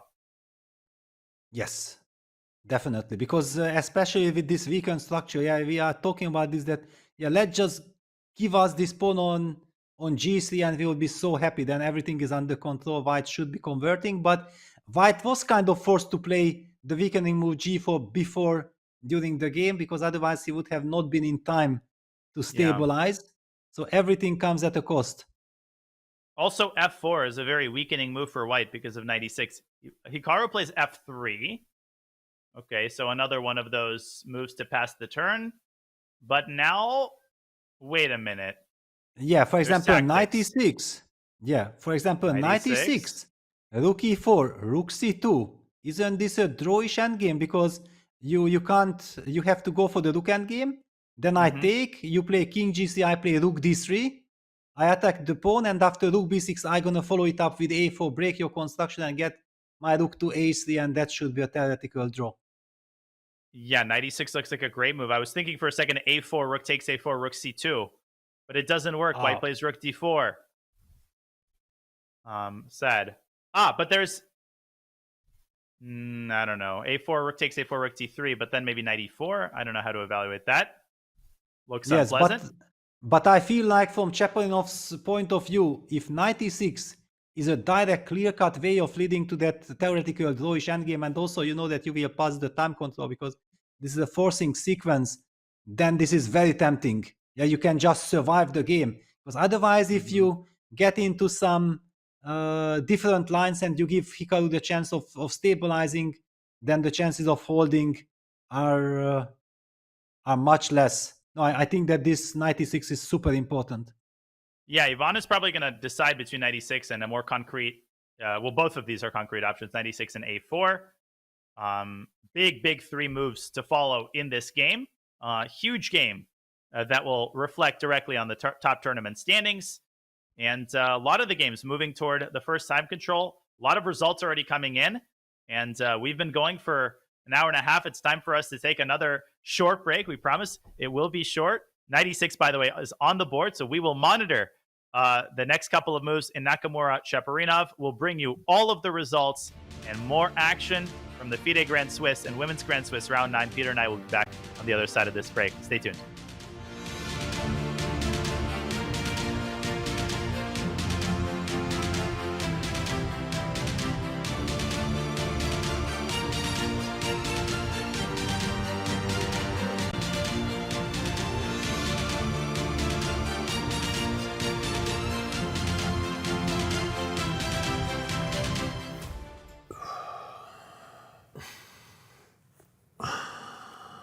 Dude, it's impossible to not hear you just breathing super loudly. Okay, fine. I will hold my breath for 3 minutes. All right, let's go. Okay, let's go sure. right now. Got the Ready? chess clock app right here. Almost there. And you did it. What can you do for 3 minutes? My wife says not a lot, but I can plank. Keep that big butt down. Dude, nice. 2, 1, you did it. Wow. I feel better. Oh, yeah. You were timing me? Yeah, you were in there for 30 minutes. Oh, man. Let's Sorry. play some chess and get some dinner. Let's do it. Time odds? Yeah. Okay. You bring your clock? Oh, I left my clock at home. Dude, you idiot. I told you to bring it. Let's just go get something to eat. Okay. Oh. Download the new chess.com clock app so you can time yourself playing chess or whatever other dumb stuff you and your friends do. With Chess Kid's new live classroom feature, coaches can do so much more. Easily create or preload games from your library and invite your class in seconds. Teach face-to-face interactive lessons without having to leave the site. Teaching chess online has never been easier.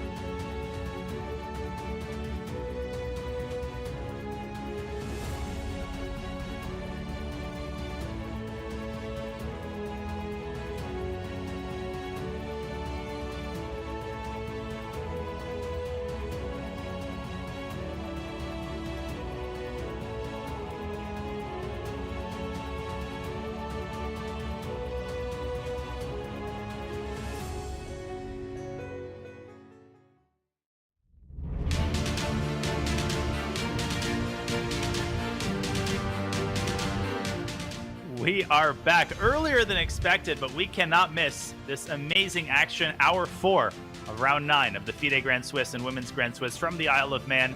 This is GM Daniel Nerditsky and GM Peter Lecko bringing you coverage of this super important round with lots of results coming in and the first time control on move 40 about to be reached in a lot of the games.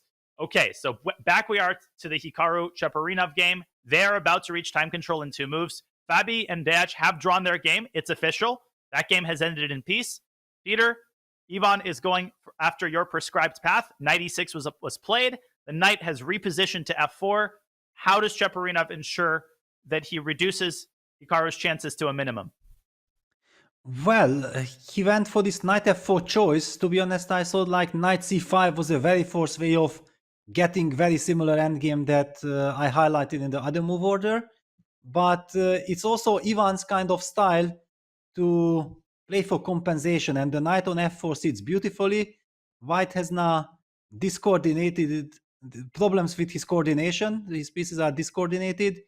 On the other hand, we know exactly that Hikaru is so good in somehow regrouping his pieces correctly.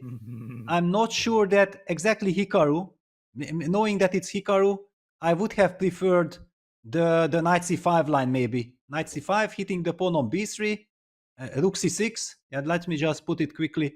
Rook c6, rook c2, king g3, rook takes d2, rook takes c5, rook d3, and again, the same narrative that against rook b5, I'm gonna break with a4, and I think this is a theoretical draw. And probably white even had to go like king f1 because king g3 there was knight e4 check, so okay. More strengthening your point even further that with the king back on the first rank, this would have been a draw. Now knight d3 comes to mind. Ultimately, with the same idea, you want to target the... Wait, did you play that move or was it played by Cheparinov? No, it was played by Cheparinov. I also wanted to make this move because you advocated that move, and yes, it's a good move because white cannot come closer with the king. King e2 is met by knight c1 check, followed by knight takes b3. Okay, so Hikaru has to either counterattack the... Oh, rook d5 loses to rook c1 check. That's easy to blunder. Jeez. Wow. I mean, look at that. Knight f4 check. Very important trick, by the way. I think Hikaru's going to go rook d4, trying to meet knight c1 with rook c4. Yeah, that makes a lot of sense. And Hikaru plays a4, just fixes. Okay. Yeah, he fixes because it's in the rook end games. It's so important that black's a5, a4 move, yeah, which was key line in many of my lines, is actually stopped. Huh. So his next stage is to get the rook to b5. That is the, apartment overlooking Central Park is the rook on b5 because you're protecting b3 and you're attacking a5. Black probably has to keep his knight on c1 because if you play knight c5 here, then after rook c6, you are constantly dealing with this very nasty... Although knight takes a4 exists, so... Man, 2 minutes to make a very important decision for Chepa. Yes, but that's why I did not like his choice. If it would not be Hikaru, I would say yes, it's a great practical choice. But against Hikaru will never blunder any tactic. And if you already had a choice of guaranteeing some theoretical draw being pawned down in a rook end game, I believe you should have taken it. Now Hikaru feels like he has a chance. That's very important for him. Yeah, he definitely has a chance. I think we're likely to see knight c1, rook b6. And maybe at some point, Cheparinov just has to sit. Essentially, keep his rook on c3, keep his knight on c1, and just go like king g6, king h7. Because even if white's king gets to d1, how are you dislodging the knight from c1? It's a remarkably safe square for the knight. So I think it's still objective to draw knight c1, and move 40 has been made. Yes, move 40 has been made, but I'm always very skeptical if you are trying to keep some position. Let me just highlight. You already mentioned that white will play rook b6, and if you just wait, you do nothing. Then I have this idea of putting the rook on to b5, and then I walk with my king e1, king d1, and eventually go knight e4, because then after rook takes b3, the rook is protected by the pawn on a4. Yeah, so I have a clear-cut vision how I can break black's construction, and that's why I'm really worried for Cheparinov. Let me amend this slightly. After rook b6, you could go rook e3 and prevent the white king from progressing to d1. That's nice. That's a beautiful move. Wonderful move. But rook b5 still, and it's still unpleasant. But after rook b5, I still don't threaten anything, yeah? Now I don't have the tempo move that I wanted in the previous line. Then you just play a king move. A king g6. Wow. Knights. Rook E3, Knight C1. What a construction. Crazy. It holds everything. King F2, Rook E2 obviously drops the knight. Maybe F4 can be considered, but that does not look like a serious attempt. Yeah, at least it comes with some more weaknesses. On the other hand, yes, you can sacrifice some of your pawns if you eliminate the A5 pawn. Mm-hmm. Maybe black should just sit and wait. Like King H6. Heh. Enough squares for the king. No mate. Yeah, I think. But yeah, here we also see somewhere some ideas like Knight C4, Rook takes BC, Rook H5 check. But okay, finally I will have Rook F3 check. Okay, yeah, black is active enough.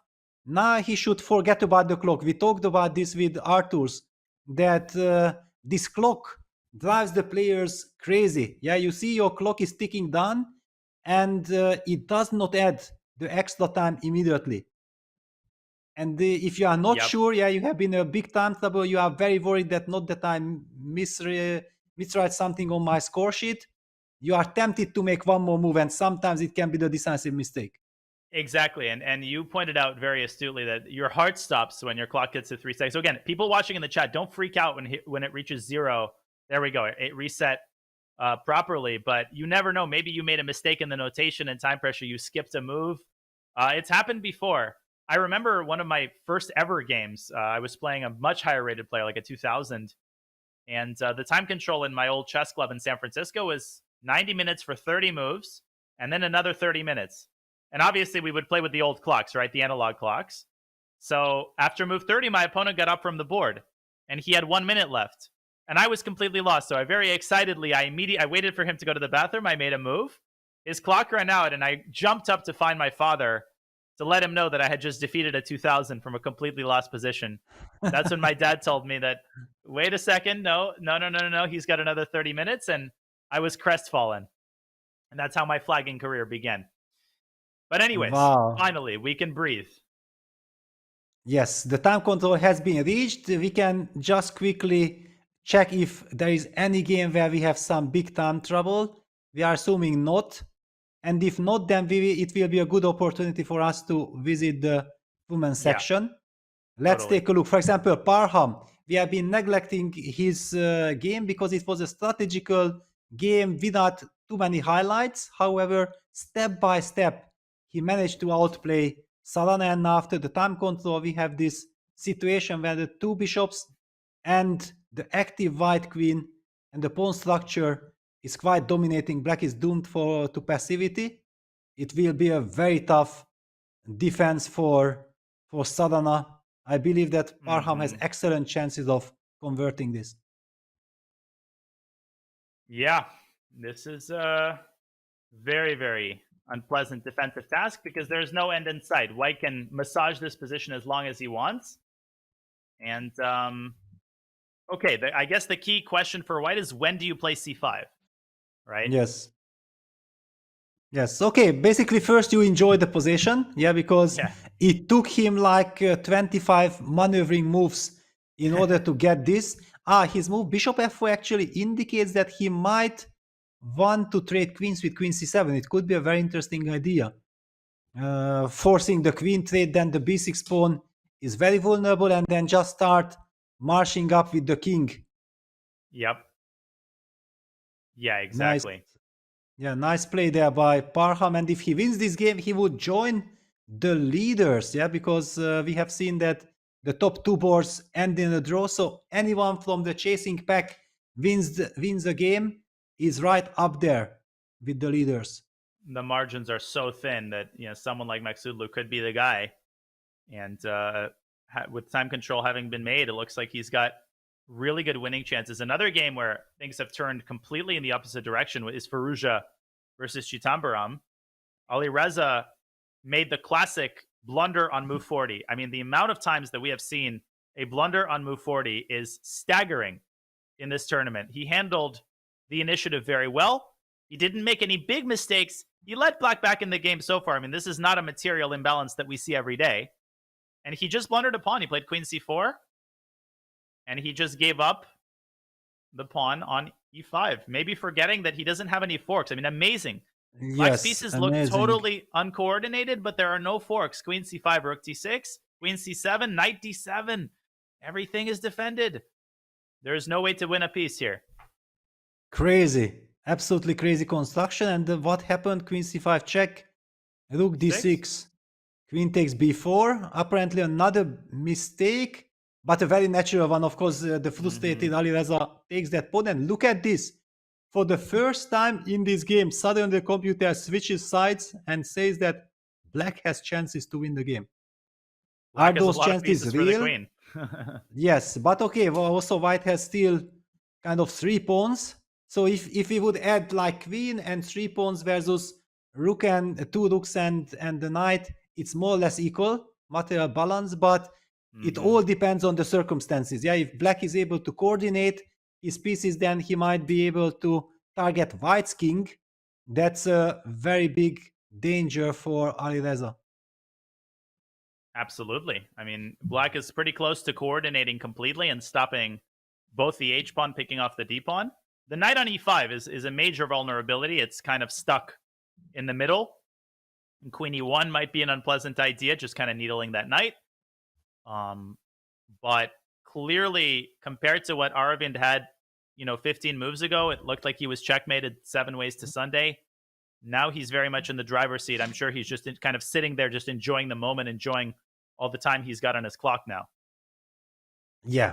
And okay, now if Alireza stood up from his board, which I'm expecting, yeah, because he has to get rid of all this tension, the negative emotions and everything, he definitely runs to Hikaru's game and probably checks out, and he hopes that Hikaru wins somehow, because if he does not win this game and he even ends up losing this, he will lose so many valuable rating points. Yeah, his fight for the rating spot against Hikaru, his chances will be almost close to 0 after this Grand Swiss if it continues in the same spirit. We know that he has a Sinquefield Cup coming up, but okay, how easy it is in the Sinquefield Cup to win rating points against the best players in the world? It's very, very tough. So he needs Hikaru to qualify from this Grand Swiss in order to qualify for the candidates. Yep, always nerve-wracking when you're reliant on another player to achieve a particular result. At that point, you feel like you're almost playing 2 games at the same time. But this game has also stabilized. I mean, we're expecting Aravind to take his time. Maybe a good time to jump over to the women's section, Peter, unless there's any other games you wanted to check out before we do. No, I think it's the right time. Yeah, let's go. Let's go. Okay, so the women's section, it did start 2 hours later. So the stage of the games, because of the reduced time control, might be kind of similar. But let's see. Okay. What do we have here? Wow, for example, take a look that Stefanova has not yet found the time to castle. It just shows that what an interesting strategical battle it is, that you just simply don't have time to castle. Probably she's fighting for advantage. She had now kicked away that knight from d5 with the move e4. We are expecting castle to follow pretty soon. What else happens on the second board? Some kind of a big strategical battle. Yeah. Black seems to be doing fine. I believe that's for sure. And just as expected, Tanzonji has a golden opportunity. Look at her pieces, also the pair of bishops, and everything is wonderful for Black. Looks like she might be looking for the kill shot. And look at the time situation. 50 minutes to 1 minute for White. I mean, that's just insane. And we're only on move 28. We're 12 moves out of the time control. I mean, there's no way Sophie Millier pulls this off, given the state of her position. On the fourth board, I was looking for Black's king for a while. Like, it wasn't on G8. It wasn't in the center. It's like, where is Black's king? And then I realized it was all the way over on the queen side. So clearly we do see this h5, knight g4 idea having been carried out that we had discussed. But it looks like White has managed to dodge a lot of the heat. And Asobayeva kind of back in business on board 4. And what else do we see? Actually, that's a very big turning point. Yeah, that we know that it's so important. She's fighting for her Grandmaster norm. So does Mungun Tul. It's a crazy big duel, and it does not disappoint. Yeah, white has sacrificed the exchange, stabilized. Now the white's king on h1 is kind of feeling safe. What a battle. Incredible. Should we try to find a forced win in Tan Zhongyi's game? Yeah, let's Or take is a look. it too because one-sided? Okay, because of the time situation, let's just see that how much chances white has to survive. Are there enough chances at all? Because we just love this construction. Look at black's pieces. Also, the pawn structure is very nice. And white's pieces are all around. Queen on b7, rook on a2, bishop on b1, shaky, rook on f1, passive. The pawn on e5 is weak. Just so many. For example, if something happens on the back rank, it will be game over on the spot. I'm already looking for forced wins. I mean, bishop c6 is begging to be played. Queen takes a7. I'm already calculating bishop takes g2 and trying to see if there is a forced win there. Wow. Even like this, yeah? But, okay, at least if you don't win, then black has chances to survive. But maybe you have, yeah? Let's take a look. Bishop c6. Queen Queen a7. Takes. Check. And after king h1, you have some queen c4. Mate in 7. Wow. And queen c6. Too many threats. Yes. Incredible. Yes, I feel like queen c4 is the key move. Yeah, hitting the rook. And if the rook moves, then after check, there won't be any interception with f3 because of queen takes f3. Wow, what a eagle eye you have there. White has no moves. Also, rook e1, queen c6, bishop e4. Maybe we can just show. It's a simple queen sack, but queen takes e4 and rook a1. Rook d1 is forced mate. Always a very nice pattern to be aware of. Sorry, which move here? Rook e1. Rook e1. Yes, queen of course. c6. Yeah, this is... I mean, of course, nothing wrong with rook takes e4, but queen e4 is mate. This is the fancy stuff and the beauty. Takes, and rook d1 check. And white's king is checkmated. Wow, so yes, it feels like black should have a forced win. The position is too good. Yeah, but I'm sure you could probably handle it more slowly. You could probably play a move like bishop c5 and enjoy life just as well. Yeah, also some rook dc8 followed by rook c1. Yeah, I highlighted this idea of going for the back rank issue. Yes, finally white will have the defensive move bishop d3. Clearly, if you can win by force and you spot queen c4, and I think that's the key move, the queen c4 on the board, we're gonna see this line. I mean, my original idea was queen takes a7, rook g4. Okay, queen a6 played by Sophie Millier, but that changes exactly nothing, I think. If anything, but it makes bishop g2 even more tempting. But she controls the c6 square, so at least you won't be able to give queen c6 check. But now you'll be able to give queen d5 check. Yes, that's correct. Yeah. So yes, we are still assuming that the same line might just win. So check, king h1 and queen c4. Yeah. Yeah. No Nothing moves. changed. Yes. Knight c7 you have to play, but queen takes c7 resigns. Yes, this is completely hopeless. So wow, yeah, let's bring back the live board. We're expecting bishop take g2 to deliver the final blow. And then Tan Zhongyi will be very much back in contention for those desired two candidate spots. Exactly. This was a good pairing for her. I mean, Sophie has been having a great tournament, but it's a very winnable game.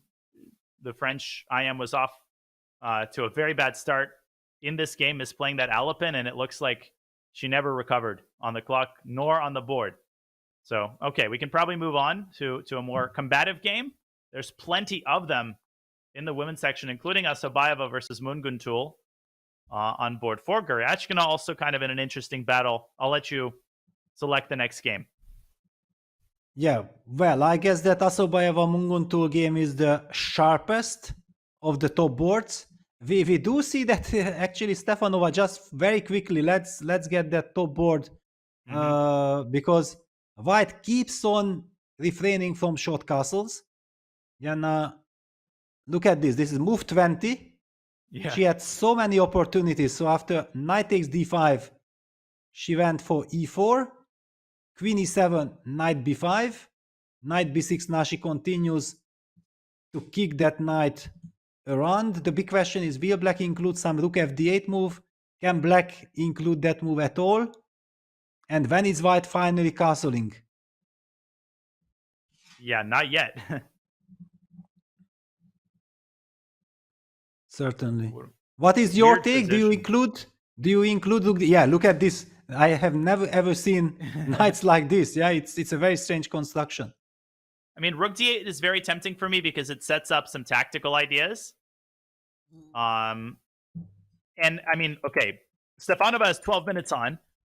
Has 12 minutes on her clock. Knight c4 though by Vachier-Lagrave. So she decides against it. She decides to keep that option in reserve. And let's just highlight that if white castles now, then she runs into rook d8 followed by knight e fork. This has to be highlighted. Yeah, so this is not the right time to castle, which means that most probably she will be trying to activate her queen. But where? Or target that knight. Yes, Queen E2 played. Great move. Targeting the knight and getting ready. Yeah, let's castle in. Eventually, she's hoping for some e5, kicking that knight away from c4, then getting access to the d6 square. I feel like she's very ambitious. The big question, will this pay off or will it backfire? You never know during the game. Yeah, suddenly it's not so easy for black to find a move because the queen also targets the other knight on a6. You can't go knight a3. I mean, knight d6 runs into knight takes d6 and e5. So you might have to go rook a c8, but then white already castles. And once white castles, I think you called it. It feels like the main problem in white's position is solved. And then black is left with two extremely awkward knights, a weak pawn on a7. I like Stefanova's chances here. The engine is giving zeros, but that's a little bit of a disingenuous assessment. Yeah, most probably black has to play some very precise moves to keep a maybe queen c5. Is queen c5 a move? And then try to target the knight on b5 with rook b8. Maybe that's a key issue. Or you just wanted to pick up the a5 pawn. Yeah, I didn't even realize it was hanging at first, but knight takes a5. I mean, it does align the knights. So queen a2. Wait, queen a2 and bad? Or is there a move here? Okay, queen d8 is there. Yeah. And then maybe I just castle. Yeah, it's very scary. I just don't like these kind of things. How do we solve the problems? No, I actually prefer queen c5. If queen c5 works, I would be very happy. You know, after queen e2, because this is just too crazy, and if something goes wrong, we lose on the spot. This is not desirable, but a move like queen c5, isn't it solving my problems? Because so I castle? Yes, and then I play rook a b8. Knight takes a7. Aha. Okay, that's a nice little move. Cheap little tactic. Yeah, Chipolito. Yeah, but a very effective one. It disturbs me. I do feel that, okay, the knight is trapped. Yeah, so I have some freedom, but I don't see how I can use this. All of the knights in the position are essentially trapped. Like you move one knight and, you know, the world ends. Yes, crazy.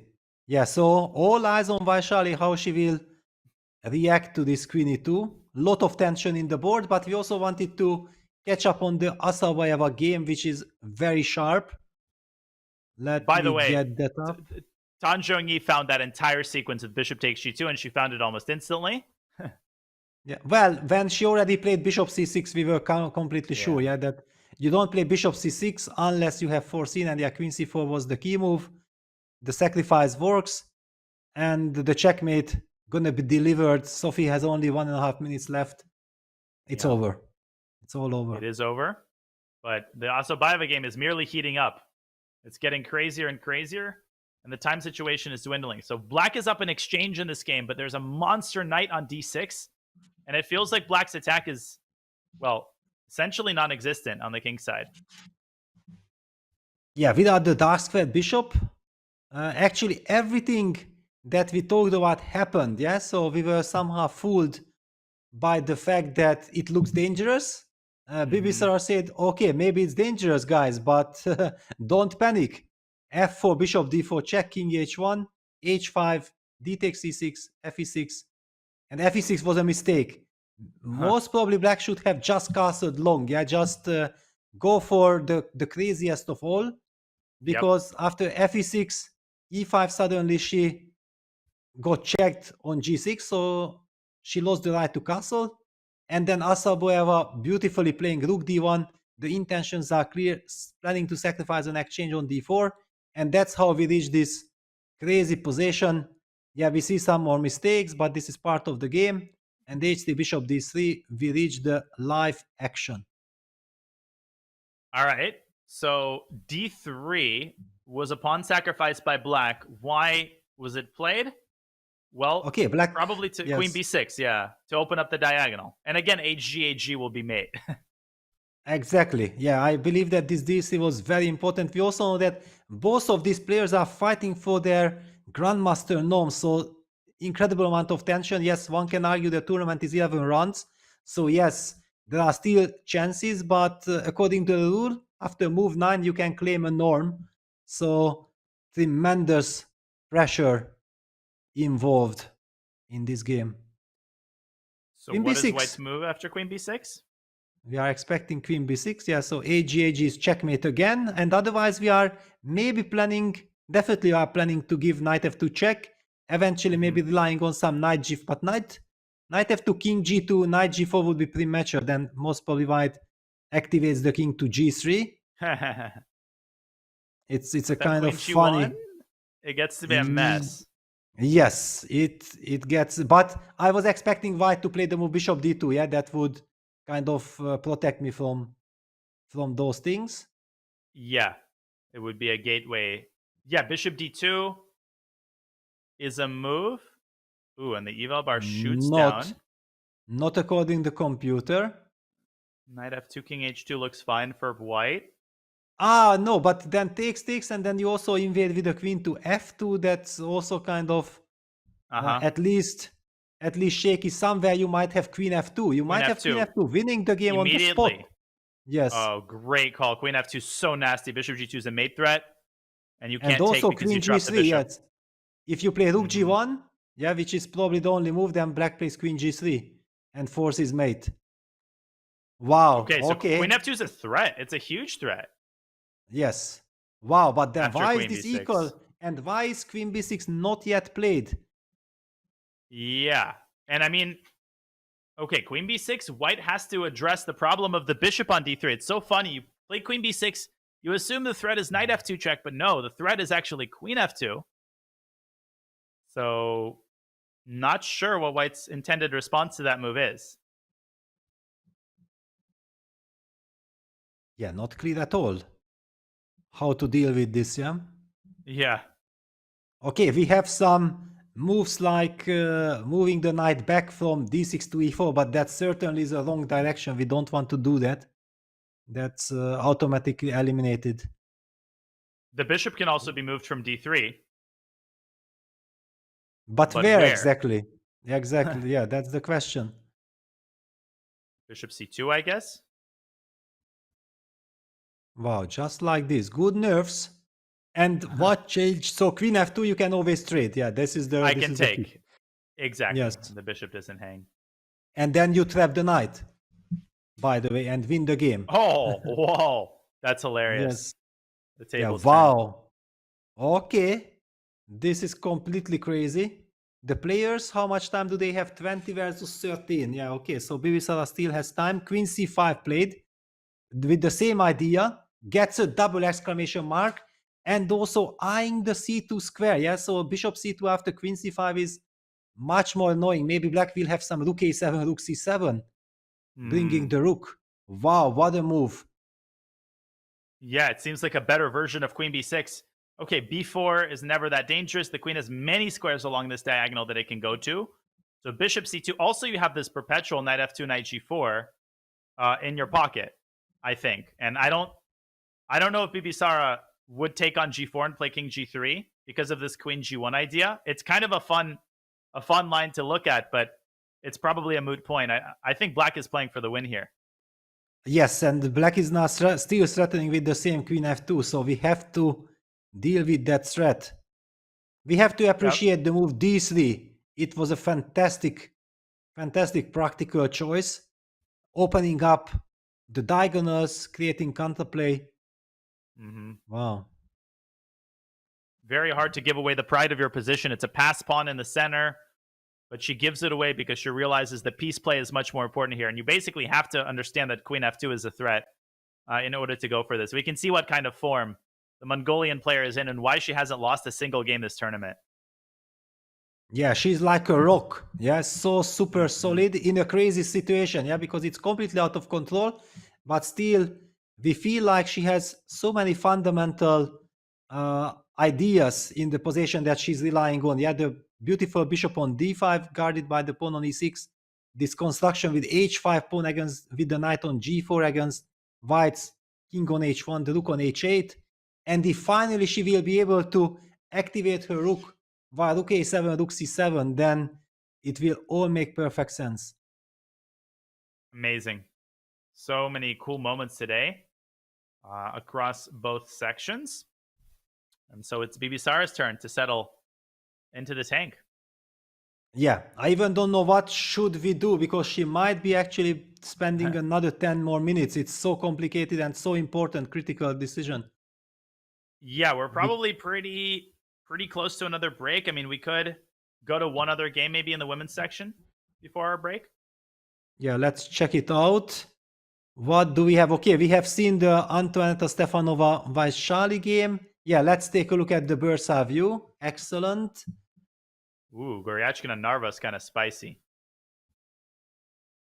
Wow, yes, but also I see some dark clouds around Garifulana's king. Yeah, look at this.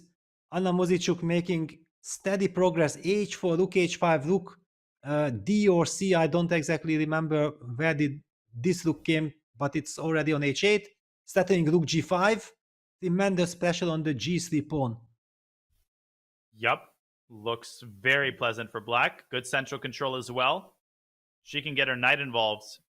She might be knocking on the door of a checkmating attack. Yes, and you also highlighted the Goryachkina game against Mayanarva. Also very interesting. It's kind of hard to evaluate because white has dangerous attack going on. What do you think? Where you want to go? Which game is the more important one? By the way, in the game we were just looking at, Bibisara, there was bishop c2 and then immediately rook a7 by black. The idea that you highlighted is already on the board. So black keeping the pressure on the board and on the clock. I feel like the Gukesh game is very concrete. Maybe we can take a look at some more tactics. I'm kind of in a tactical frame of mind. All right, let me bring it up. There we go. Black has played the move g6, yeah, because white's last move was a clear move. Knight d4 to f5, starting checkmate in 1 on g7. So there is no other way to address this issue than to move the pawn forward. And what next? Because yes, it looks promising for white, but the bishop on d3 and also knight on f5 are hanging. Yeah, when you start looking at the position, you realize that it's very hard to make any headway on the king side without giving away all your minor pieces. Queen takes e5 would be my top candidate move. Just directly trying to blast through in the center. And maybe some sort of a perpetual is the result of this. That's maybe why 0.00 is the evaluation, like gf, queen f6, rook d3, and queen g5 check. Maybe it's as simple as that. Maybe this is how the game ends. Wow. It's interesting because also the rook on b8 is kind of hanging. Yeah, if white could somehow give a right check, but it seems like, yeah, there is nothing left. One just has to give perpetual check. No, but Gukesh says, no. Yesterday I have lost. I still want something from this tournament. I want to continue fighting, and bishop c2 played. Wow. Bishop c2 played. So now queen takes e5 is a much more serious idea, I think, because the bishop will not be hanging. So Maynarva has to find a defense to this. And knight h6 check is also kind of looming in the air. I wouldn't want to have this position with 10 minutes on my clock. And it's only move 25. Yes, so there are 15 more moves to reach the time control. Very tense situation. No clue what black should do. Knight h5 is a move. Queen f8 is a very kind of conservative option, but it doesn't actually stop queen takes e5. I think Aryashkina is the favorite to win this game. Yeah, this Yes. apparently is wrong. Yeah, it's simply Yeah, queen because- e5, gf, queen f5. Exactly. Double threat. Hmm. Wow, bishop c2, very nice move. Yeah, not forcing things, relying on the long-term effect. And especially when your opponent is in a time trouble, you want to keep as much tension in the position as possible. Yeah, I mean, I could probably stare at this for 10 minutes and not find a move. Like rook e8 comes to mind, but then, no, I can't play rook takes e5. The rook on c1 will hang. So Yes, maybe this is- defending the weakest pawn on the board. Yeah, this is the resource that I'm relying on. Yeah, that thanks to the queen on a3, I'm hitting that rook on c1. I first wanted to do some tactic with some bishop e4 or knight e4 just to shock you, but it wasn't exactly working because you always have some intermediate move with knight h6, and it does not seem to work. Rook e8 is a good start. Let's just protect that pawn and see what white does next. Yeah, a knight h6 check, immediately king g7. Okay, what have we achieved? Probably nothing. White just probably has to drop back to f5, so that's just a one mover. Yes, that's kind of good news. Queen g5 is a thought as well, just kind of accumulating the forces on the king side. But Yeah, that's that a makes solvable sense. problem. Yeah, sometimes rook e6 is a very stable way of dealing with this kind of knight f5, queen g5 ideas. Can I make it? Yes, I can. Definitely. Rook b1. I don't know. Oh, wow. Yeah, suddenly the hanging rook pins. Oh, That would be also very annoying in time trouble. there's a cute line. It doesn't work, but I was just queen takes c3, bishop e4, knight takes c4, rook takes b7 came to my mind, and unfortunately it doesn't work. The rook on e1 hangs. But Yes, yeah, beautiful. That's cute. Yes, because e1 rook mate. b7, queen d8 would be checkmate, but it's black who delivers the first checkmate. So yeah, and black is still thinking. The clock is ticking down to 7.5 minutes. I believe she will play the move rook e8. It gives you this feeling that this is the move that stabilizes the situation. You want to control. Maybe she's going very deep, and she's already trying to figure out some more moves in concrete forced lines. But sometimes you just have to make the move and then think in your opponent's time. That's also a useful strategy. It's crazy how 7 minutes feels like forever when you've just played a year of blitz, but when you're sitting at the board and facing these problems, 7 minutes feels like it's over in a moment. Like you already start panicking. So time is very different depending on how you perceive it. And just in the time we've been speaking, it's already been a 3-minute thing for Narva. A 4-minute thing. Yeah, and it's understandable. It's so tough. She wants to find harmony. She wants to find the safe shelter somehow. But in order to get there, she has to start with rook e8. Bishop c2 is a classic grandmaster move. I mean, it's just one of those moves whose value can only really be appreciated once the move is made. You start to realize, okay, it takes the bishop away from the rook on d8, and it opens up so many doors on the king side. So, very unenviable task here for Mrs. Narva. Yes, and also we have now suddenly then the time to jump back to the Asabayeva game just to see what happened there. We keep on seeing double exclamation mark moves on the board. So after bishop c2, rook a7 happened, bishop bc, rook c7, threatening queen takes c1 checkmate. White clearly develops the bishop, gets another exclamation mark. And now it's the question, how to proceed with black. Yeah, now you don't even have the escape option of knight f2 and knight g4, because now definitely king g3 just solves all of white's problems.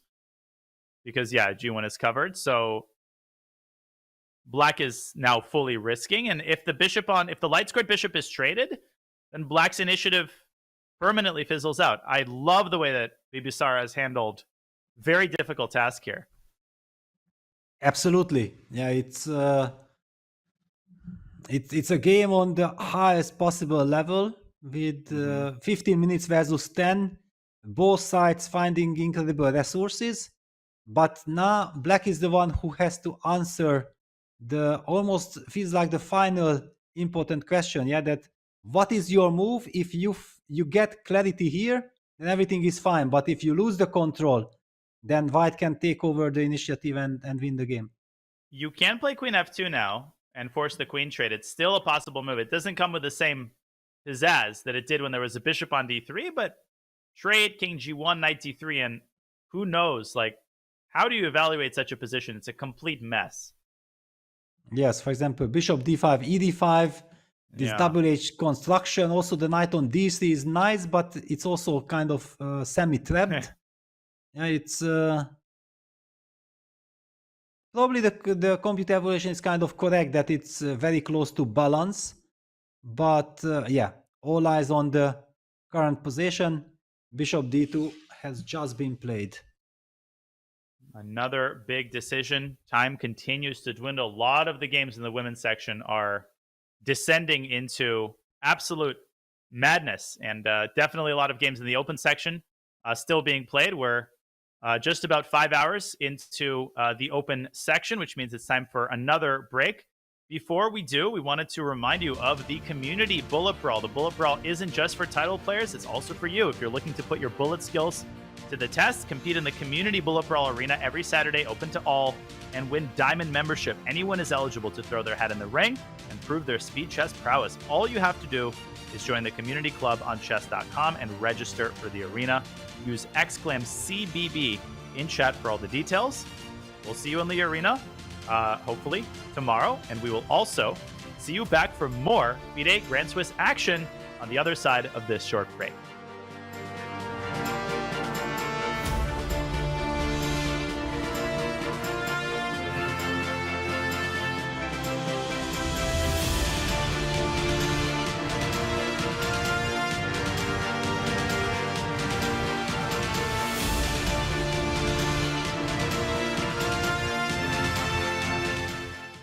Still plenty of options and opportunities left. All right, next one. You ready? Yes. Let's do it. Kasparian study. White to move. Okay, I know this one. You know it. It's not fair. Queen a3, rook d2, rook b2. Very good. It's Kasparian. Kasparian study. Yes. Looks kind of familiar. But okay, yeah. Rook d2, rook b2, rook b1. So how do you start? Queen a3, rook a2, rook d2, d2, rook takes a3, rook b2, rook a2, rook b1. Very nice. Very nice. Well done. Okay. So it's queen a3 check, rook a2, then rook d2, rook a3, rook b2, rook a3, rook b1. Very nice. Yeah. Very nice. Yes. Impressive knowledge. Another study. I mean, if you know this one, I'll be mightily impressed. White to move. Okay, this one I don't know. So it's 10 seconds as well? 10 seconds. Oh. Yeah. Bishop b6, c5, queen b8, b6. King c8. King c8, king e4. h4. h4. Now I have to... Yes, king f5 and king h5 e4. and king e4. Yeah. Very nice. Is king e4 the final move? Bishop b6, queen b6, c5, queen b8, b6, king c8, king e4. Yes, h4. And king f5. h5 and king e4. King e4 back. Yeah, very nice. Well done. Okay, this one is a bit difficult, I can say. So I guess bishop takes b6. Yes. Queen b6, c5. Yes. Queen b8, b6, king c8, c7, queen b7. c7 might not be correct. Oh, king e4. King e4. Yes. h4. h4. You have pawn on g3, h5, and h6, right? Yes. Okay, then king f5, h5, h5, king e4. Okay. Exactly. Yeah. Very nice. Yeah. That's the one. Very nice. Yeah.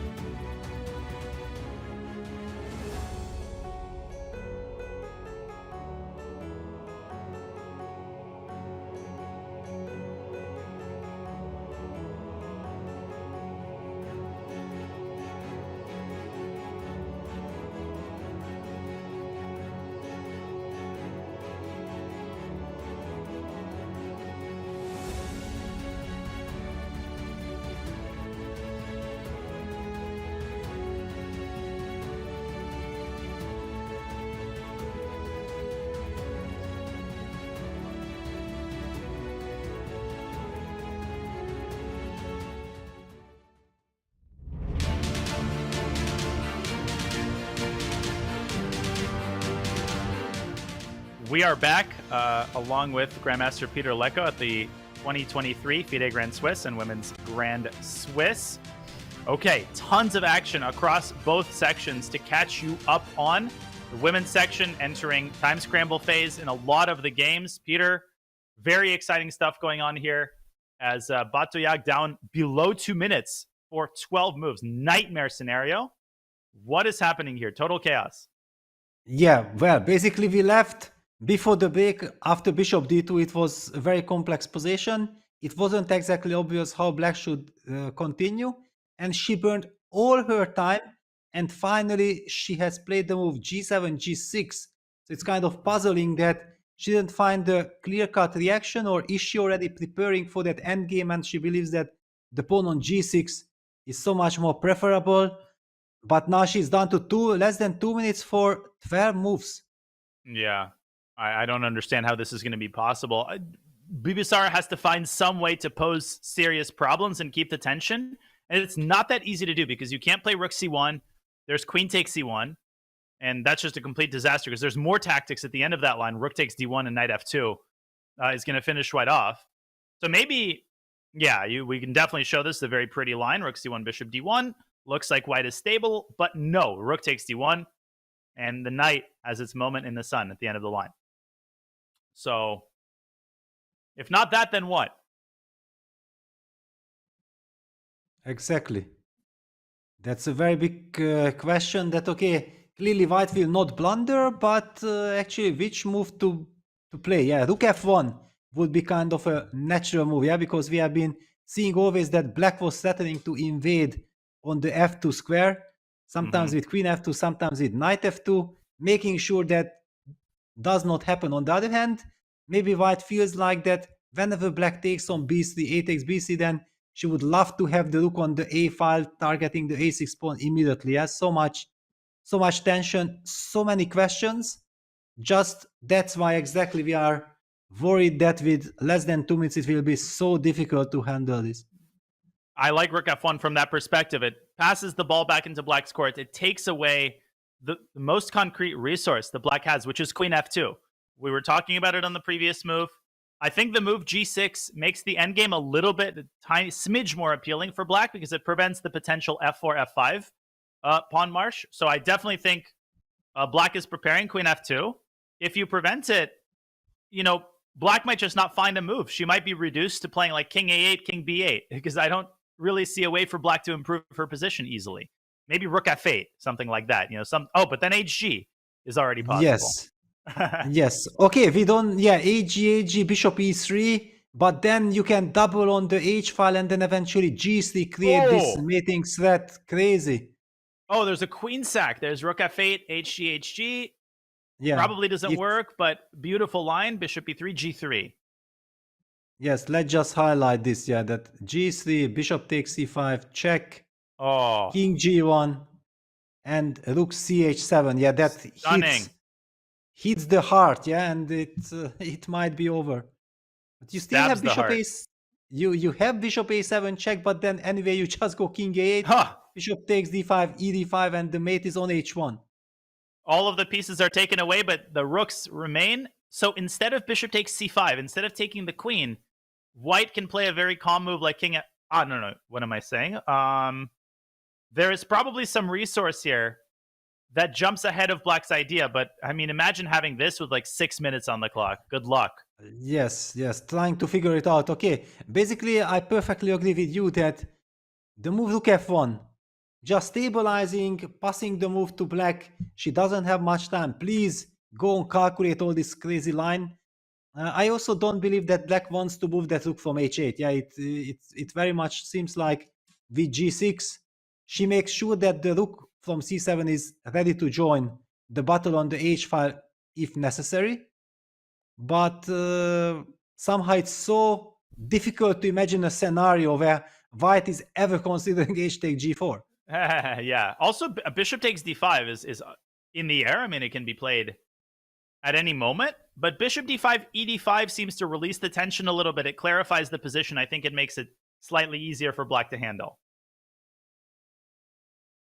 Yeah, wow. Yeah, it's It's intriguing because black only has 2 minutes, but knowing how complex the position is, Bibislav might take her time. Yeah. I wonder, maybe we can quickly switch to the top board just to get an update. And Sure. once the timetable situation will finish in the women's section, we will be jumping back to the open section immediately. Great time to go back to Stefanova Vachier-Lagrave, though, because the situation continues to heat up. Oh. Wow. What a crazy setup. Is this a powerful knight? Okay, black has knight d2, yeah, forking the rook and the bishop. And it's Yeah, played. on the board. Yeah, move 27. There is also so much action ahead. 30 more moves before reaching time control. Yeah, it's basically just a blitz game at this point. I think white should probably go rook takes c5, knight takes c5, and rook c1. I mean, you are losing the e4 pawn. So your counterplay comes in the form of all of the pins on the queen side. I mean, black is on pins and needles on the queen side. 2 very nasty pins. But after knight e4, the knights are defending each other. You really don't want to go f3. That's a very weakening move. But you might have to. I think Vachier-Lagrave might actually be taking over the initiative.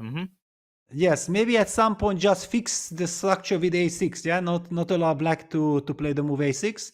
And then you never know exactly how black will get out of this. Queen f6 can be met by queen e3. So yes, so much intrigue. Good luck calculating this, and the players are in time trouble.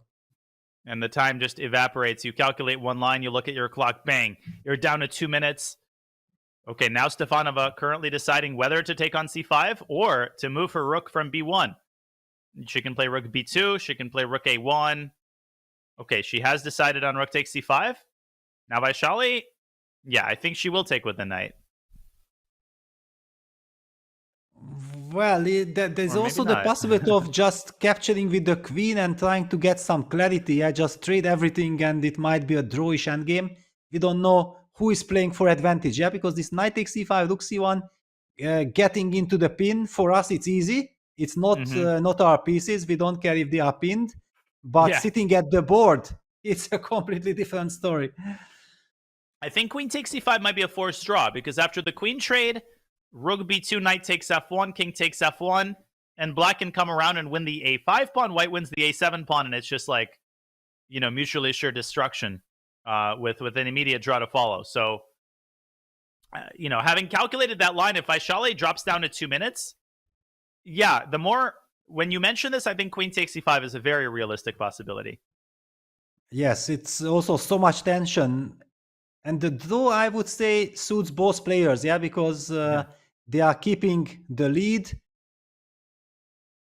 Vachier-Lagrave has been playing with the black pieces. Yes, we see that Antoaneta was trying everything with white, but at the same time, black always had counterplay. Yeah? So one could never really say that white got any stable advantage in this game. It was always out of control. Agreed. I think both players are pretty happy with a draw. Depends on Vachier-Lagrave's mindset. I would probably estimate that she is the better blitz player, but that doesn't necessarily mean anything in these time scramble situations. It's not even necessarily about blitz skill. It's about nerves. And it's about your ability to handle yourself in high-pressure situations. And Stefanova is so experienced. So queen c5, very, very tempting. Yes. Imagine, yeah, you want to rely on your blitz skills. You are blitzing some move out, but your opponent gets 30 seconds increment, yeah? That's basically almost as long as your bullet games, yeah? Yeah, exactly. Or even longer. Yeah, so it's very dangerous to play against your opponent's time scramble. I believe the rule in this tournament is that there are no draw offers allowed till move 30. Yeah, so I believe that after move 30, the draw offer is already possible. That's also in the mind of the players, I believe, especially when it reaches the time trouble phase. Yeah, then when you are not exactly sure, you feel like it should be more or less draw. Sometimes it also makes sense to offer that draw. Just get out of your system that you are thinking about the draw, and if your opponent refuses, then you know that, okay, I have to 200% focus on the game. But rook takes c5. Whoa. All right, that's an ambitious move. Hello. Vachier says, take that draw and put it where the sun don't shine. Okay, now that's an unexpected recapture for me. It also makes sense, of course. The rook is very well protected. God, it feels like the knight has been on a6 for an eternity. Now, this could also lead to a very drawish position with the queens on the board, like rook d1. Maybe black plays knight takes f1. Maybe you root out the bishop. Yes, go for this position. because the knight on b5 is unstable, but for the moment there is still the pin against the king, so against the queen. Wow, very tense situation. I just feel like we also have to quickly jump to the other game to see what happened in the Asabueva, because things are definitely getting out of control there. And in the Guryachkina game too, it looks like my Narva is taking over the initiative. We'll have to jump to that one as well. Yes, so but just here, very quick update. So after g6, white played the move bishop a5, criticized by computer, rook c6, bishop d5, queen d5, question mark, a4, question mark. Okay, with 1 minute on the clock, how can you play a perfect game here? Impossible. I mean, there's this queen d3 idea. I think black should try to get the queens off the board. That'll make this easier to play. There is queen d3. And then brag to your friends that you sacrificed a queen. They're actually beautiful, because then you are targeting the f4 pawn and you get some clarity, especially if she's down to 30 seconds. She needs to find some safety. Yep. 30 seconds. Time to make a decision. I mean, if the queen side opens up, black could get checkmated. White could get checkmated. She plays ba. Makes sense. Okay, Makes white sense, cannot recapture. Back rank made on c1. It's not obvious exactly how white will open up some more lines on the queen side. Zero clue how white should proceed here. I mean, the bishop is hanging on a5. I didn't even notice this until, 10 minutes after looking at the board. I mean, bishop e1 maybe, just to cover the back rank? Yes, maybe just to cover the back rank. Eventually, somewhere also setting up bishop h4. Yeah, just to eventually at some point be threatening h take g4. But yeah, bishop c3 gets an exclamation mark. Also sensible. Cover the c file. Yep, makes sense. Yes, now ready white probably wants to take on a4, but it will run into queen d1 check. Yeah, queen takes d1, knight f2, the same queen sacrifice that you highlighted. God, these 30 seconds tick by faster than when I snooze my alarm, and then 15 minutes pass in the blink of an eye. That's how quickly those 30 increment seconds pass. Queen d3, that's my vote. Get the queens off the board, otherwise the position is unmanageable. H takes g4 is already a serious possibility. It's not yet a threat, though. Yes, because ag, king g1, queen c5, check. She plays queen c5, gets double exclamation mark. Wow. What a calm move. With 7 seconds on the clock. It's 7 seconds. It's just crazy. And this is what we are talking about. Yeah, it's completely different narrative, because you have to hold your nerves, you have to keep your nerves, you have to concentrate till the very end and make a good move, and then you anyway jump back. Yeah, but it's so difficult with the clock ticking down, controlling your emotions, your heart, everything. And the difficult thing for white is that if you drop your knight away from d6, if you play knight e4, queen c4, and you cannot avoid the queen trade, there is this constant nagging tactic with queen takes c4, knight f2. The knight on g4 is, the unsung hero of black's position and makes everything tick with the possibility of a check on f2. Could black be taking over the initiative here?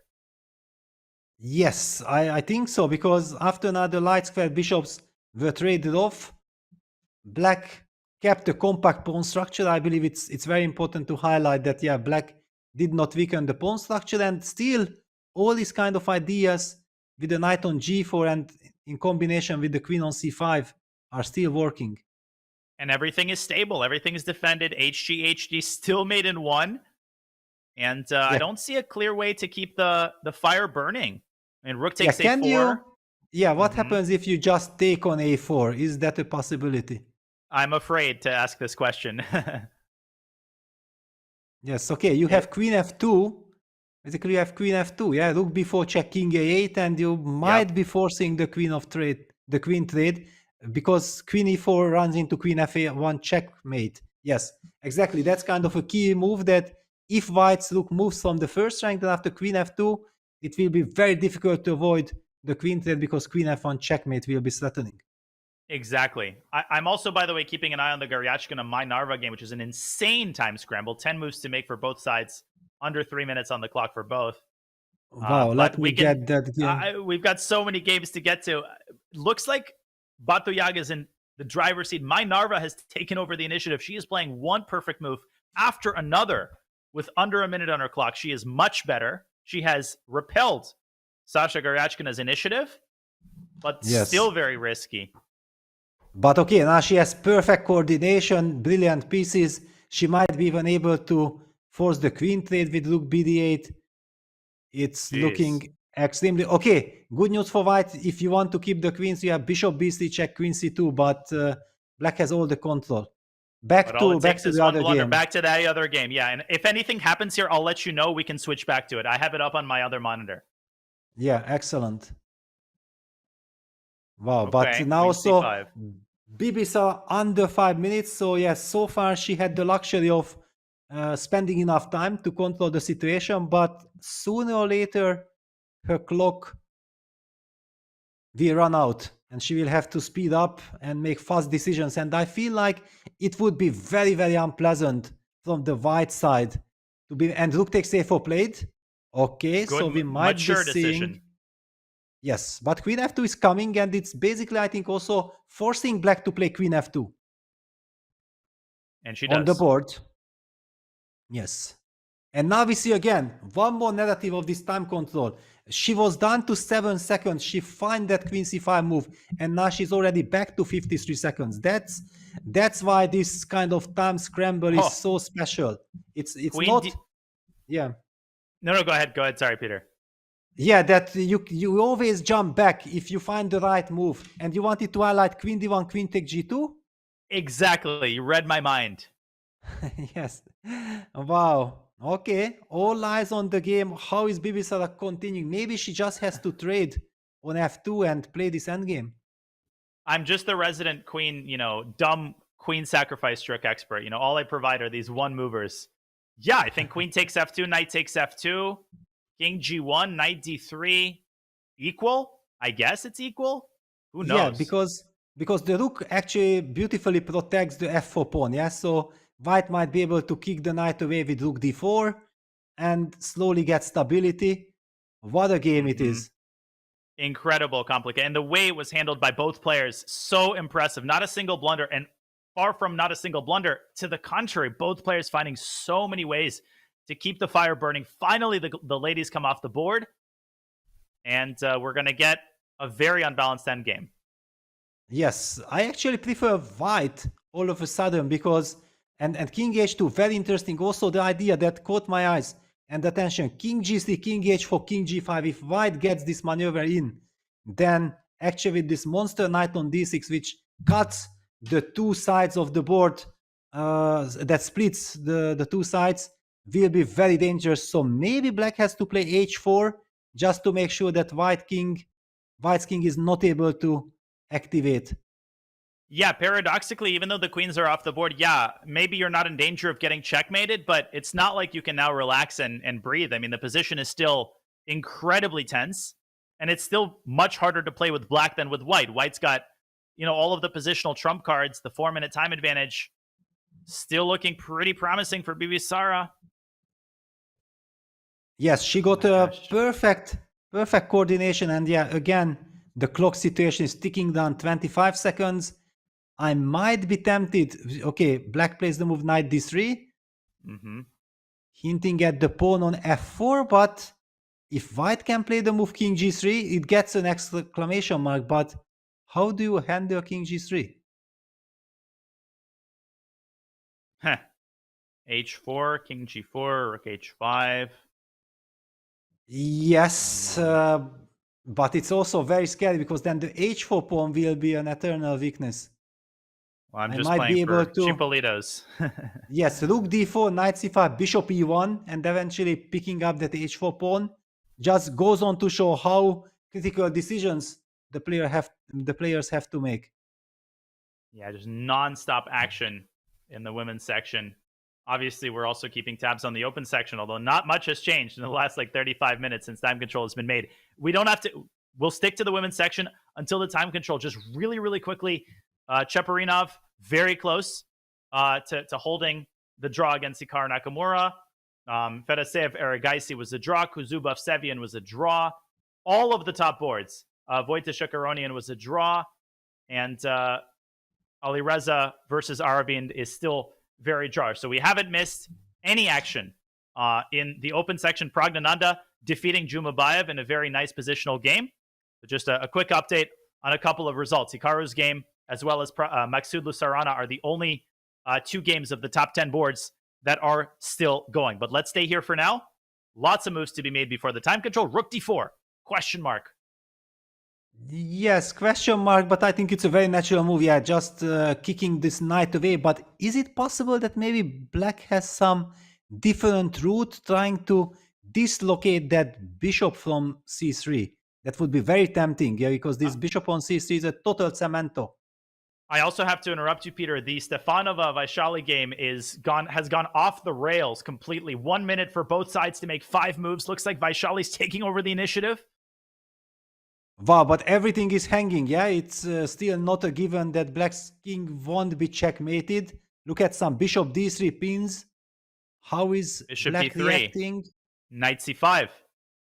Oh, wow, finally the knight from a6. Finally. Yeah, Finally, yes. Vesuvius erupts after centuries of dormancy.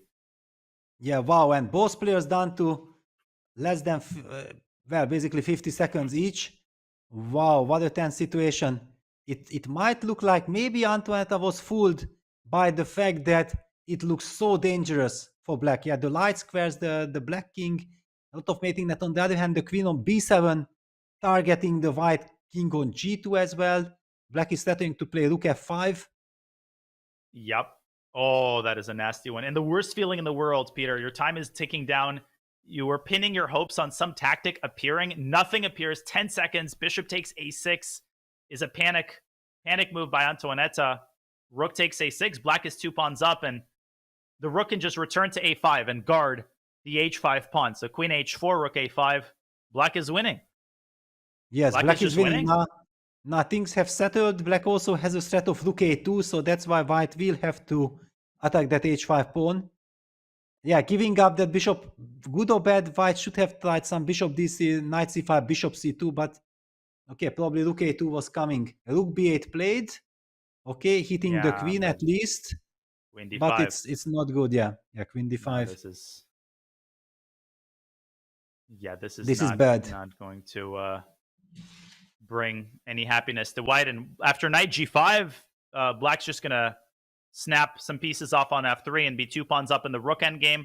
But what a decision by Vachier-Lagrave to go for it on move 28. She's playing black. She's playing, former women's world champion. You have the draw. Nice little dinner. Nope. She goes for it. Nerves of steel. Almost like Ding Liren declining that repetition. Okay, the stakes were a little bit higher in that game, but handsomely rewarded is Vachier-Lagrave, and a great day for the Praggnanandhaa family. Prag wins, and Vachier-Lagrave very likely to strike as well. Yes, it's amazing. Yeah, the courage and the vision that she can play like this. Yeah, and after rook b4, we're gonna see knight g5, and that's a technical win, which gives us the chance that we can move on to the other game, back to Bibisara. It's just over. Yeah, yeah, this is over. No more intrigue. Wow, what a big victory then for Vachier-Lagrave. Makes a giant step forward. Yep. Okay, back we go, I guess, to the Bibisara game, which is still a complete mess. Wow, rook b7. But now knight e2. Now black can play knight e2 on the board. Oh, very nasty. Bishop d2. There's rook takes d6. And for people in the chat, why did rook takes d6 fail on the previous move? Because after e takes d6, there was a discovered attack on the rook on h8. Now if the bishop moves, this was overlooked by Bibisara. Now she's the one with 90 seconds. No, but now knight takes c3, and there's a passed a pawn, which can rumble forward very quickly. Knight takes c3 and a5. Yeah, luckily then she still has knight b5 in time trouble, and this is move 39. Okay, 39. So still 2 more moves to need to be made by black. But yes, it looks very promising. Takes, and then the a pawn might be a big asset. On the other hand, e6 pawn is falling. The e pawn will be dangerous as well. Crazy complications. Yeah, there will be plenty of intrigue after the time control is made. Let's just highlight that if black plays prematurely a5, knight b5, and then attacks the knight with rook b8, then white delivers checkmate with rook a7 check. Just to highlight that how alert you still have to be. Rook takes is a mistake. I don't like this move. Move 40. Yeah, the famous. The curse. Yeah, the famous move 40. Somehow it feels that this is wrong. It loses a very big tempo. Yeah, white picks up the e6 pawn. The a pawn won't be marching. The knight is flexible. I had the feeling like maybe rook b8. Was rook b8 a possibility? With the idea rook takes e6 and then close your eyes and just go a5, a4, then rook a6. Apparently the computer says no, it's fine for white, but it looked very promising for black. But after the game, rook takes e3, rook takes e6, bleeds out by Bibisara, showing a lot of confidence. Yeah, that she does not even relax after move 40. She just continues. Amazing. Simply amazing. And the action continues. I mean, this is still going to be a sharp endgame for a long time to come. Polina Shavalova lost with white to Javahishvili. That was a while ago. Looks like Pia Kramling. She is a crowd favorite, the mother of Anna Kramling. It was a crazy game. What move number is this? Okay, but it's move 40. Winning. Yes, oh. White has to make move 40. Okay. But looks good. Looks fantastic. Yeah, 2 pawns up. The pair of bishops. Black's king on h6 is also vulnerable. But be careful, bishop d2 check. Still allows some pin on the third rank. Bishop g4 played. All right, a professional move. Very nice move. It's just winning. Lovely. f3 to follow, unpinning the bishop on c3, and White's position works like a well-oiled piece of machinery. Yeah, Pauline Guichard goes down. Yeah, Kramling wins a big game. And that basically concludes the time scramble phase in the women's section. Yeah, so let's just quickly go through the situation. Vachier is winning against Antonetta Stefanova. There are no surprises. Time control had been made. Black is 2 pawns up. Quickly, Garifulin against Anna Muzichuk is unclear situation still, but move 40 has been made, all to play for. We have seen the game between Bibisara and Munguntul that this is probably a dynamic balance, but anything can happen. This is a very sharp position. Sophie Millier is completely lost against Tanzon G. Goryachkina, what happened in the time trouble? Another move 40 mistake by Mainarva. She missed queen f3 on the previous move, which apparently was winning. But, okay, you can understand her decision to try to be safe. But Goryachkina is still fighting for a draw and will be probably for the rest of the game. Yes. And slowly, basically, now that we have seen the action on the top boards and we have reached the time control, it's probably a good moment to head back to the open section and check out all the latest details. Wow, feels like it's been a long time, but the reality is time control was made in the open section. Remember, it's 50 minutes added for both sides, and that is why we really haven't missed anything at all. Looks like Maksudlu, as we expected, he is converting his advantage. He's completely winning against Alexei Sarana. But Hikaru's game, of course, is the one, the money game that everybody wants to see. Shall we check into Ivan Cheparinov's attempts to save heroically that endgame? Well, first of all, he needs to not get checkmated. Hikaru, 93. What a little devil Mr. Nakamura is. He wants knight f5 and rook g7 mate with his last move. Yes, exactly. But why is the game not yet updating? Because we did see the move knight e3 already. Yeah, we did. I thought we did. Yeah. Yes, I also thought so, but hang on. Let's just very quickly appreciate what we talked about after move 40. Yeah, rook e3. Move 41, the key move rook e3 had been played. That's the reason why Hikaru didn't know what to do. But no, look at this. Things escalated. Yep. Black was giving up his fortress, going for some craziness. G5. Wow. There was an insane move, unfindable move. Rook to D5 apparently was the winning move here. But come on. Yeah, this is the move that you rule out that it's impossible. This is the first move. This is like, okay, this is the worst move in the position. I'm not playing this. It blunders a rook. Nope. Wow, look at this. This is insane. Complete insanity. Remarkable. And A5 falls, and apparently white was technically winning. Instead, he gave this check, king G6, and black gets major counterplay against white's king. It's a symmetrical position, so black has the same idea that white has. That is why Hikaru didn't take on A5, because of rook E2 check. And king G3, knight F4 is the same checkmate on the other side. Amazing. And it's a perpetual check for that reason. So, yeah. White can avoid the repetition. Yeah, so much tension. So that's why Hikaru... Oops. Yeah, we suddenly got the updated moves. Yeah, so Hikaru kicks the knight away from D3. And after knight F4 check, king F2, rook E2 check, king F1, things are under control. But now Cheparinov has the possibility to going towards the B3 pawn. That's a big difference compared to that crazy computer line with rook D5. The black did not have this opportunity.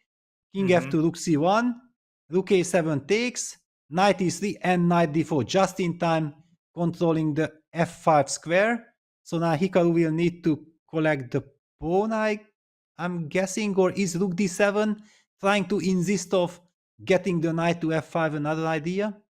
But the knight, I think the black knight gets to E6, and I find it hard to believe that it can be dislodged from that square.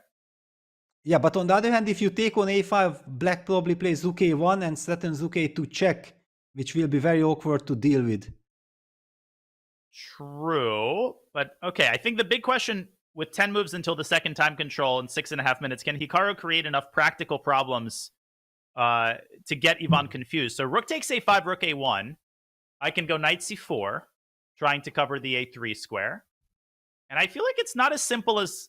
Okay, I get that when you're looking with the engine, people in the chat are probably like, okay, this is a draw. But I've played Hikaru enough times to know that it's never over with Hikaru. You will always find some way to keep the game going. Yes, no, knight C4 was a wonderful move. So in fact, rook A1 apparently was a mistake, which I try to understand what I should have played. Maybe rook B1 I should have played, so that against knight C4 I have rook B4. That's insane. Yeah, this finesse. Wow. That's so subtle. That is like that is why end games are so complicated. I was going to say engines are so complicated. Yeah, that's also the reason engines are so complicated. And now here is the difference. Rook B4 hitting the knight and attacking the pawn. Wow. And if rook's B1, I try something else. Can I try something like... What if I go rook D5? Okay, I wanted to give a check. King F1. Okay, I will pick up the pawn. I push A5. A5, but okay, this should be draw, yeah, with the rook on the second rank. And against knight F5, I always have knight H4. That's also what I'm liking, that I'm solving this mating net. And black's king is trapped in a box. White's king is trapped in a box, so... And nothing can help him. Yeah, so is black's king. Yeah, so you were correctly highlighting that both kings are boxed in. Wow, what a game. Basically, all eyes on this game, not only from us, not only from all the viewers all around the world, but I believe also the players are following this game. This is so important. We know exactly for Alireza Firouzja, it would be extremely important if Hikaru qualifies from the Grand Swiss. He's rooting for Hikaru. At the same time, other players probably are thinking, no, if Hikaru does not win, that helps me, that improves my chances of winning the tournament or qualifying for the candidate. There are so many different scenarios here. So such a tense and important game this is. This game does have historic implications because there's a big gap between number 6 and number 7 in the live rankings. Firouzja currently at 27.68. If he draws Aravind, which is likely, he's going to drop another 3 points or so. But number 7 is Wesley So, 27.52. So truly, the battle is between Hikaru and Alireza. And right now, Hikaru at 27.80.8 is 12 points ahead of Firouzja. So Firouzja definitely praying that, a miracle happens in this game. But he's going to be disappointed if Hikaru fails to defeat Cheparinov with white. Okay, what is going on in the Firouzja game? I guess Firouzja is probably defending. I mean, he's on the worst side of what I think is going to be a draw, but very hard to predict. Yeah, because this is like a completely crazy construction, that you can't really check black. The rooks on the 6th rank make sure that all of these pawns are going absolutely nowhere. And there is this tendency that with this knight and rooks, you can somehow make some progress. We see the computer saying king g2 mistake. Probably it was king g1 to g2. It would be the most natural human move. Yeah, it was king f1 to g2. Okay, let's just highlight. King f1 gets an exclamation mark. Okay, it was a check. You have to move the king. And after rook dd6, since white doesn't have any real move, activating the king, improving the king's position is the most natural situation. And black plays the move king f8. Wow, is black heading towards the h7 square and then tries to put the rook on f6, defending the knight from f6? The rook from d6 takes care of the a6 pawn or the a5 pawn so that it won't be able to advance, and eventually trying to eye the h5 pawn. Is that a possibility? I think it is his ultimate dream. I mean, if he wins the a5 pawn, honestly, if you had this exact position but with no a5 and h5 pawns, I still would not be convinced that it's an easy win because of how weak the black king is. But probably then Aravind would be pretty close to converting. Yes, slowly. If that is not winning, then nothing. Yeah, because you feel like we also know that the knight is the best friend of the king. Yeah, it always the king can beautifully hide next to a knight, and then these monster rooks on the 6th rank. And I'm also loving the fact that with rook f6, black can always protect the f5 pawn, and you are not giving up on anything because a6, rook takes a6 is still possible. It's a very tough situation. Look at this, Alireza down to 13 minutes. Yeah, I mean, we talk about the headliners in the Indian talents, Pragg and Gukesh, who, by the way, is having an incredibly rough event. He lost again today. He's on 3.5 out of 9. You feel for him. He's having a nightmare event. It sucks. It's painful. But we forget how good, the second tier of Indian talents is Aravind, and Aryan Chopra, and all these 2600s are so good. Just a great time to be a fan of young Indian players. I mean, Aravind has been around for a long time. He's been a GM way longer, I think, than Pragg, and Gukesh is a little bit older. Really fun player to watch. And he's got 2700 potential as well. He's going to massage this one for a while, I think. Yes, that's for sure. I also want to highlight, because you did mention that Praggnanandhaa has won his game, that the longest game yesterday was between Nodirbek Yakuboev and Praggnanandhaa. It lasted 7.5 hours.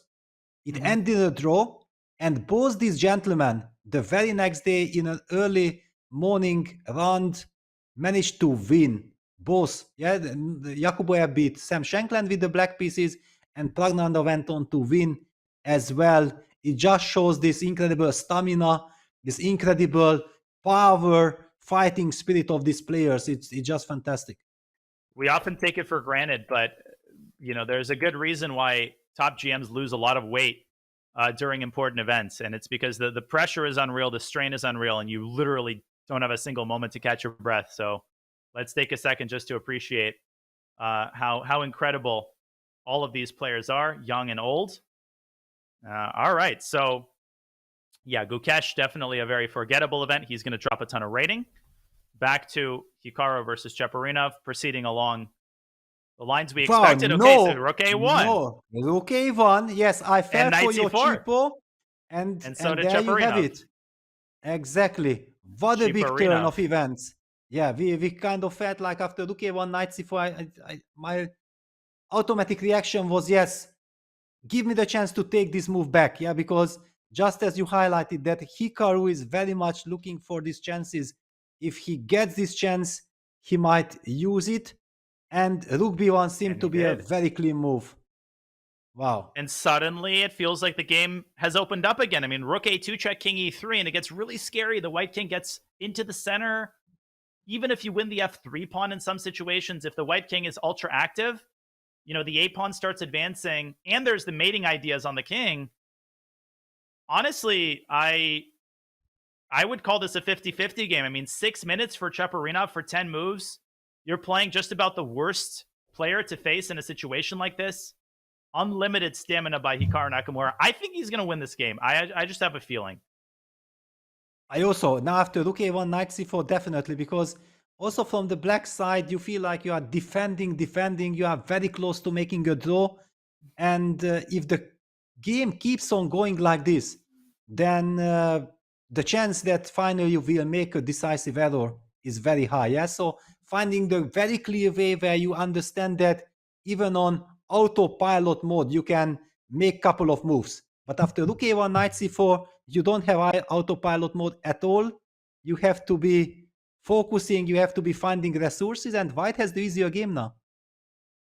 And one other game that's going to end momentarily, Parham Maksudlu is one accurate move away from defeating Alexei Sarana.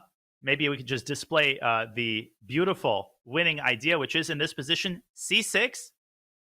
E takes F4, and now, no thank you. We know open for business. King H2. You know, shutter the curtains, get back home, and black loses everything. Bishop C6, and you drop the knight. Otherwise, the C6 pawn will decide the game, and the White King is, you know, sipping Cab Sav by the fireplace. Yeah, wow. Okay, this is amazing news, because then Parham is actually catching up with the leaders. Yeah, it's he's getting also to +4, and he's such a dangerous player and uncompromising. What kind of fights we'll be witnessing in the last 2 runs? What a game. I mean, this one was just an amazing positional display. Poor Sarana. He fought very well, but he is going down. There's also Giri Mamedov. That's been a really boring game, but Anish also trying to needle his way to a much-needed victory. That would put him at a pretty decent spot with 5.5 out of 9. This is the current position. I mean, but yeah, he's already too far. He's too far away. Too many draws. Yes, he will win this game, no doubt about this, but it will only be +2, yeah? So he will still be 1 point behind the leaders, okay? If he wins 2 more games, you never know, but his tiebreak situation will not be good, yeah? So I think that in this regard, we can conclude that there is no way Anish can still qualify. Amazing. 3 minutes. 3 minutes for Cheparinov. We want to catch the most interesting part of this second time scramble. So we are going to go on a really, really quick break as we approach 6 hours of play at the 2023 FIDE Grand Swiss and Women's Grand Swiss. A lot still to be decided in round 9. You will not want to miss it. Stay tuned. We'll be back in just a couple minutes with more decisive action.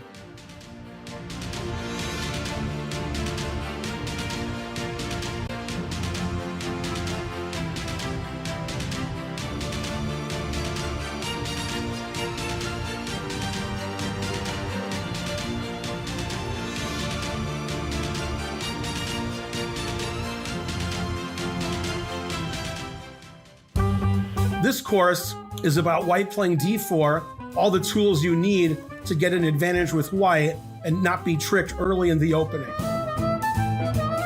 Now, it has a really long, complicated name that I'm going to mispronounce now, so you can make fun of me. Okay, don't make fun of me too much. I'm trying to help you here. It's called the Chelyabinsk variation, and I'm probably mispronouncing Chelyabinsk. That's why I call it the A6 Slav.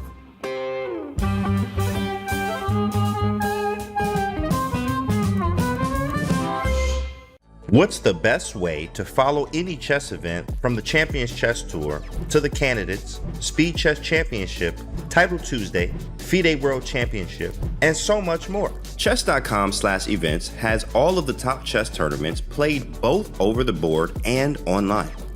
Analyze and review games from the world's greatest players with live commentary, cloud analysis, opening explorer, and table bases. Find all the key event information, including schedules, prizes, results, news reports, player bios, tiebreaks, and more. Even compete by voting for your predicted results. Explore chess.com/events today on web or with our iOS and Android apps and experience chess like never before.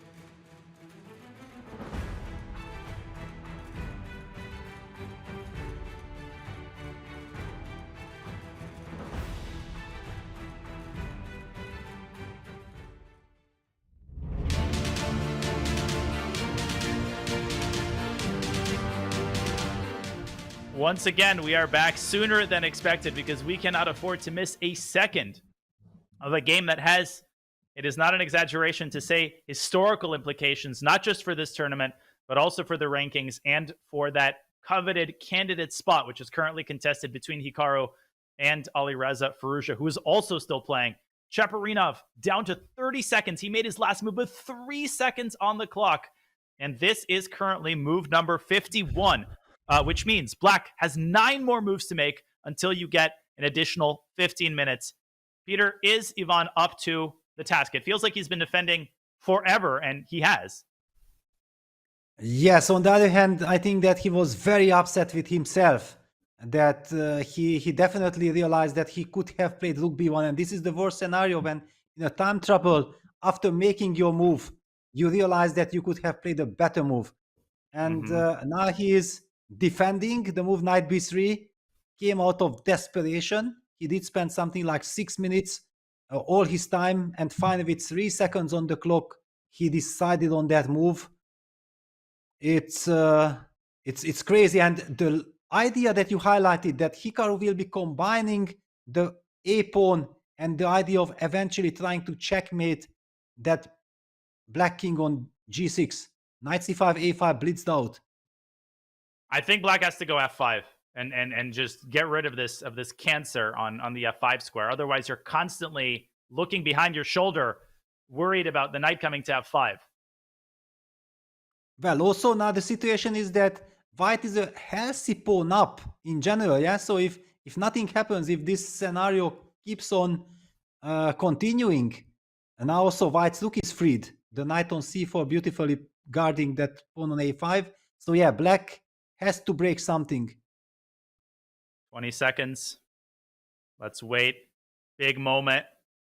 Time pressure. A lot of tension. Cheparinov's been defending for 6 hours. He's tired. He's down to 8 seconds. Big moment. f5. Will it be played? 4 seconds. 3, 2, and a check on d3. And apparently a big mistake. Yes. And this is what we kind of expected. Yeah, that with so little time on the clock, the nurse will come into play. Now Hikaru will say, thank you very much. We play the move king e3, the most natural move in the position. And I feel like this knight d3 was just the same nervy move like what we witnessed yesterday by Etienne Bacrou against Fabiano Caruana, when he just played that rook c5 move, and after that he also simply resigned 1 move later. Wow, king e3, the king is coming. Yeah, knight d3 is a panicky reaction to keep the status quo. Unfortunately, white is not keeping the status quo. You are helping the king get into the center. Knight king e3, knight b4. Ivan clinging with his teeth to the a6 square. Also, he's trying to make sure that White's king occupies the parking spot that the knight would like. So he's sort of preventing the knight e3, knight f5 maneuver, but that's the least of his problems. The knight can also reach f5 through d6. And after king e3, knight b2, Peter, I think White's rook does not have to live on a7. You could go rook b7, knight c6, rook b5. You could aim for this setup. And it already feels like it's so demoralizing because earlier there was a sense that Black was maybe one accurate move away from a forced draw. Now you know that you are in this for another indefinite period of time. You are not winning the pawn back anytime soon. I don't know if Ivan can deal with the psychological element of it, let alone the fact that he might already be objectively close to lost. Yes, I actually even feel like after knight d3 check, yeah, this is a panicking move. He, deep inside him, he feels like I have messed it up, I'm gonna lose. Yeah, this is the feeling usually that you are getting when you make a move in the time trouble which you are not planning to make, and you just made because your nerves finally gave in. You had 2 seconds on the clock. You had to make a move. You make the move, you bang the clock, but this does not bring any relief. And for the younger people watching our broadcast, just notice how Hikaru, he doesn't respond instantly. He might be the bullet master, but he is taking his time, forcing himself to think. It's very tempting to get into the blitz fight, particularly for kids, right? You wanna flag your opponent. Even title players can fall for this, but not people like Hikaru Nakamura. He will take as long as he needs to make sure that he's making an informed decision, making the most of his time advantage. Yes, he plays the move king e3 and knight e5. I somehow sense that it will be knight e5, but this looks just lost. Yeah, the pawn takes structure. Rook a6. Yeah, that's it. Yeah, takes, rook a6, and then king e4, and you just collect all pawns. There is no way this is not completely winning. No, but I think also just king f7, rook a8, get your pawn to a7, and then collect. No, it's completely lost. Yes, yeah, completely lost. For too many reasons. Yeah. So okay, Hikaru cannot believe, I believe, at this moment that how quickly he managed to get this dream scenario. Yeah, he just 3 moves ago, you would ask him, he would tell you, well, pretty sure my opponent will play rook b1 and I don't know what to do. I'm trying everything, but the position might not be winnable. And then rook a1, knight c4. We felt it that if questions will be asked with little time on the clock, let's not forget the players are extremely tired. They did not even have lunch today, yeah, because the game started 11:30 local time. So you are relying on a breakfast in 6-7 hours time control. It's just completely crazy. There's only so many Red Bulls that you can drink, caffeine pills that you can take, but incredible pressure on all sides by Hikaru. And again, slowing down, taking as long as it takes. It's a big decision to trade knights here. And Ivan's desire to finally get it into the rook endgame is understandable, but this is going to be a huge win for Hikaru Nakamura.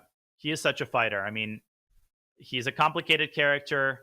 He's talked about a lot. Say what you will, but the guy is an absolute fighter. He never gives up.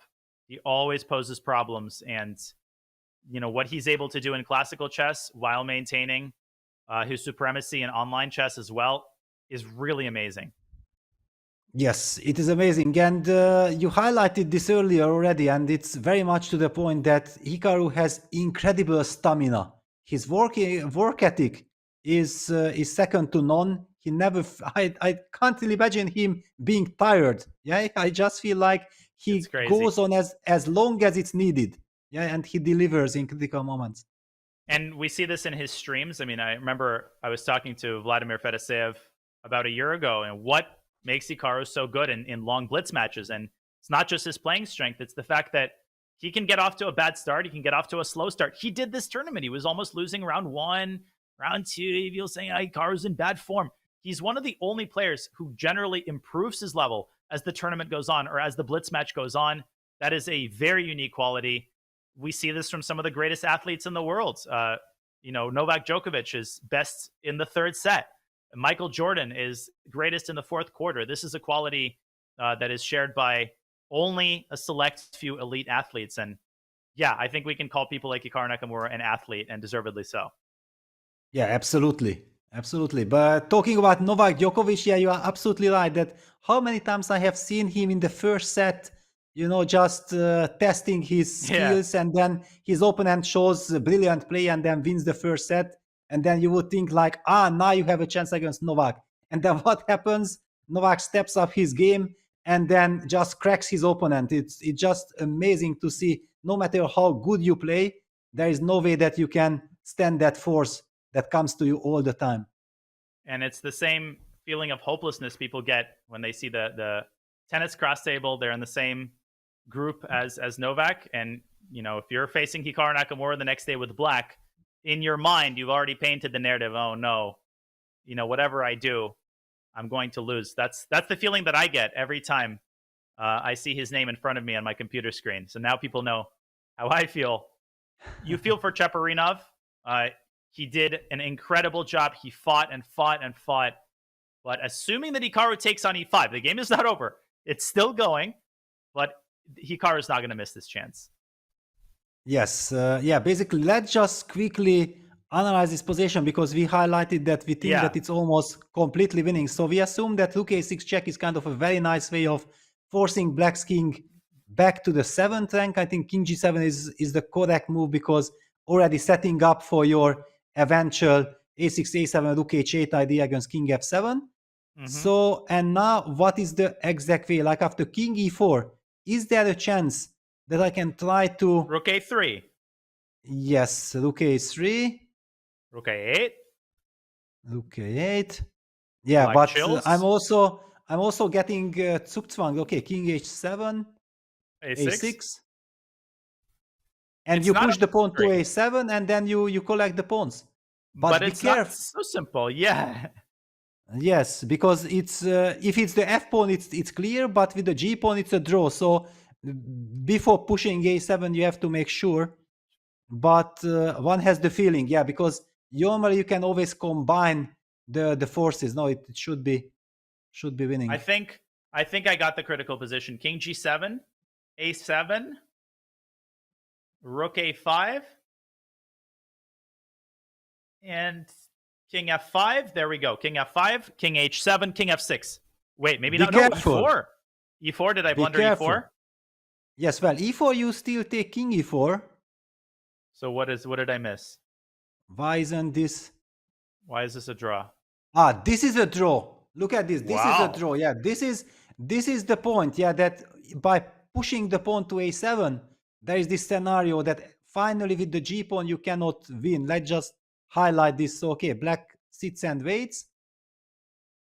White has to finally do this maneuver to try to get to the 5th rank. Okay, black just stays put on the... Oops, no, be careful. This I can't do. So, okay, what is in store for us after king g7? Yeah, Also people in the crazy. chat laughing. I mean, you would lose this 100 times out of 100 with black. Yes. So let's be honest here. With an engine, it's very easy. But okay, the point is that from white perspective, you are very worried. You just feel like with this active king, everything perfectly placed, you shouldn't be rushing into this a7 construction. You might have a simpler way of winning. But why can't we go, okay, king g7, a7, rook a5. Can we get back to this position for a second? Yes. So let's take a moment here. Maybe you can go from the other side. King d3, king c4, king b4, and just, go through Atlanta rather than New York. Yeah, make sure that against e4 you always have f takes e4, black's rook can't, and you will be finally getting your way like this. Oh. Yeah, or forcing a pawn endgame also. Exactly. Yeah. There's one idea I wanted to display. It was shown to me by my good friend Gukesh Praggnanandhaa. Also GM, lives in North Carolina. King b4, rook a1, king c5, king h7, let's say king d6, rook a5, king e6, king g7. And now there's an amazing moment. You might say, I see an opportunity. King e6, king g7. Now rook e8 is a huge mistake because black does not take on a7 immediately, but gives the check on a6 first.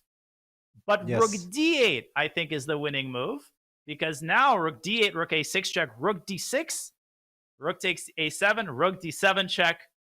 And the perfect construction in the pawn game, king f6, king d6, or king d6, king f6, king d5, get off me, and white chops off everything that remains.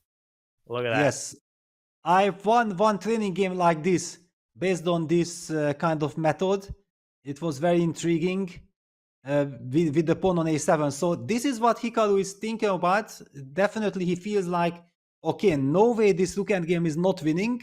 On the other hand, we have seen that there were quite some tricks. You feel that the pawn to a7 should win, but you are suddenly also worried of some tricks. He will figure it out. I have no doubt about it. And it's just so important how he's taking his time. 9 minutes.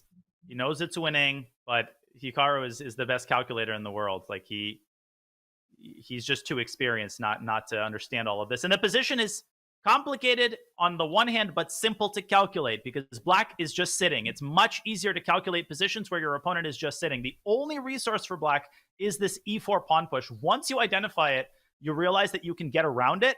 Then it becomes easier to spot the transition into the pawn endgame. Yes, also that sometimes you might not be completely sure that, what happens after e4 check, this is winning or not, but you suddenly feel that, no, this is a chance for my opponent, yeah, and then you start looking for other options, and then you discover that, okay, I have a much more intelligent way of doing this. By the way, Parham Maksudlu has won his game, of course. Can we show for newer players after 95 FE5, I'm sorry to make you make all the moves again, just for newer players who might be confused, why does black have to stay in the box, king g7, king h7? So let's go again, rook a6, same procedure, king e4, rook a3, rook a8, black starts to hang out, king h7, a6, king g7, a7. This is a very famous idea. Everybody should know it. If black starts to go after the a pawn with king f7, there is rook h8. This is what, the world hinges on. Rook a7, rook h7 picks up the rook with the lateral skewer. Yes, exactly. Know your basics. But on the other hand, after a7, that's why black always sits on these two squares, not allowing this tactical idea, and often white does not have enough resources to win. Now the point is that black has two weaknesses, the pawn on e5 and the pawn on g5. That's the reason why it's losing. Yeah, just put that pawn from e5 to f6 and it's a dead draw. It's kind of very, very tricky. It's connected with the fact that black has two vulnerable pawns. And there's also a very important theoretical position. I can give you a little relief from making all those moves. So for example, why... Oh, sorry. I guess if I make moves, it interferes. Wait, do we have some moves on the board? No, Hikaru is still thinking.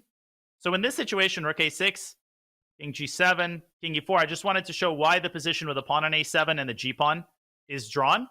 But let's get to the game, because Hikaru has finally taken on e5. Okay, yeah, so basically we'll have all the chances to show all this. We are expecting rook a6. I believe that rook a6 will be played by Hikaru. It's so tempting on the board already, forcing that king back. And I think this is okay, Chepa goes king f7, king e4 blitzed out. Obviously, Hikaru has already calculated very, very far. A few other results. Firouzja drew the game. So Aravind decided not to continue prosecuting his slight advantage. Understandable decision. He had saved a hopeless position. He was exhausted. That's a draw. Korobov beats Frederick Svein with black. The only other game still going on the lower boards is Shant Sargsyan, who is trying to defend a lost endgame against David Anton Giharu. Mateusz Bartel about to win a really impressive game with black against GM Vasif Durbaili. Other notable results, Ponomarev Abhijit Gupta is still going. Ranak Sidwani wins a nice game with black against the French young GM Marc-Andrea Maurizi. And Ivanchuk is about to win a nice game against the Turkish youngster Ediz Gurel. That game is about to end. And that's about it for notable results. Okay, so back we go to the Hikaru game. Well, that actually sounds like very nice news, because Ivanchuk so far has failed to win a game. And I believe he lost a game and all the games were drawn. And of course, everybody is a fan of the legendary Vasily Ivanchuk, and we are rooting for him that he wins a game or wins games. And today he has a chance to do that. The Giri endgame, by the way, is really interesting, but I know chat will scream if we leave the Hikaru game even for a second, and probably for good reason. We should probably stick to this game. Absolutely, yeah. So basically, now it's the critical psychological moment, yeah, that Hikaru has this option of going rook a8 and then pushing the pawn to a6. But it won't be so easy to decide on a7 because he simply feels that the position should be winning. And if you can find the way to win without pushing that pawn all the way to a7, maybe practically you are somehow feeling more secure not to blunder any kind of fortresses. And another issue is like you can also try to make an argument for king takes e5, rook takes bc, and then opening up the rook on the sixth rank like rook b6, pushing the pawn to a6, then cutting black's king like this. Also tempting. Yeah, might also be winning. Yes. Yeah, let's just try what happens here. So if you people in the chat should not freak out if Hikaru plays king e5. It might also be winning. Rook d6. But rook b6 is a mistake, and Hikaru goes for it. King takes e5, but rook f3. Yep. White should not play rook b6 for some mysterious reason. Because probably it's important to protect. Yes, okay. Yeah, then it's not mysterious at all. Then Hikaru will play rook takes f3, rook d6, making sure that rook f4 is met by rook d4, guarding the g4 pawn, rook f3 on the board. And this is then a very practical way. You make sure that rook d6, a6. Totally winning. Yeah. Everything is perfectly placed. There's too many weaknesses. And there's a beautiful idea we should display. Let's say black plays a rook d6, rook a3, for instance, a6. And let's say black plays king e7. You could even play in some... Or a check. First, let's say check first. King d4, king e7. Rook h6. King d7. And I just wanted to show this beautiful idea. a7. Okay, congrats. You can't take the pawn. But king c7, rook, not h7, but h8. King c7, rook h8. Forcing rook takes a7. Now, do you win the rook? No. But you transition to a winning pawn endgame because black's king is in Nantucket. And white easily picks up the g5 pawn. Yeah. On the board. Yeah. Excellent technique. This is the cleanest way of playing like this. Poor Cheparinov down to a minute. No hopes. a6 is coming. The pawn on g5 is still on the board. It's a very big weakness. Yeah, it's very important. Rook f4, rook d4 wins. Because if suddenly white would rely on his a pawn, then black would be just in time to... Oops, this is still winning. Probably rook d4 wins. Lovely. Rook d4 wins. Wait, rook g1? And then rook a4. Most probably this still... Rook e1? Yeah, and then now you have to show some study-like details. But this is the clean stuff. Of course, rook f4, rook d4 wins, and rook a3, a6. So there's no reason to create some miracles here. Just win the most prosaic way. So professionally done by Nakamura. He takes 10 minutes. He calculates all the complications. He finds the cleanest win. And this is where Cheparinov has to come to terms with the fact that despite he's made move 60, he's going to get another 15 minutes. And that is the cruel irony of chess. You made it to the time control. Now you have 15 minutes to ponder your own death. Yes, and if Hikaru wins, then let's just try to understand what we are seeing. Fabiano Caruana, Deac, Vidit, Esipenko, Nakamura, Max Todlu. That would be a 6-way tie on +4 that I'm counting. And then probably like 15 players with half a point behind with +3. It's just completely insane. Complete mess going into the last two rounds. Nothing decided. And it's hard to even predict who Hikaru would play. He could play... Okay, Hikaru was white, so he should be black in the next round. He should play someone who should be white. Bogdan Daniel Deac is supposed to be white. And then Andrei Esipenko, but he's already played Hikaru. So I think Hikaru is going to play Deac with black. Yeah, could easily be. Yeah, it's... but again, we see the same narratives that those players who are actually leading, they are all almost all of them having the white pieces today. By the way, 10 seconds left, but yes, the time control has been made, but there is no relief. White just plays king e4 or king d4. Yeah, Hikaru picks king d4, and it is just over. Hikaru's already played Vidit. He's already played Esipenko. So of the people with 6.5, the only people he hasn't played, Maksudlu. If he plays Maksudlu, the higher rating changes color, so Hikaru would be black. If Hikaru plays Fabi, Hikaru would be double whited, I'm pretty sure. No, Fabi is already not. No, sorry, because Fabi was already not twice white. Yeah, yesterday he was white and today. So Fabi will be black for sure. That's guaranteed, yes. So if Hikaru plays Fabi, Hikaru would get another white, which would be a good pairing, all things considered. Yes, and Vidit also cannot have the white pieces anymore because he also has just doubled his whites. So yeah, many interesting situations. So some things can be lured out, but there is so much different scenarios. And the people with 6 points, they can play spoiler. Not only do they have a chance, people like Yuri Kuzubov and Alexander Predke, all they have to do is beat, one guy who's got 6.5, and boom, the tournament standings are once again thrown into complete disarray. Amazing. This is going to be a photo finish, unmissable final 2 rounds of action.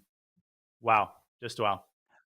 Yes, the only thing that I'm already feeling like it will be heartbreaking for someone, that there are no tie breaks. Yes, so we won't be seeing any tie breaks, no rapid, no playoff, whatever. I don't even know what is the first criteria, maybe the average rating of your opponents.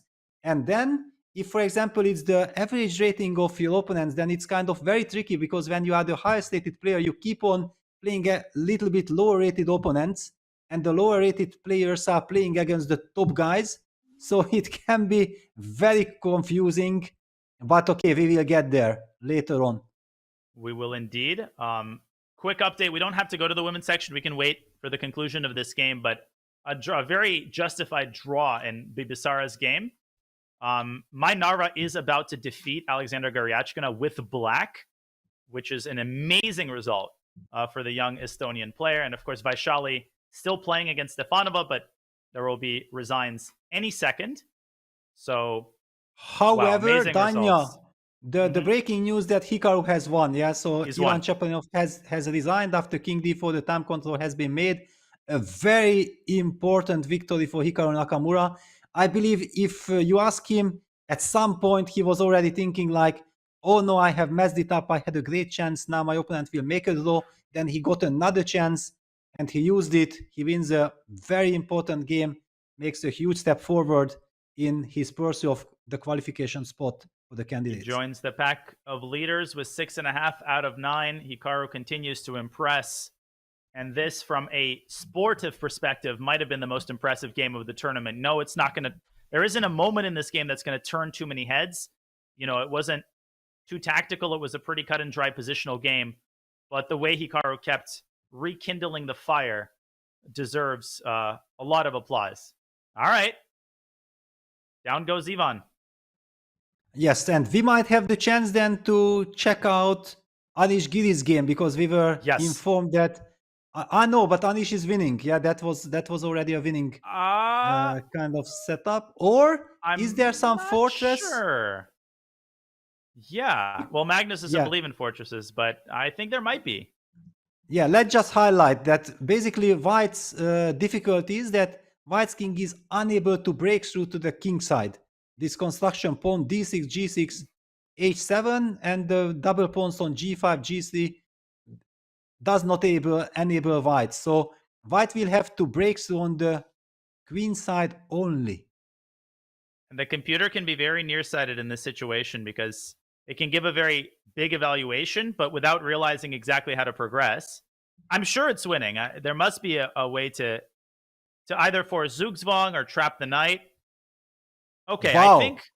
But look at this. Move 58. White has played the move c6 check, king c7. He had the king on b5. We were kind of debating that probably White will need to break through on the queen side, and then Anish just started maneuvering back and forth without any real big idea. Yep. And now it's move 64. So is he setting up some Zugzwang position? Is he trying to dominate?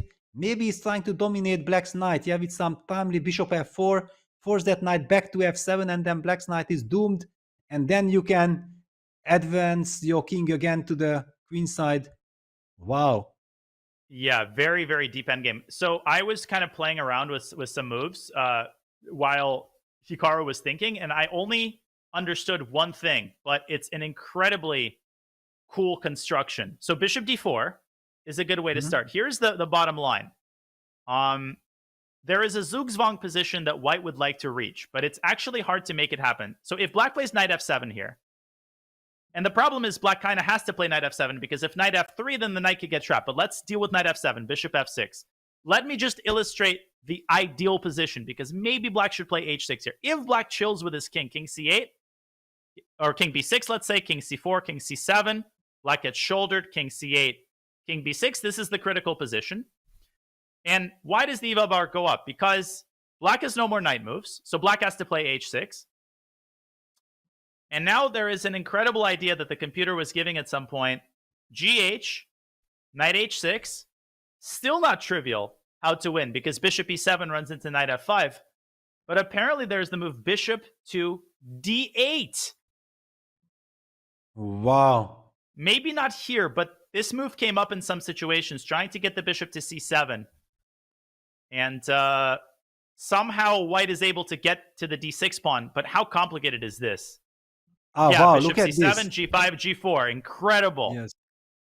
So let's just Zugzwang. take a moment to appreciate this position, folks.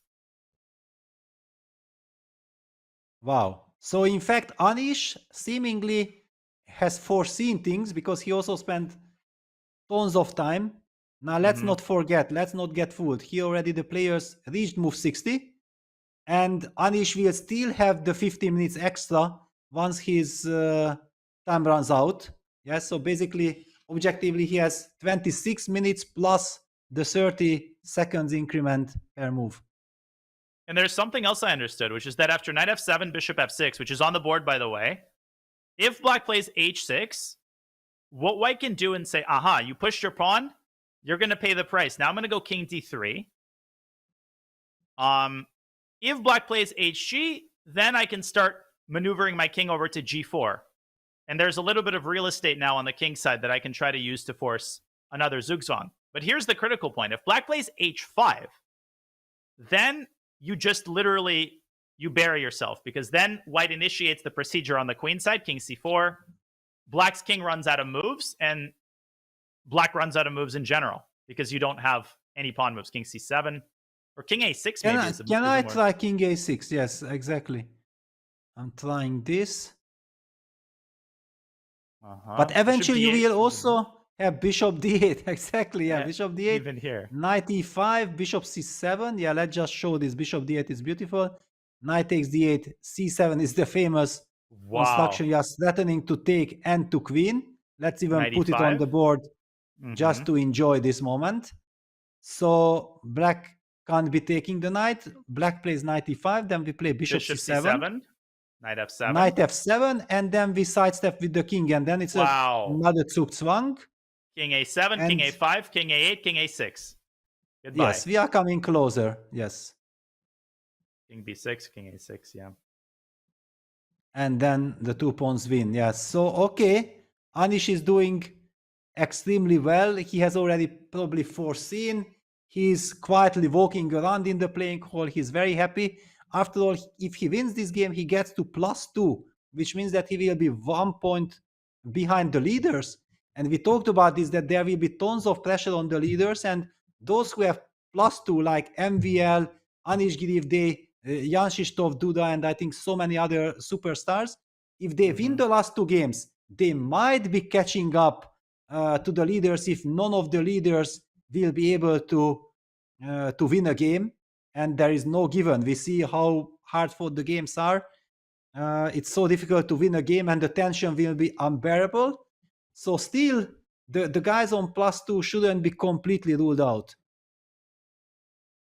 Yeah, it kind of reminds me of the American trivia show Jeopardy, where the third place finisher. Have you heard of Jeopardy, Peter?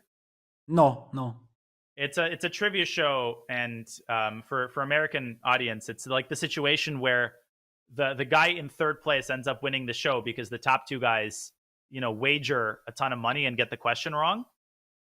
This could happen in this tournament where all of the top finishers end up making a draw, and some Anish Giri, who wins the last two games, suddenly leapfrogs, the group at the top. So don't discount the players with 5.5 or 6 points right now. Yes, the only problem is this tiebreak criteria. Yeah, that most probably the guys who are coming from behind, they will be missing out on tiebreaks. Yeah. But we have to check out. We don't know exactly the rules. For tomorrow, we will be ready. We will be prepared. Yeah. It's still too early to speculate about all this. Yeah. Wowza. Whew. What a round. So many emotions. And Anish's game is not the only one that's still going.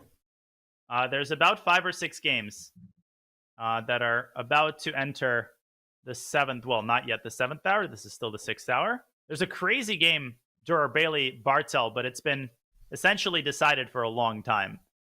And Mateusz just needs to make 1 or 2 more careful moves. Wow. Yes, I remember that you were highlighting it already earlier in our broadcast. Mm-hmm. Okay, since here things are not clarified, we already know. Let me pull that game up. All right, so Vachier against Mateusz. What on earth is this? Okay, yeah, black is just winning. Bishop on g6. In fact, it's not clear why white is not yet resigning. Is he relying on some knight f7 check? Yeah, I guess so. But knight f7, bishop f7, g5, big deal. King h5, e takes f7, just d2. And white can't even promote without losing his queen. Wow, but okay, there is still some intrigue in the position. Mm-hmm. Of course, it's a win, but I thought like you might highlight maybe even the move king h7, yeah, and then e takes f7, rook f4 check, king moves, and then king g7. Yeah, just because in your voice I felt like, okay, but I will not give you any chances. What are you talking about? So I already had this, but yeah, you just wanted to use the other angle. G5 check, king h5, e takes f7, d2, and black wins with rook f4 check against f8. Black has 35 minutes on his clock. Bailey should just give up at this point. It's wasting time. But another crazy game. Do you know? Just second that. Do you know which was this moment when you highlighted that it was completely crazy? It was the opening. It was the first 15 moves. Bartel played a French, and Vachier didn't get out of the opening. In fact, he spent the whole game in a losing position. Wow. Here, I mean, Biz just got terrible for white. Really, really fast. Night before, in your face. Girl. Oof. Yeah. Yep. Like this. Rook b1. Yeah, this is a total nightmare. Yeah, the light squares are the most important in any French structure. Yeah. All right. So all understood. What was the other game you referred to?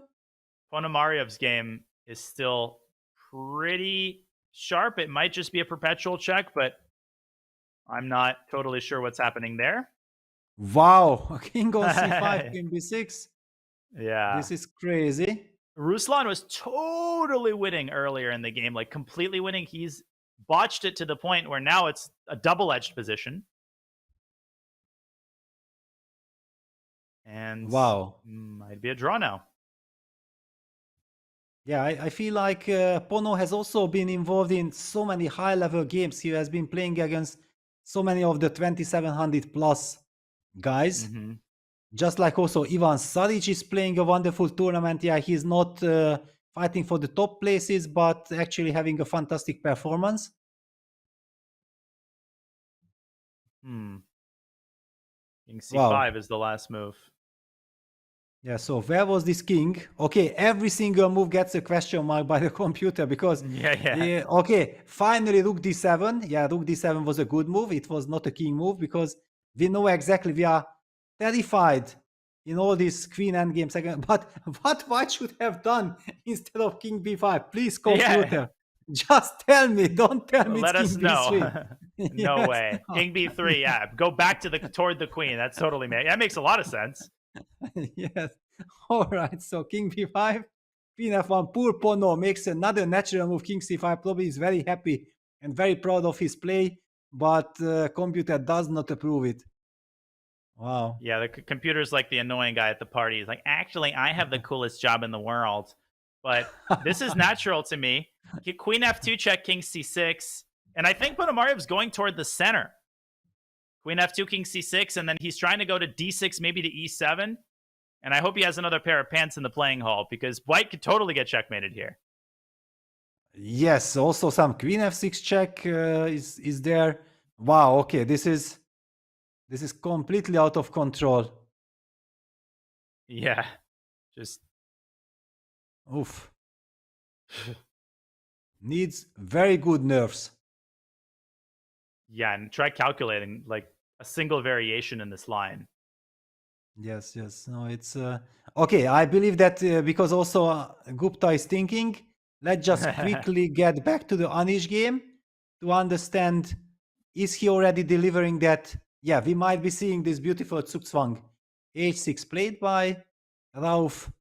At least this position we understand. The other one is so crazy that it's so difficult. This is very refreshing. It reminds me a little bit of Fischer versus Taimanov. They had a couple of cool bishop versus knight end games in their candidates match. Yeah, this bishop d8 idea. Well, it's obvious once the king gets to a6, but to see it from a distance is pretty impressive. Yes.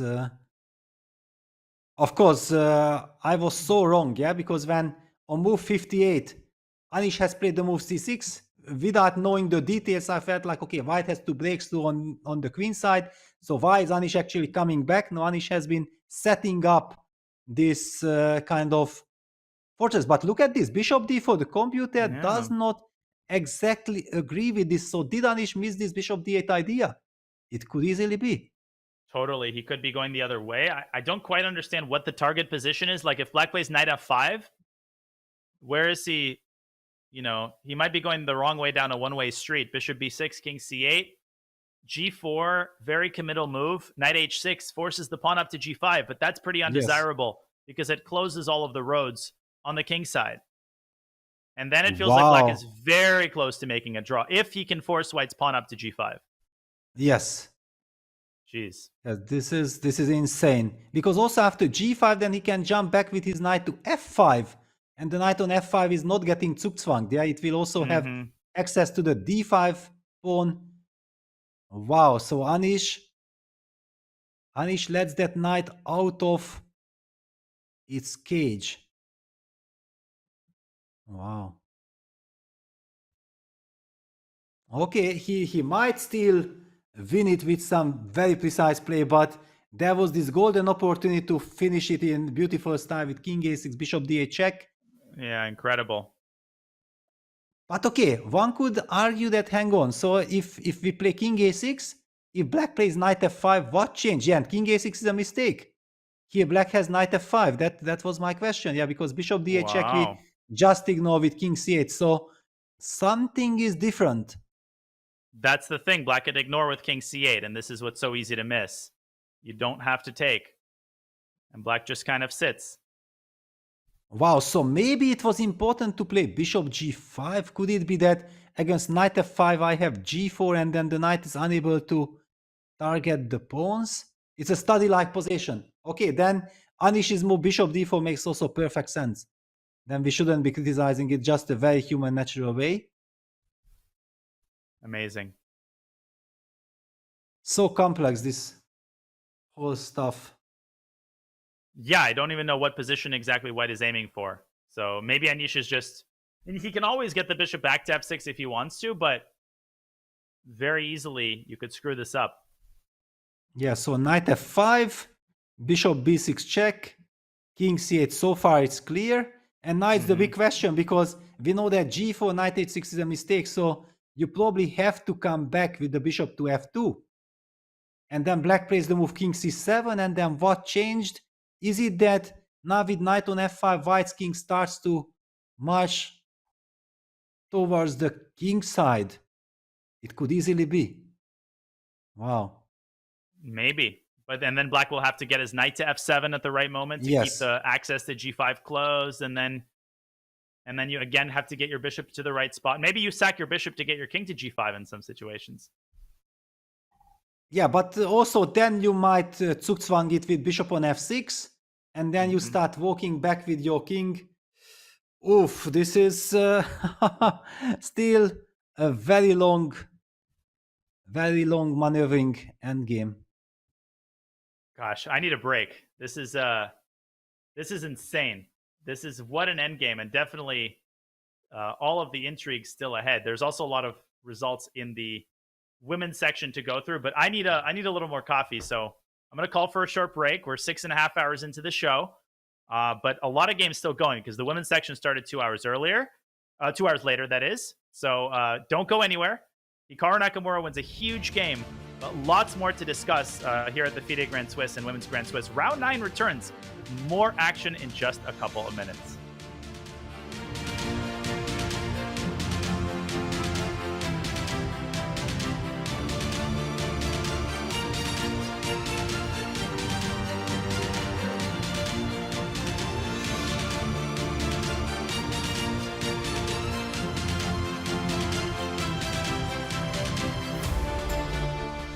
Welcome, everyone. We are here with Judit Polgar, the legendary chess player, one of the greatest chess players of all time. And I went my next move. I said, no, I'm not moving my queen. I'm not moving my bishop. But actually, I'm going to give checkmate or winning great material. And I went knight e3. It works only that way. If you're an attacker, you sacrifice something, go all the way until the end. Don't chicken out in the meantime at some point, because many times there is a point there is no way back. It's only forward. How is it to play with Kasparov? When you saw him personally, he really had this incredible energy. Judit, thank you so much for being with us, and I hope you're ready to dive into the past with us. Oh, absolutely. I'm very happy to share with you some of my most memorable games.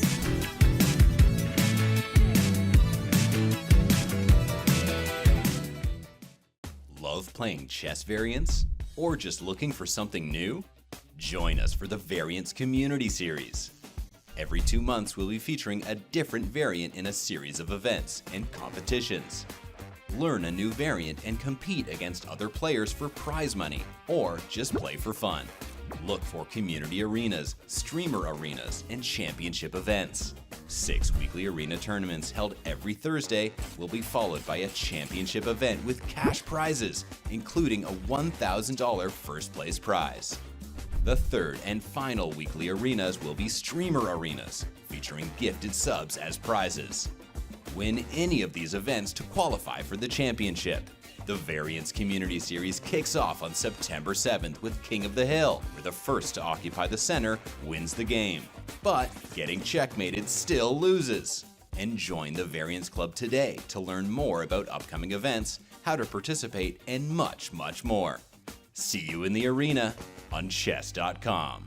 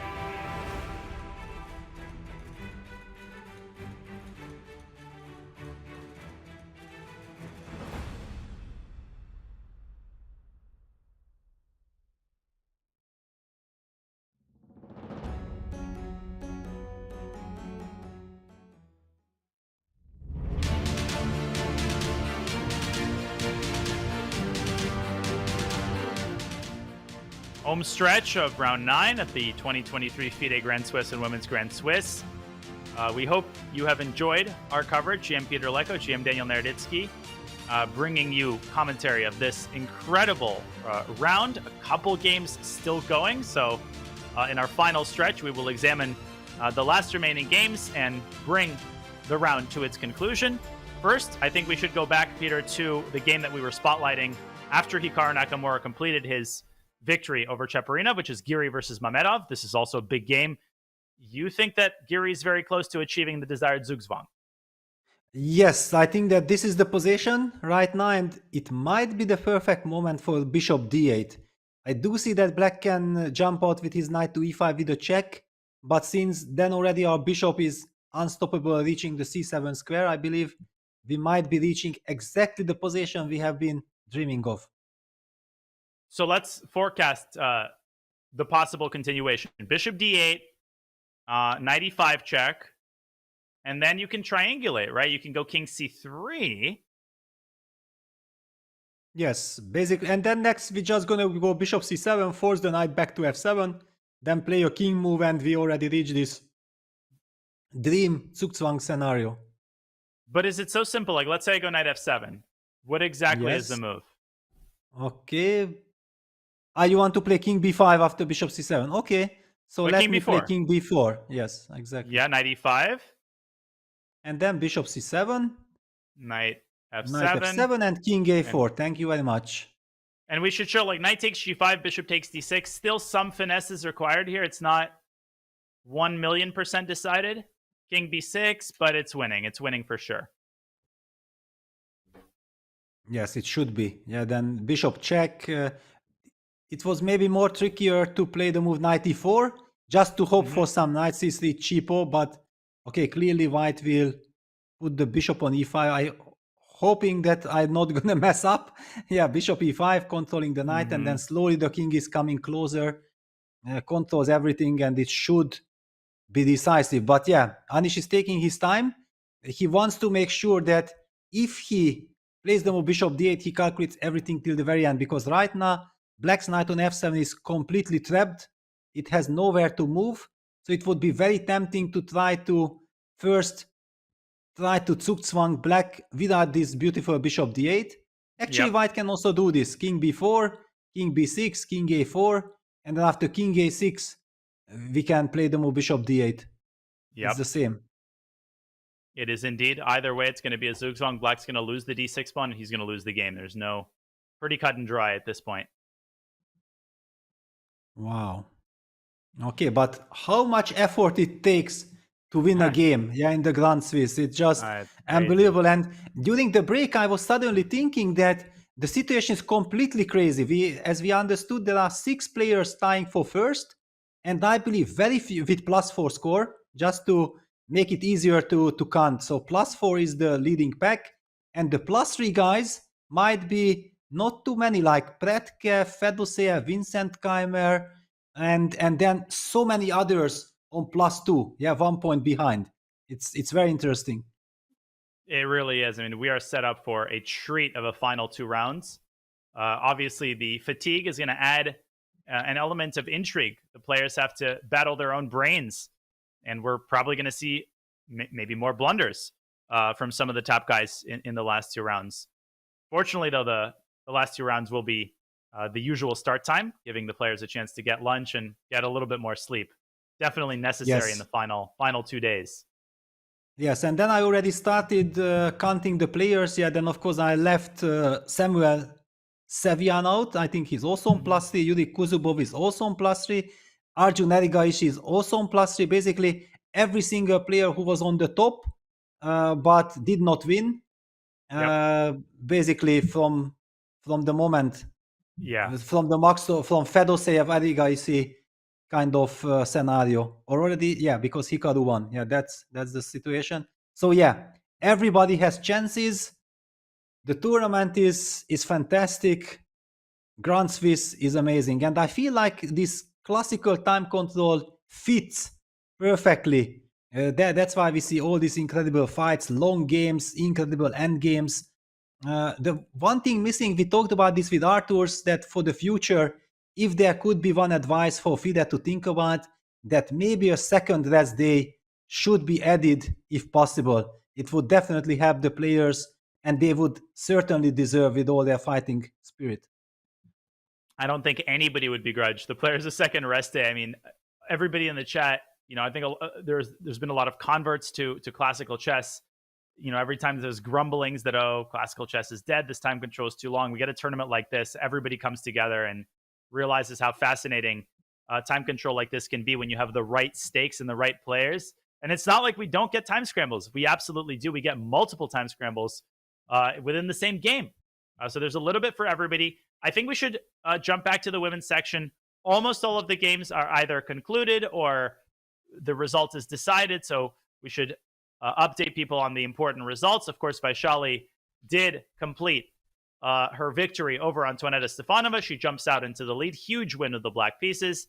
Gariful and Muzichuk is a dead draw. I think White is a pawn up. She's pretending to be trying, but I don't think she's got realistic chances.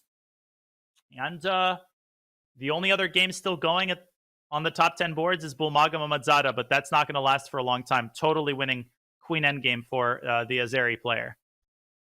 Yes, and look at this. Suddenly 3 decisive games and all won by black on the top 5 boards. It's I believe this did not happen yet, and it might never happen again. It's just fantastic. Yeah, it's also Goryachkina losing her 2nd game in a row. Yeah, this crazy game between Asabayeva and Munguntul ending in a draw.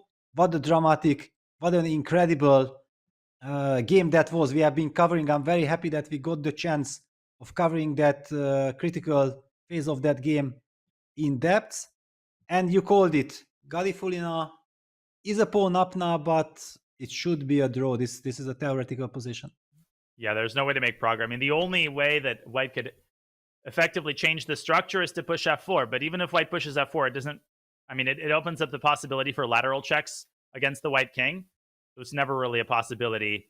It's more that you're like enjoying the moment. You're okay. I'm making Anna Muzichuk suffer, but she's not even really suffering. She's just moving her rook from side to side. Yes, exactly. There will always be enough counterplay against the pawn. Okay, one scenario we have to highlight, yeah, that rook f3, rook moves away, rook f5. So basically White is preparing the move f4. Now it's also a very nice defensive technique just to play rook a2, stopping that possibility. If White activates the king with king f3, then rook a3 check is played. Even if White gets to play f4, it's still a draw, but it might even be that you can't even get there. Yeah, exactly. Exactly. Okay, so this is not particularly intriguing. It's going to be a draw. Yeah, huge shout out to Mainarva. She beats Goryachkina with black from a very precarious position in massive time pressure. She survived it. She thrived in it, and then crushed her after the time control was made. Bulmaga Mamadzada is game over. Nothing to talk about there. Just 2 pawns up in a queen endgame. And I think... Okay, there's also Kanya Murala versus Trisha versus Vantika Agrawal on one of the lower boards, but that game is also quickly nearing its conclusion. Also, big shout out, Alice Lee has been having a very rough event, but she did manage to score a victory against the experienced GM Arakamia Grant from Scotland. So good confidence booster for the young American talent, but still forgettable tournament for her. Yes, now actually looking at the position, Leia played a very nice move, rook d4, basically making sure that she will be able to play f4, but we're gonna see the second narrative, yeah, like rook a6, f4, then you start checking, you called it, the checks are starting, so White will be forced to go where exactly? That's already a very big question. Okay, probably king f1, then black can keep on checking. However, one thing one has to pay attention that is rook a2, rook d2 a trick. Is this a tricky pawn endgame or is this also a draw? Because no, this is White has winning, this. Apparently? Yes, because White has this passed pawn. This is a very strong passed pawn. Finally, White will be asking questions because if black sits with king g5 or king f6, oh, it's White to move. Yeah, king e2, king f6. No, king e2, it's a draw. King d3. Wow. King d3. Yes. Yeah. Okay. Yeah. So king d3. just to make sure. So after king f6, we have king e4, king g5, king f3. That's the guaranteed king win. f6. I wanted It's to still- highlight king f6. Yeah, there's a beautiful idea if you push g5. I think that's what you wanted to show. Wow. Look at this. Draw. King h5, king f5, draw. Unbelievable stuff. Beautiful. So what is the winning idea instead of g5? I think it's some sort of triangulation. King e3. I'm pretty sure it's king e3. King e3. So, okay, we have to wait. Yes. And king f3. We wait. And king e4. King e4. Yes, king Wow. e4. Because king e6, g5. And king g6, king f4. King f6, g5 check. And thank you very much. We are picking up the second pawn. Yeah. So this is the danger that black has to watch out for, not to fall into this trap that white can try to force the trade of rooks. Of course, Anna will make sure that this does not happen. It simply looked very instructive and we had to deal with this move. By the way, just a very quick update that yes, the reason why it was so important to this is the position, yes, to play the move king d3, because if king e2, then black suddenly gets a chance of playing king f6, and king f3 will always be met by king e5, and after king f2, black can just sit and wait with king e6, and this is the typical distance opposition, king f3, king e5, and otherwise you just keep on shuffling king e6, king f6.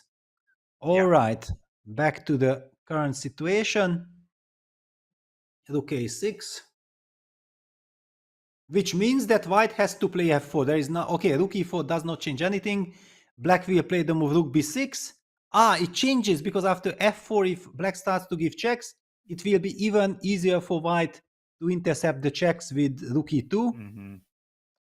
And let's just talk about this moment that after f4, if, for example, we give a check and king f1, we take on f4. Rook takes f4. Is there some danger like rook f5, rook h5, trying to get to the h4 pawn? How realistic is this? Well, I think black can go rook b3, king g2, for King example. Let's say rook g3, check, king h2, rook a3.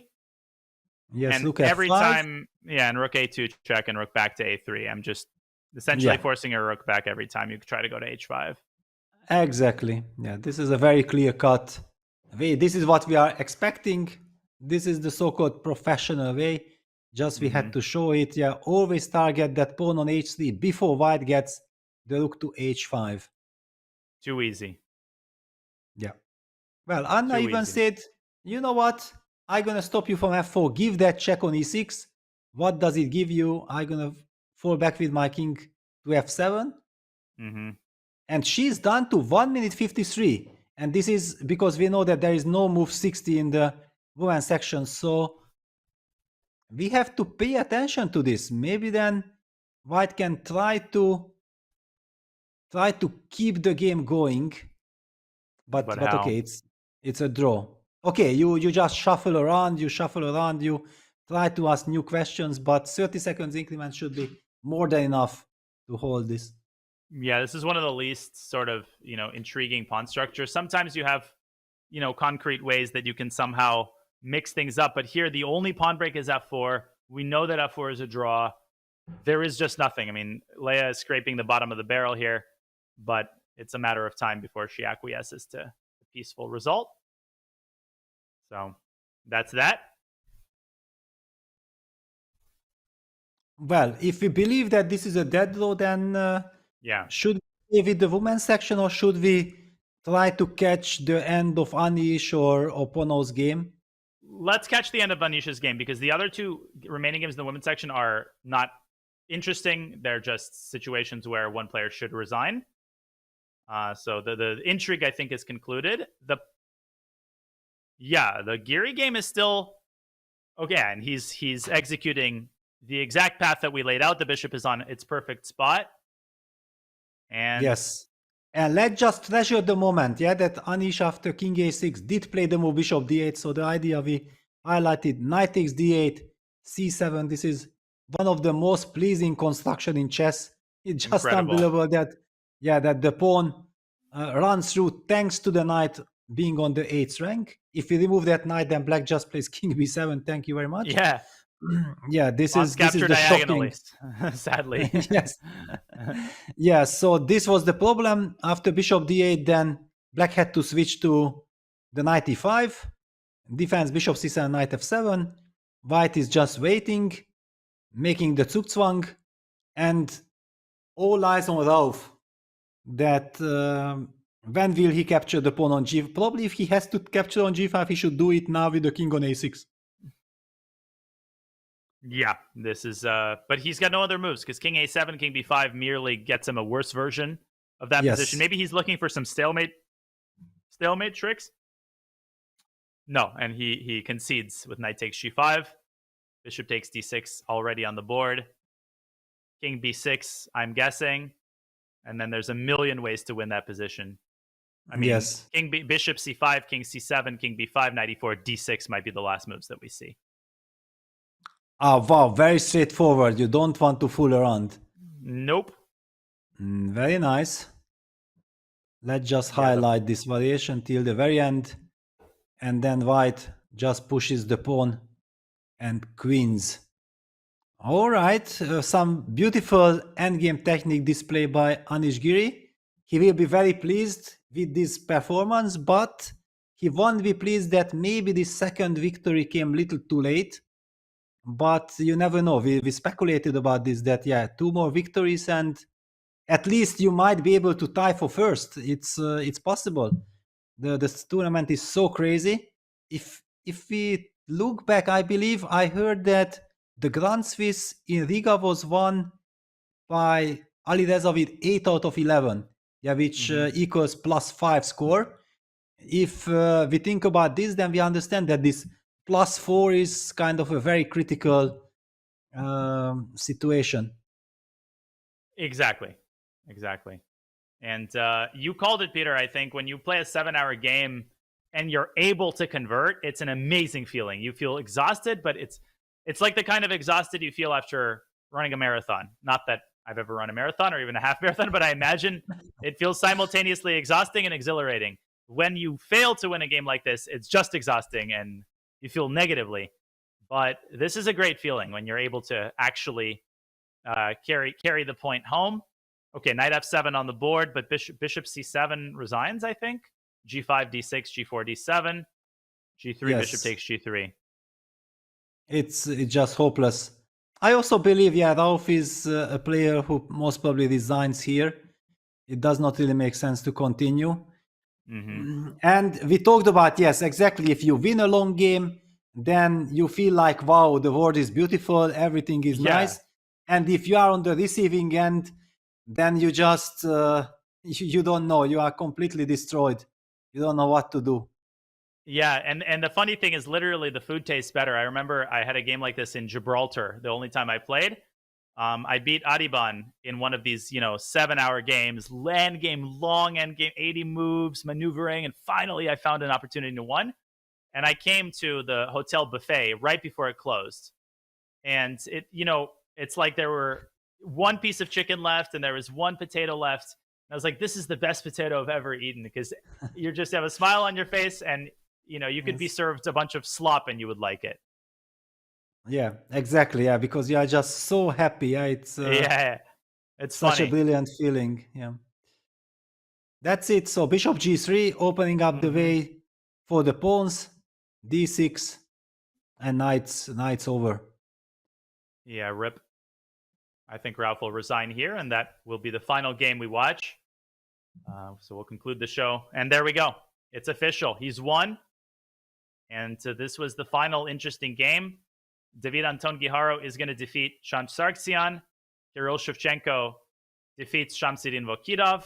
And Ruslan Ponomaryev is completely winning now against Abhijit Gupta. So that will be all of the games in the open section. What a round, Peter. Incredible. Yeah, crazy. I think we have to check out the standings, if the standings are ready, because we more or less have covered what has happened, but it would be very nice to get an overview. I think it can happen any moment. Yeah, let's start with the women's section. I think our producer has that ready. Yeah, we'll probably start with the women's results, which, of course, we are intimately acquainted with. The big one is Vachier-Lagrave, who continues her incredible journey to the top of women's chess. 5 wins, 4 draws, 0 losses. Beats Stefanova with black. Amazing performance all around by Vachier-Lagrave. Yes, she did not lose a single game yet, despite playing on the top 2 boards from the very start. Yeah, we still have 1 game in progress, but that game is kind of almost a guaranteed draw, so we can, I believe, speculate about the current standing with calculating that game as a draw. Absolutely, Lagrave-Fulina will make a couple more moves and then concede the draw. 2 on a Muzichuk, but still a pretty good result. Tan Zhongyi, very smooth victory against Sophie Millier, who's had a good tournament. Yes. Yeah. And so very interesting standings. Vachier-Lagrave will play Tan Zhongyi tomorrow. I don't think they've played yet. Or have they? I'm confused. They have not. I'm confused. Yes. It will be a fantastic clash, and Anna Muzichuk is sharing second place with Tan Zhongyi because her game is still in progress, which will be a draw. Yeah, and as the actually, Anna Muzichuk was black today, so the colors work out because Vachier-Lagrave. No, actually, all 3 of them were black, so the colors don't work out for anybody. I won't speculate. Vachier-Lagrave will play either Tan Zhongyi or Anna Muzichuk. And it'll be a fast... No, she's already played Anna Muzichuk, so we will see Tan Zhongyi. Yeah, Vachier-Lagrave already drew Anna, so she will play Tan Zhongyi essentially for all the marbles. Yes. Yeah, it will be a very decisive game. We also know that Tan Zhongyi is trying to qualify with all cost. Mm-hmm. And there we have the results of the open section, round 9. Fabiano Caruana game was quite dramatic in the early stages of the game. It looked like Fabi gets a very interesting position, then Daniel Bogdan countered it beautifully. It looked like for 1-2 moves that Fabi is in a lot of danger. Then he managed to sacrifice the pawn, reach an endgame which he managed to hold. The Vidit, Gujarati, Andrei Esipenko game was a high-class, solid strategical battle with no real chances for any of the players. And then we know Hikaru Nakamura winning that very important game against Ivan Cheparinov. Which brings him to a part of the leading group with 6.5 out of 9. Arham Maksudlu also part of that group. He defeated Alexei Sarana in a lovely positional display. There's page 2. A lot of the players with 6 points, they can play spoiler. They still have a serious chance, and they include Anish Giri, who's had a solid event. He defeats Mamedov, and Vincent Keimer. Very smooth victory, quick victory over Nihal Sarin, whose queen sacrifice was coolly rebuffed. Okay, so 6 players with 6.5 points. Fabiano, Hikaru, Vidit, Parham Maksudlu, the Romanian superstar Bogdan Daniel Deac, and Andrei Esipenko, who's quietly had himself an amazing event, and closely followed by a group of 6. Impossible, Peter, to speculate. I don't like to speculate who's going to win the tournament. It's impossible to predict. And anybody who claims that there's a serious contender or a favorite is full of it. Yes, absolutely. Yeah. So we see that from 7th place with Vincent Keimer starting, Arjun Erigaisi, then Sam Sevian, Vladimir Fedoseev, Alexander Pretke, Yuri Kuzubov. Everyone who is having +3 score, having 6 points, have chances. The other guys with +2, I'm simply feeling that their tiebreak will not be enough, even if they win 2 more games. But we see brilliant players like Anish Giri, Levon Aronya, Maxim Vachier-Lagrave chasing as well the leaders. It's insane. I think the standings tells it all. We are in for some incredible dramatic finish. I somehow speculated before the tournament that most probably just in the last couple of minutes or hours of the tournament, we will know who those top 2 finishers will be. Indeed. I mean, what an amazing round. And the best part is that we have 2 more rounds of the tournament. The best news for me, Peter, is that tomorrow's round will start 3 hours later, 10:45 a.m. Eastern time and 3:45 or 15:45 Central European time. Hopefully the weather in your neck of the woods improves, but super happy that we're commentating again tomorrow. I'll pass the mic to you one more time, Peter, for your final thoughts on today's 7-hour day of incredible action before we wrap up. Yeah, every day we are already used to this. Yeah, it's a 7 hours marathon. We are enjoying it. We are loving it. We are just respecting the players for their incredible fighting spirit. They are fighting for the top 2 spots. It's all about the candidates. And the tournament is just getting started. Yeah, exactly. At least more than 10 players still have realistic chances of making it. It's just fantastic. Yeah, it's like, a Russian birthday party. It's like, this was the appetizer round. Now the main course is going to be served in the next 2 rounds. So if you thought that this was the apex of the action, you were sorely mistaken. Do not miss tomorrow's Saturday round. And it's a Saturday, so you have absolutely no excuse to miss it. You can watch it in bed, at your desk. Make yourself some coffee. Put it in your calendar, 10:45 Eastern Time, 3:45 or thereabouts over in Europe. And on that note, I would like to thank everybody in the chat for accompanying us on this amazing journey today. It was a tough day for me. I barely got out of bed, but I'm really, really happy that I did. I was handsomely rewarded, not just by the games, but also by the opportunity to commentate with you, Peter, which I greatly appreciate. This was so much fun. Thank you to our producer, Bick, and our amazing team who work so hard behind the scenes. On that note, GM Daniel Naroditsky, GM Peter Leka, wishing you a great start to your weekend. The FIDE Grand Swiss and Women's Grand Swiss returns tomorrow at 10:45 Eastern Time. We will see you then. For now, have a great rest of your Friday. We hope you enjoyed the show. So long.